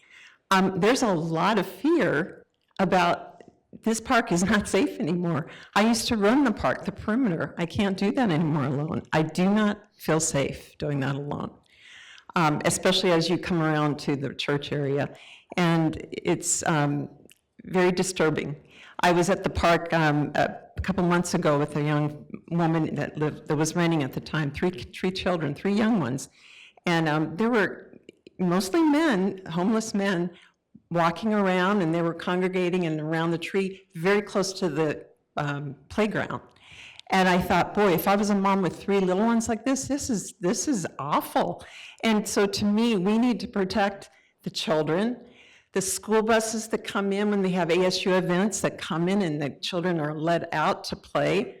If you have needles and you have fentanyl foil, I mean, who wants to bring their children here? Even tonight, I met a woman that was she was raised here, and she will not bring her children to Daly Park. She says it's not safe. So I see it not so much, you know, I don't think anyone's really against the homeless. It's more the criminal activity that comes from that and affects us directly. And it's not okay. It's not okay. And I really implore you to pass this ordinance on behalf of the children. The 12-year-old boy that was approached for drugs on a neighbor on our street, he ran home terrified. You know, what's this guy doing? We had 3 college girls, students from ASU. They're very concerned about going to the bus stop alone. You know, they're right off of Broadway Lane, but they just moved into this place this last fall, and they're like, if we had known, like, I don't know if we would have moved here. So, thank you. Thank you, appreciate it. Okay, the next speaker I have this evening is Brooke St. George. Please come forward, state your name and city of residence. You have 3 minutes. I have a lot to say. I'll talk quickly. My name is Brooke St. George, City of Tempe. The proposed amendment to Tempe's nuisance ordinance appears to be a broad overreaction to ARS 42-17451. That statute creates a property tax refund process when a city fails to enforce certain public nuisance laws on public property. It does not require cities to regulate private charitable activity, and it does not authorize cities to expand nuisance law into private gatherings, religious ministries, or community events. Extending the statute's scope onto private property goes far beyond what the legislature enacted and creates significant legal exposure for Tempe. The amendment is written so broadly that it would restrict the rights of every property owner in the city. That means it could cover a church potluck, a school fundraiser, a business promotion, or a neighborhood yard sale. This is a major expansion of municipal authority over normal, harmless activity on private land. The language also holds property owners responsible for the actions of people they do not control. If anyone who ever visited an event later trespasses, urinates in public, or engages in disorderly conduct, even off-site, the property owner could be cited. No bar, restaurant, or retailer in Tempe is held to that standard. Structuring enforcement around the behavior of third parties creates a tool that can be applied arbitrarily and unevenly. The ordinance relies on subjective terms like predictably and similar violations, none of which have defined thresholds. Without clear objective standards, a statute becomes vulnerable to due process challenges. Courts at both the state and federal level have struck down ordinances on exactly this basis. Because the provision applies to any distribution of food, beverages, goods, or merchandise on private property, it also encompasses activities protected under the First Amendment, including charitable outreach, religious ministries, political gatherings, and expressive conduct. Federal courts, including within the Ninth Circuit, have recognized food sharing and charitable distribution as protected expressive activity. Regulations that restrict these activities based on the behavior of third parties have not been upheld by higher courts. The structure of the ordinance also creates a high risk of discriminatory impact claims. The triggering behaviors listed, public urination, camping, drug use, are closely associated with homelessness and disability. When enforcement disproportionately affects a specific population or those who serve them, it exposes the city to equal protection and ADA-related litigation. The evidentiary burden is another major flaw. Enforcing this would require the city to prove that a lawful private activity directly caused unlawful acts by unrelated individuals and that those acts substantially interfered with neighboring properties, an unusually complex, resource-heavy standard that all but guarantees legal challenges. Finally, this amendment does not address the underlying conditions that lead to the behaviors listed in the text. Without parallel measures that expand access to restrooms, services, or alternatives, enforcement alone will not resolve the issues and may instead eliminate the community-based support systems that help reduce harm. For these reasons, it is important to pause, clarify the language, and ensure that any amendment is narrowly tailored, enforceable, and aligned with constitutional requirements and established case law. Thank you. Thank you. Next speaker I have this evening is Catherine May. Please come forward, state your name and city of residence. You have 3 minutes.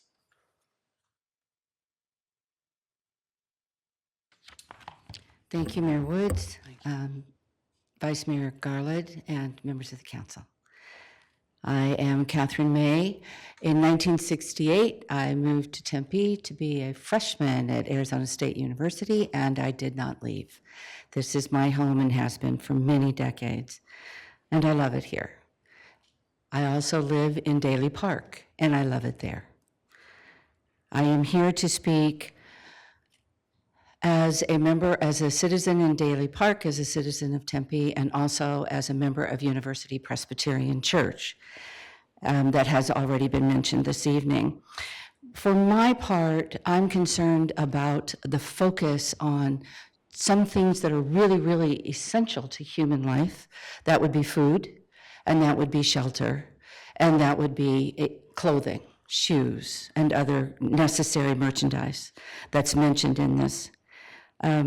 We're focusing on something that is essential to human life, but we're not focused then on something that needs to get addressed in a very serious way. We do definitely have a problem. The loss of food and the loss of merchandise is a pretty heavy price to pay for individuals just because I am a nuisance. So here we are. And here's what I'm going to suggest that we look at. We are a city, and we have concerned citizens. And we are a city, and we have concerned citizens. And we aren't dealing with the real issues that we need to through this particular proposal. It concerns me that what really isn't happening is what's at the heart of the problem, which is that we have in Tempe hungry and unhoused and poverty-related citizens and guests. It's not a monolithic concern. As a matter of fact, sitting here all night, it strikes me that there has not been one issue that came up this evening that doesn't touch the homeless, that doesn't have an impact on the least of these in our city. So I believe that these people are creative and competent, and compassionate. And it's collectively that we're going to be able to come up with some decisions about what really can work, instead of suggesting that people need to go without food and go without clothing and go without shelter. We have a lot of work ahead of us, and I stand ready to join you in that positive effort, along with many of the people who are here. Thank you very much. Thank you. The next speaker I have this evening is Dan Abbott. Please come forward, state your name and city of residence. You have 3 minutes.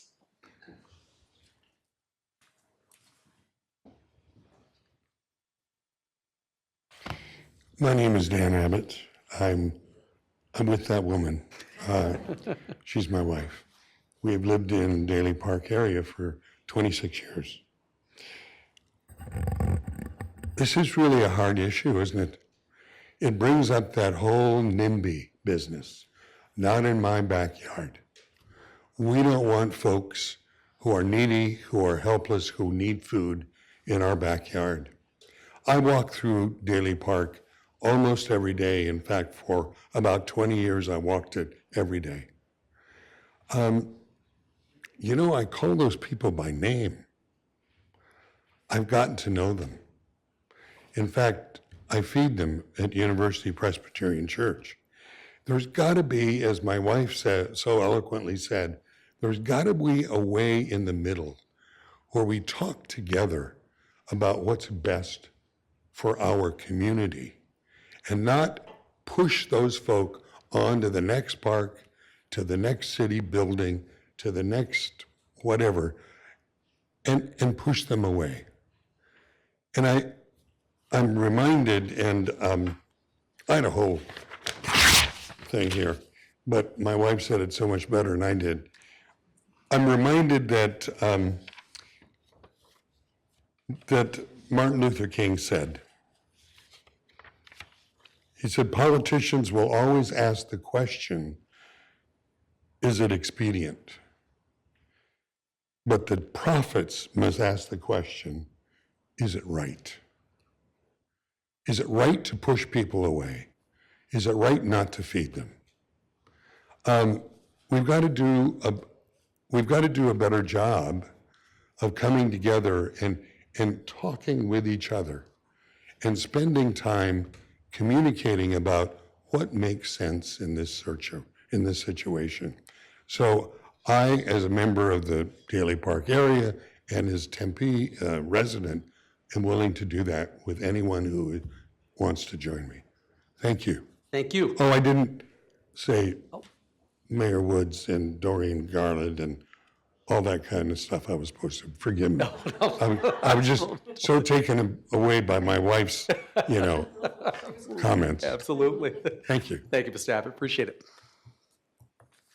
All right, that's all the speakers I have on that item this evening. Is there anyone else who wants to address the council on item 8B4? If so, can you get my attention?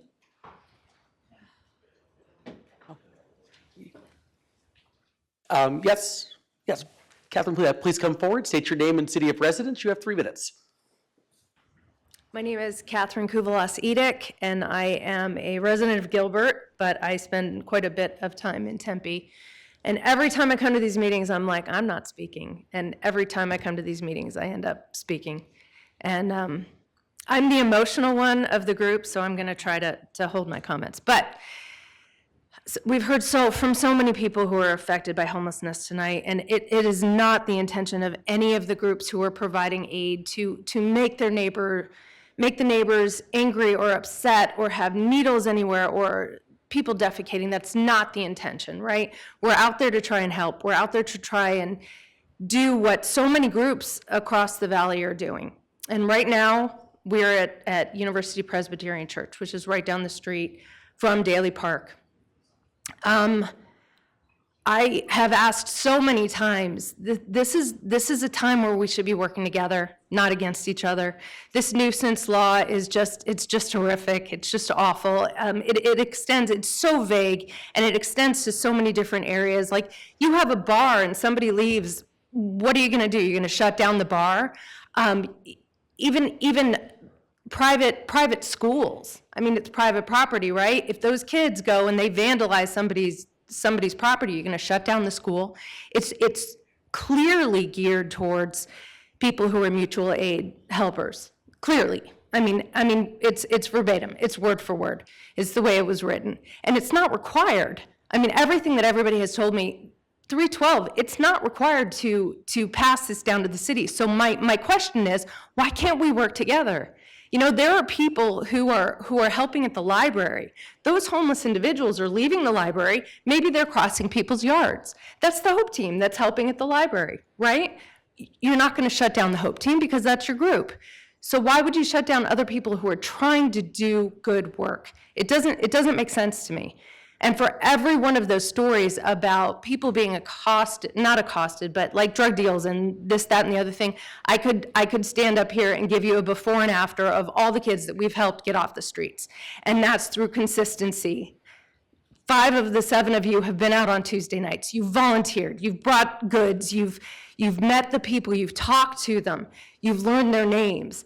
And that's what we need. That's what we need more of. And we're begging you literally to sit at the table and talk to us, to try and help these people and not just push them away. And it just is not working the way that it is now.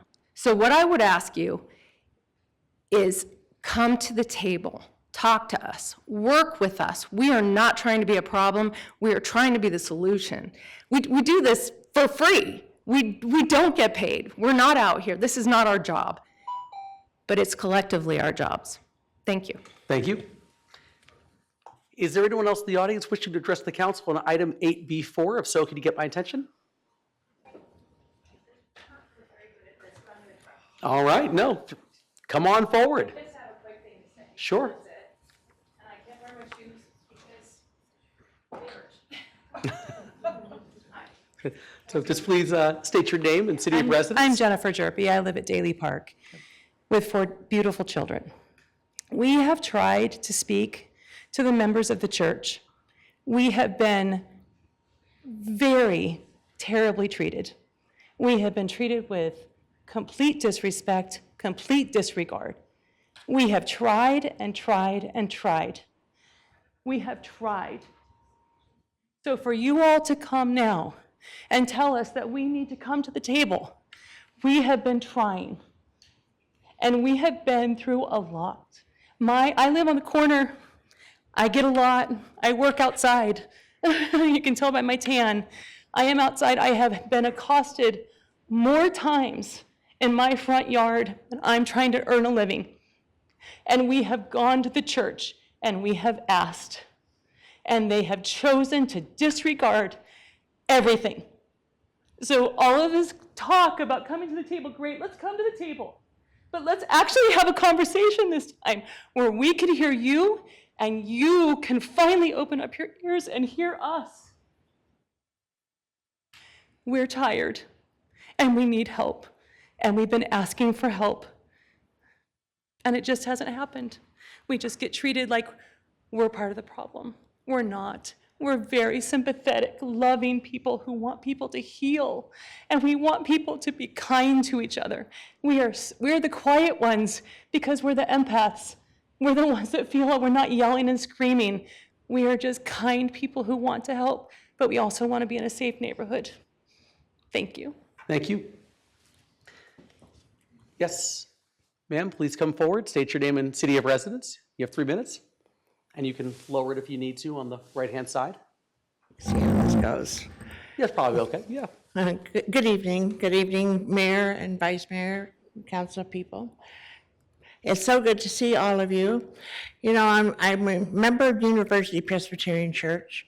We have a program at our church that provides clothing, that provides food, that provides services, referrals for rehabilitation, for housing, for medical care, to get vision taken care of every week. And that every week process allows those people who are struggling,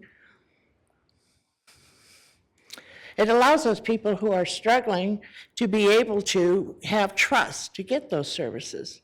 And that's what's made it very beneficial. And it worked when we worked with the city of Tempe. We had some complaints. So we had Sergeant Click from the police department come, plus other officers, which I don't remember their names. We had the city ordinance people come. We had the transportation people come. We talked about some issues that were going on in the community and had an outdoor meeting about how can we solve this? How can we make it so transportation isn't so clogged up and really causing problems? How can we meet the ordinances that the city of Tempe has for parking lots? How can we meet the needs of our guests that are going into the community, out in the community, and maybe causing problems and working with the police? That was a meeting that was very beneficial, and we made some changes, and they were valuable changes. But that kind of discussion has to continue. It can't just stop at one little shot. And it's so easy to point out problems. There's a problem, there's a problem, there's a problem. We need to have some solutions. And the solutions are working together. How can we provide food for homeless and unhoused and people in need? We have families coming to the church, families that have houses, but they can't afford food. Where are they going to get food for their family? We have regular families with children that come every week, and they're little children, babies even. But we do need to work together and solve the problem, not put a Band-Aid on it and try to put people in jail or cite organizations that provide those kinds of services. That's just a Band-Aid. That's not solving anything. So let's get together and do something. Thank you. Thank you.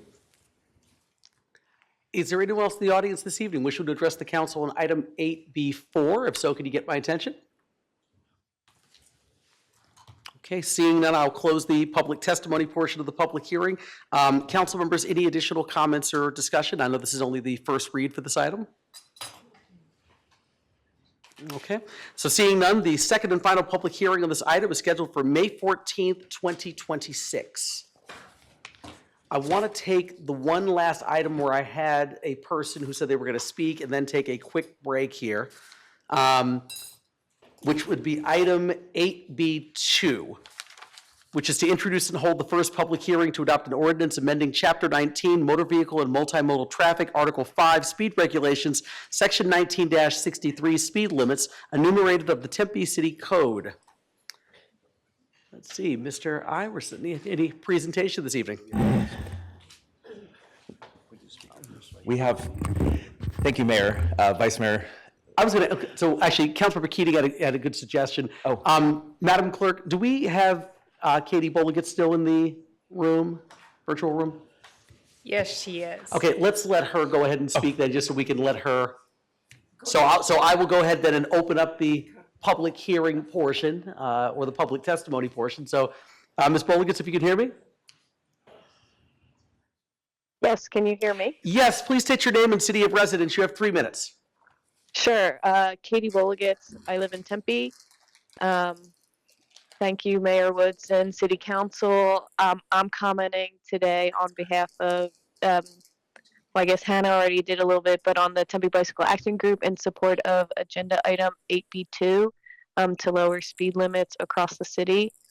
I guess I did this again. I did this at the Transportation Commission earlier, so I'm gonna steal staff's thunder again. And so city staff will be laying out clear reasons why these reductions are proposed, and so I won't reiterate them, but I will address some of the survey responses that are opposed to the speed limit reductions.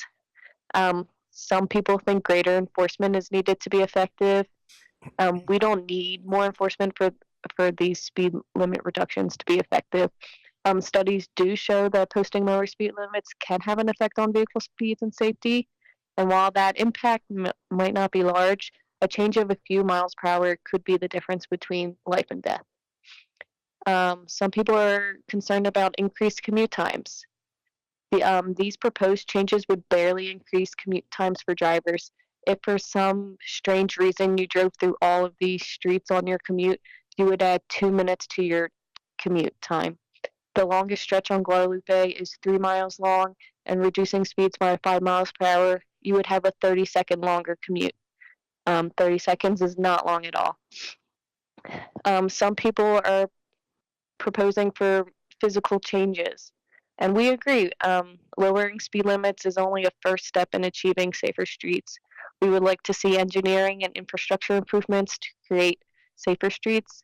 However, this opposition isn't necessarily against lower speed limits. It's just we would like to see the city do more. Some people think that this is a way for the city to increase revenue. I guess this is something you would need to address, but we would like to see any fines for speeding or any kind of fees related to this be reinvested into those streets or in that location to create better infrastructure to force drivers to drive lower speeds. Just to summarize, we are supportive of lowering speed limits, but we love to see street design in the future. Thank you. Thank you. Appreciate it. Is there anyone else wishing to speak on item 8B2 this evening? If so, can you please get my attention? All right, seeing none, sorry to do this. I think we're going to take a quick break right now before we even get started with the presentation.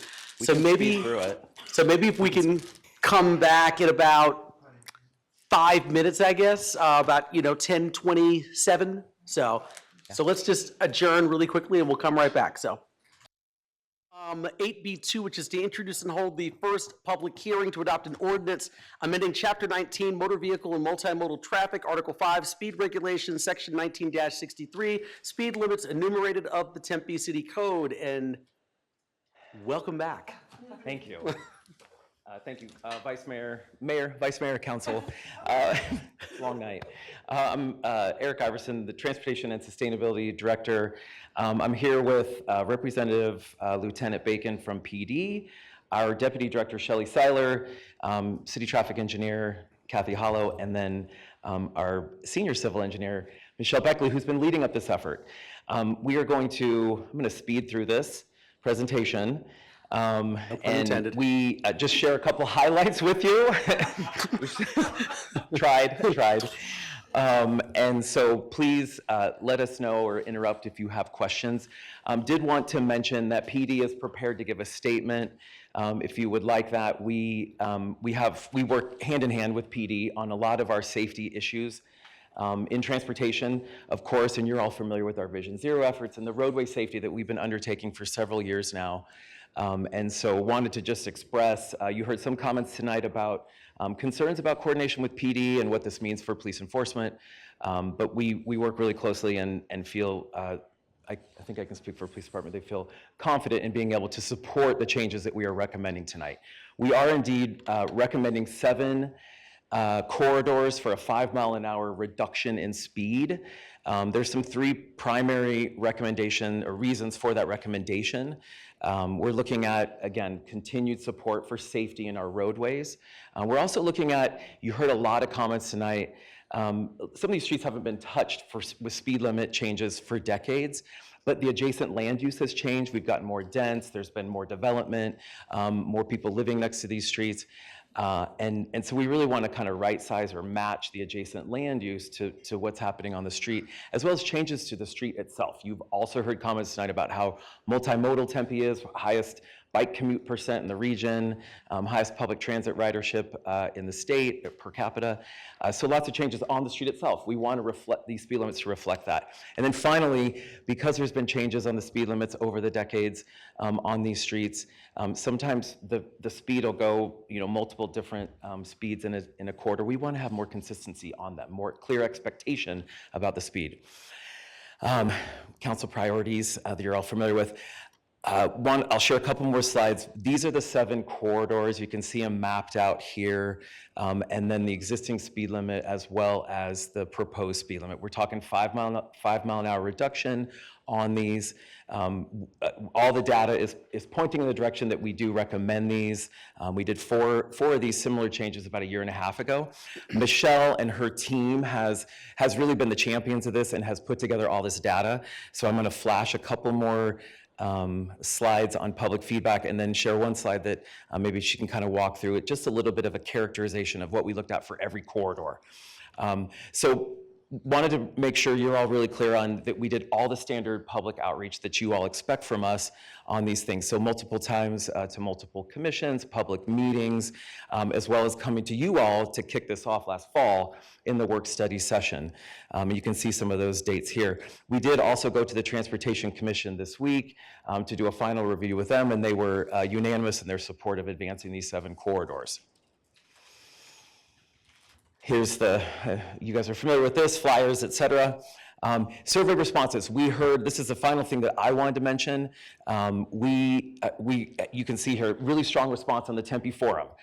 We extended the time period for the Tempe Forum because we were getting a ton of comments. We wanted to make sure everyone was heard. You can see here, we had nearly 670 responses from the public. Of those, 280 responses were self-identified Tempeans. Which is 42% of the responses. Those are mapped here on the screen. So citywide, we heard from 42% of the responses, 42% were Tempeans, and you can see where they identified their residents. And then of that, we want to be clear on this, we had 53% of those 280 responses in support of this project. If you put all of them together, the anonymous responses, we did not have full support. So we just want to make sure that we're clear on that, that when you aggregate all the responses, that included the anonymous, that we did not have the support, but the self-identified Tempe residents did show clear support for these 7 corridors. Couple themes on here. You heard a lot of comments tonight. I'm not even going to go through this, but we heard all sorts of comments as to why people are opposed to these. You can see some of the reasons here. And then, of course, in support, you heard many, many reasons tonight why people were expressing support of them as well. We had a great dialogue with the public. Felt like we were able to work through many of the data questions that we had, and that's partly why we extended the time period, and feel confident in advancing these 7 corridors. And with that, I wanted to give Michelle Beckley an opportunity to kind of go through some of the other data points that we use to develop these recommendations, and then we'll open it up for questions. Thanks, Michelle. Yeah. So sharing a little bit about the data that was considered for this effort, we are basing this off of national best practices, so the Manual on Uniform Traffic Control Devices and the FHWA Speed Limit Setting Handbook. So those factors are roadway environment, roadway characteristics, and some other factors including crash history, traffic volumes, and observed traffic speeds. And our main goal is establishing speed limits that support all roadway users. And just briefly, we have to process a lot of information as we're driving. Some of these factors are going to increase the amount that we're reacting and responding to. So just highlighting a couple, where locations have greater number of driveways, access points, if there's on-street parking, if there's greater level of peds and bikes walking. These are some of the factors that can indicate a lower appropriate speed limit. We'll talk quickly about what these characteristics look like when we reviewed for a particular corridor. This example is for 5th Street and Veterans Way. We are familiar with this corridor, but it provides access to downtown, close proximity to ASU. We have City Hall, other city facilities, many things that are generating a lot of peds and bikes in this area. We have a lot of signals, 2 of which support streetcar crossings. There's also been a lot of land use changes and increases in density, which are shown here in tan. So just quickly, this is the types of factors we're considering as we look at all corridors. Next, we'll talk about the crash data that was reviewed for each of the 7 corridors. We looked at the past 5 years of available crash data. This is from 2020 to 2024. In addition to the total number of crashes, we also looked at those that resulted in fatal and serious injury, as well as those that were indicated that speed was a factor. As we look at all the corridors together, we see that that percentage is about 22%. And I just want to make a quick note here that this is coming from the crash report form. If the officer noted it as speed too fast for conditions or exceeded lawful speed as the primary violation, many times there's a violation that is even more pressing as the primary. So I just want to make that note that this could be underreported, but we're seeing this as about 22%. With what we know about higher speeds causing more serious crashes, we see the correlation here, and we do see this opportunity for safety improvement. Showing an example of what the crash data review looks like for a particular corridor, we're showing here Broadway Road. This is a section where there's 2 pieces we're recommending for the speed limit change. That's shown here in the gray box, and the total segment length of these 2 sections is just less than 3 miles. In the 5-year period, there were just under 700 total crashes, which works out to about 1 crash every 2 to 3 days. The figure here is showing the crashes that were more serious, so serious injury in orange, and then the fatal crashes shown in red. With 17 of these more serious crash types, this is 1 serious injury or fatal crash on just these 2 segments once every 3 to 4 months. So this data is among many other factors, for example, considered for Broadway Road. This crash data does support the speed limit change that's proposed. So I'll turn it back over to Eric for some closing thoughts. Yeah, so this, again, the same slide you saw earlier, these are the 7 corridors that we're proposing that 5-mile-an-hour reduction, and we will open it up for questions. Great. Thank you so much, appreciate it. Yes, Councilmember Adams? Yes, thank you for the presentation, and I'm supportive of doing this. Safety first, saving, even if we save 1 life, it's worth it. So thank you very much thank you for presenting tonight to us. Thank you so much. Any other comments from council? Vice Mayor Garland? So I drove all of these except for 4A, so I can't comment on 4A. But it was interesting. I don't think I paid attention to speed limits. Let me just throw that out there first. But I don't think I really quite recognized sometimes where it would go from 45 to 40 to 45 and that it wasn't consistent. So anyway, I paid attention to it then, to really focusing, because that part of the documents that was sent to us earlier. So I mean, I like the idea of being able to do this, and I appreciate the fact that we had people who travel these roads, cycling on these roads or walking the roads, and recognize that this will make a significant difference. So I appreciate it. So thank you. Thank you. Yes, Councilmember Hodge? Yeah, I'm supportive. As long as you take Broadway off, you know.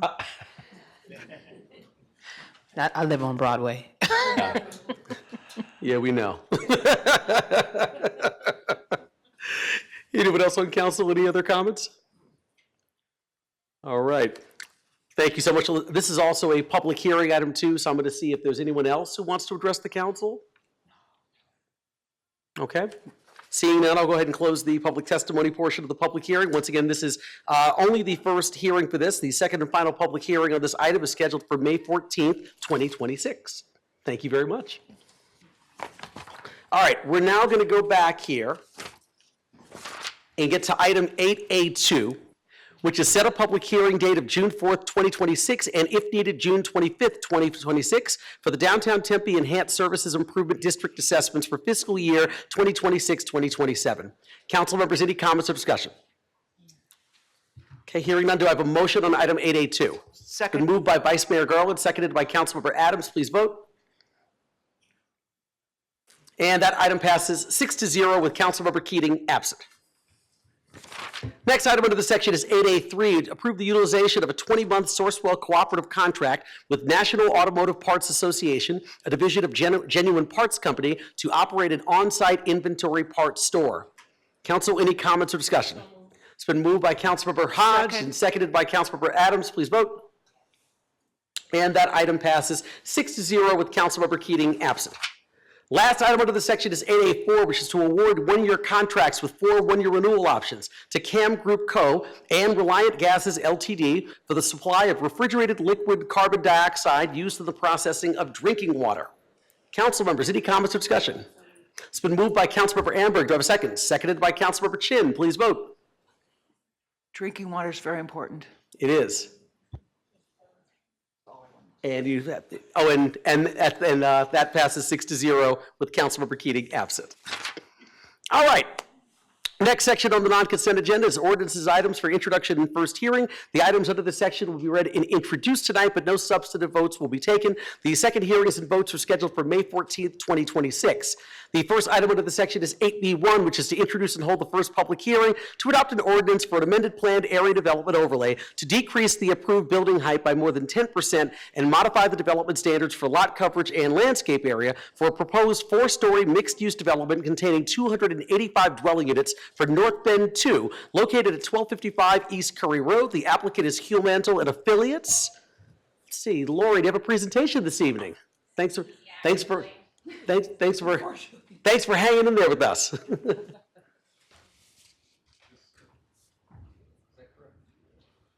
No. Thank you.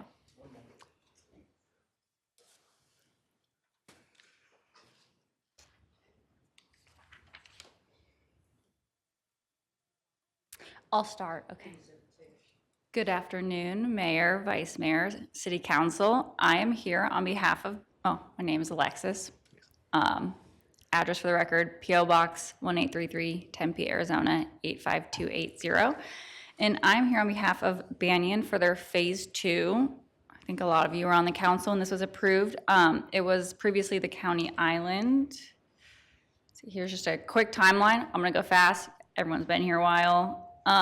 The 3 numbers in the bold are the ones that are changing. We're just here to request a PAD amendment to increase the lot coverage, decrease the landscape coverage, and then decrease the maximum height.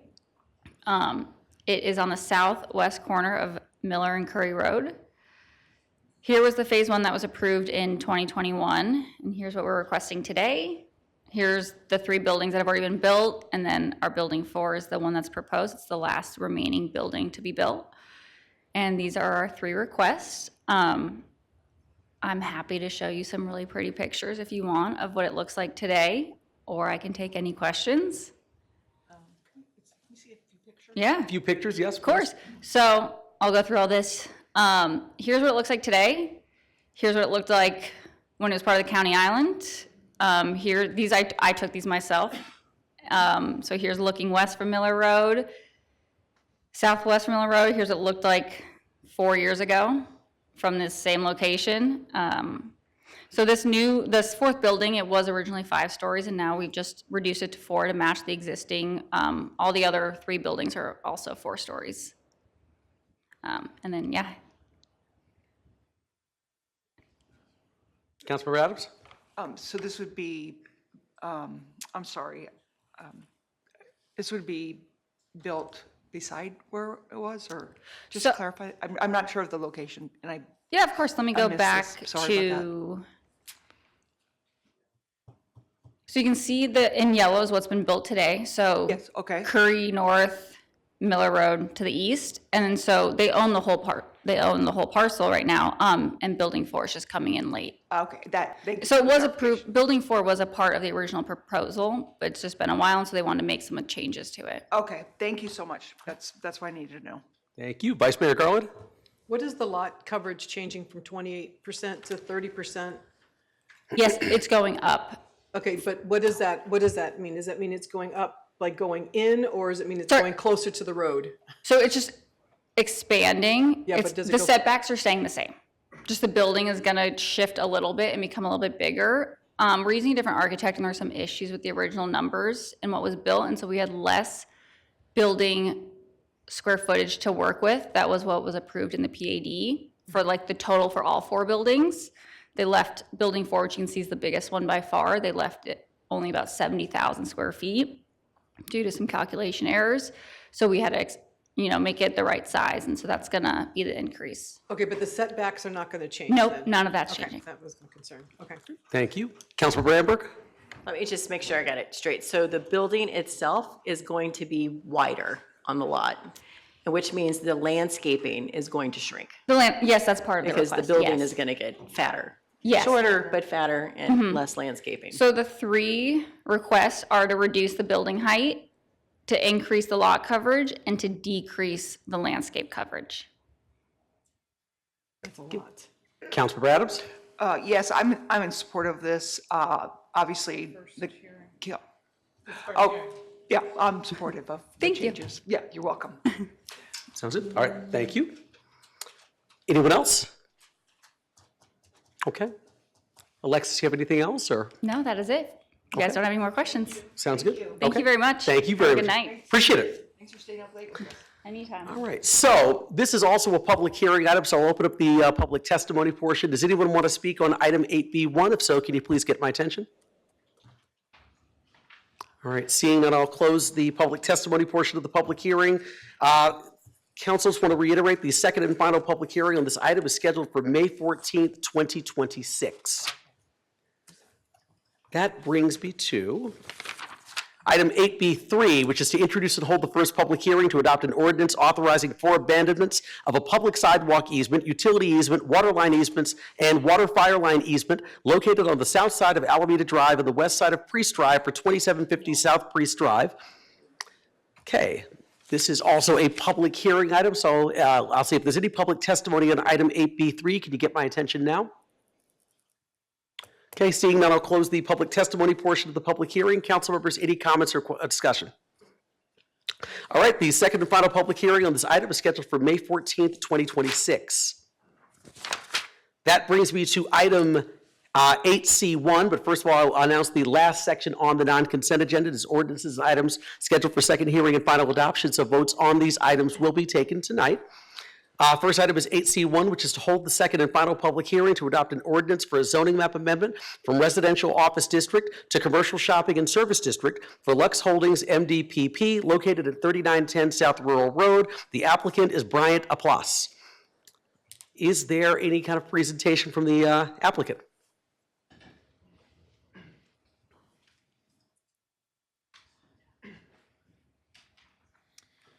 Thank you, Mayor and Council. It's been a long night. I think my name is Alex Hayes. Obviously, this is the second hearing on this. You probably recall this presentation from last week. I have the same presentation. I'm happy to go through it for you, but you might be better served if I just answer questions. Yeah, I think we're good. I think we're good, yes, especially for the public, given that we did have a full presentation during the first public hearing for transparency purposes.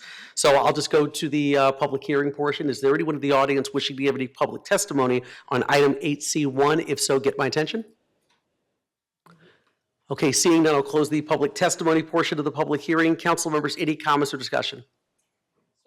Second. Okay, it's been moved by Councilmember Hodge and seconded by Councilmember Adams. Please vote.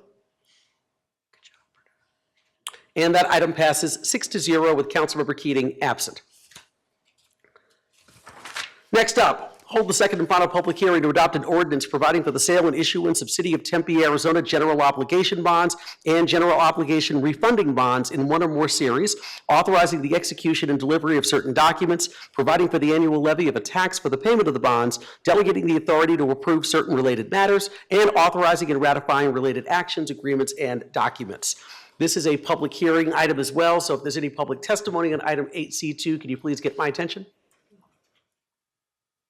Okay, seeing none, I'll close the public testimony portion of the public hearing. Councilmember city comments or discussion? Okay, is there a motion on item 8C2? It's been moved by Councilmember Hodge and seconded by Councilmember Adams. Please vote.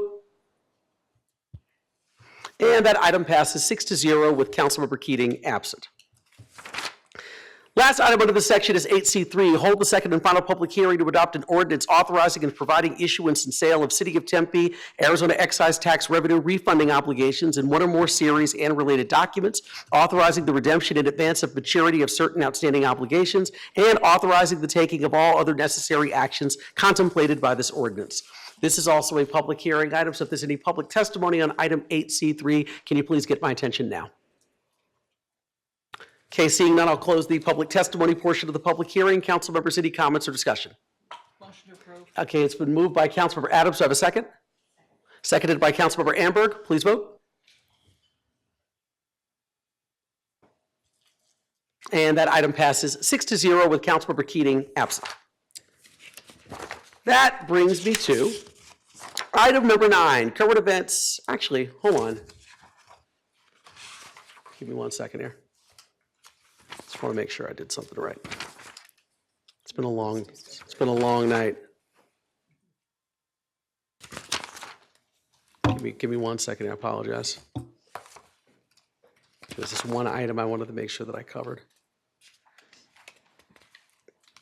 If I can separate these. Okay, yep, I did. Okay, item number 9, current events, council announcements, and future agenda items.